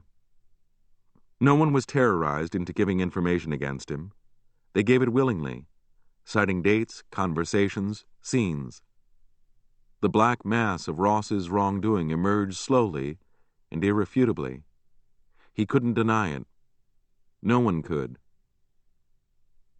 They didn't place me on trial because they didn't know how to give names to what they feared in me. I had not fought them as Ross had. I hadn't challenged a single policy of theirs. It was my way of thinking and feeling that they feared. The conditions under which I had to work were what baffled them. Writing had to be done in loneliness, and communism had declared war upon human loneliness. Alone, they said, a man was weak. United with others, he was strong. Therefore, they habitually feared a man who stood alone. Communism spelt the unity of human life, and when a communist, newly risen from his oppressed isolation and feeling strange and lonely because of it, saw another man seeking seclusion, he became afraid of him. The communism I looked upon was impatient of extended processes, of results that couldn't be obtained overnight, of an act that couldn't be performed within a day. This was how America had embraced communism. This was America's first green fruit of materialistic rebellion. The moment came for Ross to defend himself. I had been told that he had arranged for friends of his to testify in his behalf, but he called upon no one. He stood trembling. He tried to talk, and his words wouldn't come. The hall was as still as death. Guilt was written in every pore of his black skin. His hands shook. He held onto the edge of the table to keep on his feet. His personality, his sense of himself, had been obliterated. Yet he couldn't have been so humbled unless he had shared and accepted the vision that had crushed him, the common vision that bound us all together. "Comrades," he said in a low, charged voice, "I'm guilty of all the charges, all of them." His voice broke in a sob. No one prodded him. No one tortured him. No one threatened him. He was free to go out of the hall and never see another communist, but he didn't want to. He couldn't. The vision of a communal world had sunk down into his soul, and it would never leave him until life left him. He talked on, outlining how he had erred, how he would reform. I knew as I sat there that there were many people who thought they knew life, who had been skeptical of the Moscow trials. But they couldn't have been skeptical had they witnessed this astonishing trial. Ross had not been doped. He had been awakened. It was not a fear of the Communist Party that had made him confess, but a fear of the punishment that he would exact of himself that made him tell of his wrongdoings. The Communists had talked to him until they had given him new eyes with which to see his own crime, and then they sat back and listened to him tell how he had erred. He was one with all the members there, regardless of race or color. His heart was theirs, and their hearts were his. And when a man reaches that state of kinship with others, that degree of oneness, or when a trial has made him kin, after he has been sundered from them by wrongdoing, then he must rise and say, out of a sense of the deepest morality in the world, "I'm guilty. Forgive me." This, to me, was a spectacle of glory. And yet, because it had condemned me, because it was blind and ignorant, I felt that it was a spectacle of horror. The blindness of their limited lives, lives truncated and impoverished by the oppression they had suffered long before they had ever heard of communism, made them think that I was with their enemies. American life had so corrupted their consciousness that they were unable to recognize their friends when they saw them. I knew that if they had held state power, I would have been declared guilty of treason, and my execution would have followed. And I knew that they felt, with all the strength of their black blindness, that they were right. I could not stay until the end. I was anxious to get out of the hall and into the streets, and shake free from the gigantic tension that had hold of me. I rose and went to the door. A comrade shook his head, warning me that I couldn't leave until the trial had ended. "You can't leave now," he said. "I'm going out of here," I said, my anger making my voice sound louder than I intended. We glared at each other. Another comrade came running up. I stepped forward. The comrade who had rushed up gave the signal for me to be allowed to leave. They didn't want violence, and neither did I. They stepped aside. I went into the dark Chicago streets and walked home through the cold, filled with a sense of sadness. Once again I told myself that I must learn to stand alone. I didn't feel so wounded by their rejection of me that I wanted to spend my days bleating about what they had done. Perhaps what I had already learned to feel in my childhood saved me from that futile path. I lay in bed that night and said to myself, I'll be for them, even though they are not for me. The next morning, a Negro communist came to my house before I was out of bed. He sat and wouldn't look at me. "What do you want, Harold?" I asked. "I don't know how to say what I want to say," he said. Say it anyhow. I can stand anything now. Gee, I'm sorrier than I've ever been in my life, he cried. I didn't know what they were going to do. Do you mean that? I asked. God, yes. Thanks. I'm no enemy of the party. It was horrible, he said. There was a glimpse of glory in it, too, I said. What? Nothing, I said. He left. He was the only communist who had enough courage to speak to me. Chapter 20. From the Federal Experimental Theater, I was transferred to the Federal Writers Project, and I tried to earn my bread by writing guidebooks. Many of the writers on the project were members of the Communist Party, and they kept their revolutionary vows that restrained them from speaking to traitors of the working class. I sat beside them in the office, ate next to them in restaurants, and rode up and down in the elevators with them, but they always looked straight ahead, wordlessly. After working on the project for a few months, I was made acting supervisor of essays, and straight away I ran into political difficulties. One morning, the administrator of the project called me into his office. Wright, who are your friends on this project? He asked. I don't know, I said. Why? Well, you ought to find out soon, he said. What do you mean? Well, some people are asking for your removal on the grounds that you are incompetent, he said. Who are they? He named several of my erstwhile comrades. Yes, it had come to that. They were trying to take the bread out of my mouth, and I agreed with them too much to want to fight back. What do you propose to do about their complaints? I asked. Nothing, he said, laughing. I think I understand what's happening here. I'm not going to let them drive you off this job. I thanked him and rose to go to the door. Something in his words had not sounded right. I turned and faced him. This job, I repeated. What do you mean? You mean to say that you don't know? He asked. Know what? What are you talking about? Why did you leave the Federal Negro Theater? I had trouble there. They drove me off the job. The Negroes did. And you don't think that they had any encouragement? He asked me ironically. I sat again. This was deadly. I gaped at him. You needn't fear here, he said. You work, right? It's hard to believe that, I murmured. Forget it, he said.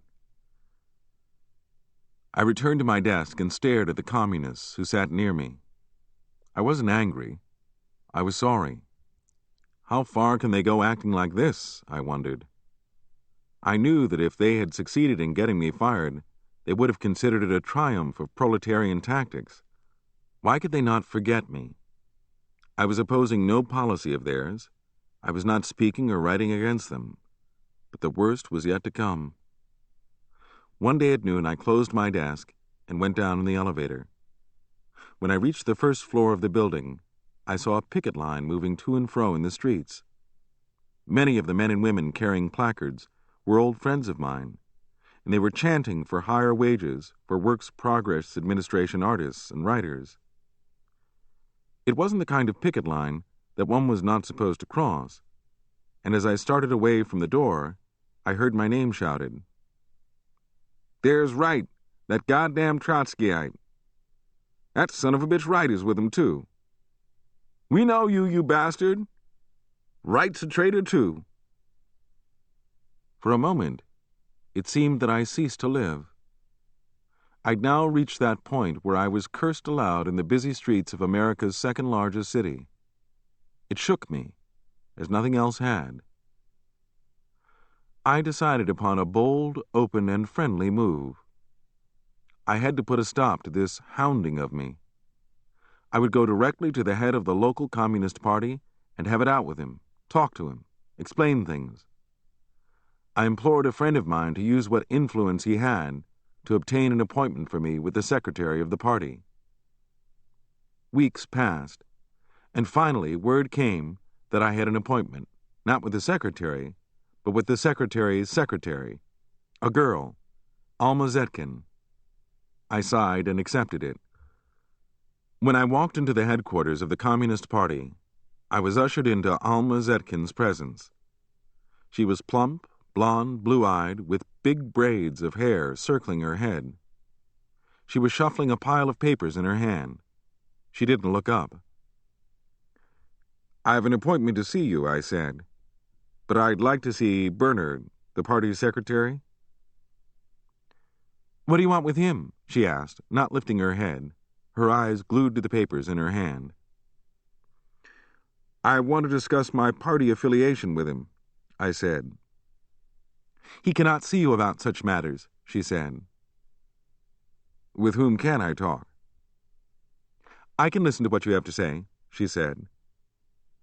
She was cold, distant. I knew that she'd already made up her mind, that a decision had already been made about me. "There are a lot of misunderstandings that I'd like to clear up," I said, forcing the words out of me, for I knew now that my errand was futile. "What are they?" she asked, still not looking at me. Quietly, I outlined the story, sticking to bare facts, feeling that I was talking to a stone wall. When I had finished, she said, "We can't help you with that problem." "What do you mean?" "If you can't get along with your comrades on the South Side, what do you expect us to do about it?" she snapped, her eyes flashing blue and cold and hard. "They're not people with whom one can talk," I said. "I'm called a Trotskyite. Why?" "Are you a Trotskyite?" she asked, looking at me full now. "No. And why would you think I was one?" I asked. She laughed silently and turned to her papers again. "Well, what have you to say?" I asked. "There's nothing we can do for you here," she said. I stood silent for a moment. I had had my answer. Yet the answer didn't seem sensible, intelligible. I hadn't solved anything. I looked at her. She was still intent upon the papers. "Goodbye," I said, turning and walking toward the door. She didn't answer. I paused at the door and stared at her again. She was still gazing at the papers. I went out. That night I tossed sleepless, trying to imagine what had been in Alma Zetkin's mind, what she had been told, what were her motives. And my mind could find nothing but improbable answers. Had she been warned that I must under no circumstances be given encouragement? If so, why? Even Ross, who had actively fought the party within the ranks of the party, was still a member in good standing. But I, whom they had officially accused of nothing, was an open enemy in their eyes. Nothing that I could think of could explain the reality I saw. My mind was like an ulcer whenever it touched upon what had happened to my relations with the party. I asked myself why 1,000,000 times, and there were no answers. Days passed. I continued on my job, where I functioned as the shop chairman of the union, which I had helped to organize, though my election as shop chairman had been bitterly opposed by the party. In their efforts to nullify my influence in the union, my old comrades were willing to kill the union itself. As May Day of 1936 approached, it was voted by the union membership that we should march in the public procession. On the morning of May Day, I received printed instructions as to the time and place where our union contingent would assemble to join the parade. At noon, I hurried to the spot and found that the parade was already in progress. In vain I searched for the banners of my union local. Where were they? I went up and down the streets, asking for the location of my local. "Oh, that local's gone 15 minutes ago," a Negro told me. If you're going to march, you'd better fall in somewhere. I thanked him and walked through the milling crowds. Suddenly I heard my name called. I turned. To my left was the Communist Party's South Side section, lined up and ready to march. "Come here," an old party friend called me. I walked over to him. "Aren't you marching today?" he asked me. "I missed my union local," I told him. "What the hell," he said, "march with us." "I don't know," I said, remembering my last visit to the headquarters of the party and my status as an enemy. "This is May Day," he said. "Get into the ranks." "You know the trouble I've had," I said. "That's nothing," he said. "Everybody's marching today." "I don't think I'd better," I said, shaking my head. "God damn, are you scared?" he asked. "This is May Day." He caught my right arm and pulled me into line beside him. I stood talking to him, asking him about his work, about common friends. "Get out of our ranks," a voice barked in my ears. I turned. A white communist, a leader of the district of the Communist Party, Cy Perry, a slender, close-cropped fellow, stood glaring at me. It's May Day and I want to march," I said. "Get out," he shouted. "I was invited here," I said. I turned to the Negro communist who had invited me into the ranks. I didn't want public violence. I looked at my friend.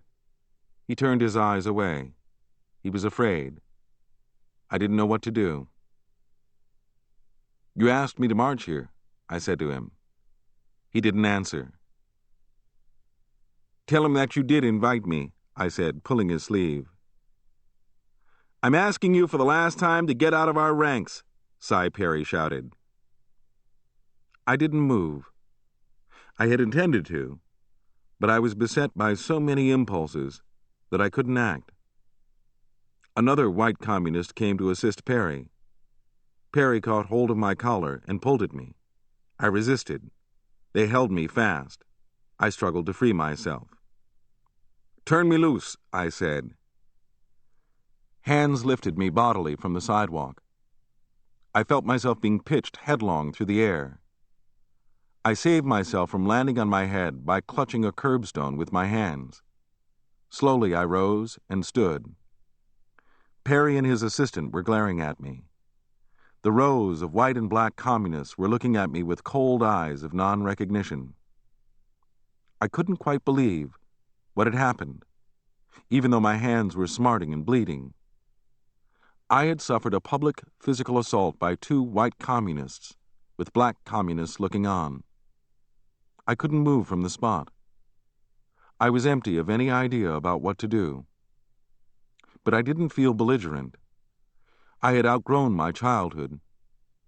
I didn't know how much time elapsed as I stood there, numb, astonished, but suddenly the vast ranks of the Communist Party began to move. Scarlet banners with the hammer and sickle emblem of world revolution were lifted, and they fluttered in the May breeze. Drums beat. Voices were chanting. The tramp of many feet shook the earth. A long line of set-faced men and women, white and black, flowed past me. I followed the procession to the Loop and went into Grant Park Plaza and sat upon a bench. I was not thinking. I couldn't think. But an objectivity of vision was being born within me. A surging sweep of many odds and ends came together and formed an attitude, a perspective. They're blind, I said to myself. Their enemies have blinded them with too much oppression. I lit a cigarette and heard a song floating out over the sunlit air. Arise, you prisoners of starvation. I remembered the stories I had written, the stories in which I had assigned a role of honor and glory to the Communist Party, and I was glad that they were down in black and white, were finished, for I knew in my heart that I would never be able to write that way again, would never be able to feel with that simple sharpness about life, would never again express such passionate hope, would never again make so total a commitment of faith. Arise, you wretched of the earth. The days of my past, of my youth, were receding from me like a rolling tide, leaving me alone upon high, dry ground, leaving me with a quieter and deeper consciousness. For justice thunders condemnation. My thoughts seemed to be coming from somewhere within me, as by a power of their own. It's going to take a long and bloody time, a lot of stumbling and a lot of falling, before they find the right road. They will have to grope about blindly in the sunshine, butting their heads against every mistake, bruising their bodies against every illusion, making a million futile errors and suffering for them, bleeding for them, until they learn how to live, I thought. Somehow man had been sundered from man, and in his search for a new unity, for a new wholeness, for oneness again, he would have to blunder into a million walls to find merely that he could not go in certain directions. No one could tell him. He would have to learn, by marching down history's bloody road. He would have to purchase his wisdom of life with sacred death. He would have to pay dearly to learn just a little. But perhaps that is the way it has always been with man. A better world's in birth. The procession still passed. Banners still floated. Voices of hope still chanted. I headed toward home alone, really alone now, telling myself that in all the sprawling immensity of our mighty continent, the least known factor of living was the human heart. The least sought goal of being was a way to live a human life. Perhaps, I thought, out of my tortured feelings I could fling a spark into the darkness. I would try, not because I wanted to, but because I felt that I had to, if I were to live at all. I sat alone in my narrow room, watching the sun sink slowly in the chilly May sky. I was restless.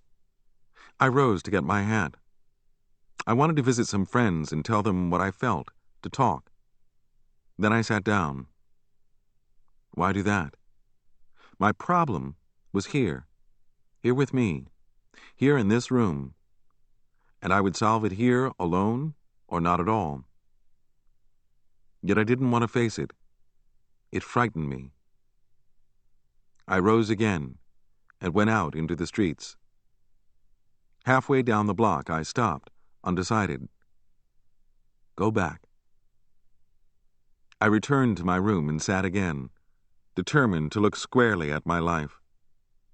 Well, what had I got out of living in the city? What had I got out of living in the South? What had I got out of living in America? I paced the floor, knowing that all I possessed were words and dim knowledge that my country had shown me no examples of how to live a human life. All my life I had been full of a hunger for a new way to live. I heard a trolley lumbering past over steel tracks in the early dusk, and I knew that underpaid, bewildered black men and women were returning to their homes from serving their white masters. In the front room of my apartment, our radio was playing, pouring a white man's voice into my home, a voice that hinted of a coming war that would consume millions of lives. Yes, the whites were as miserable as their black victims, I thought.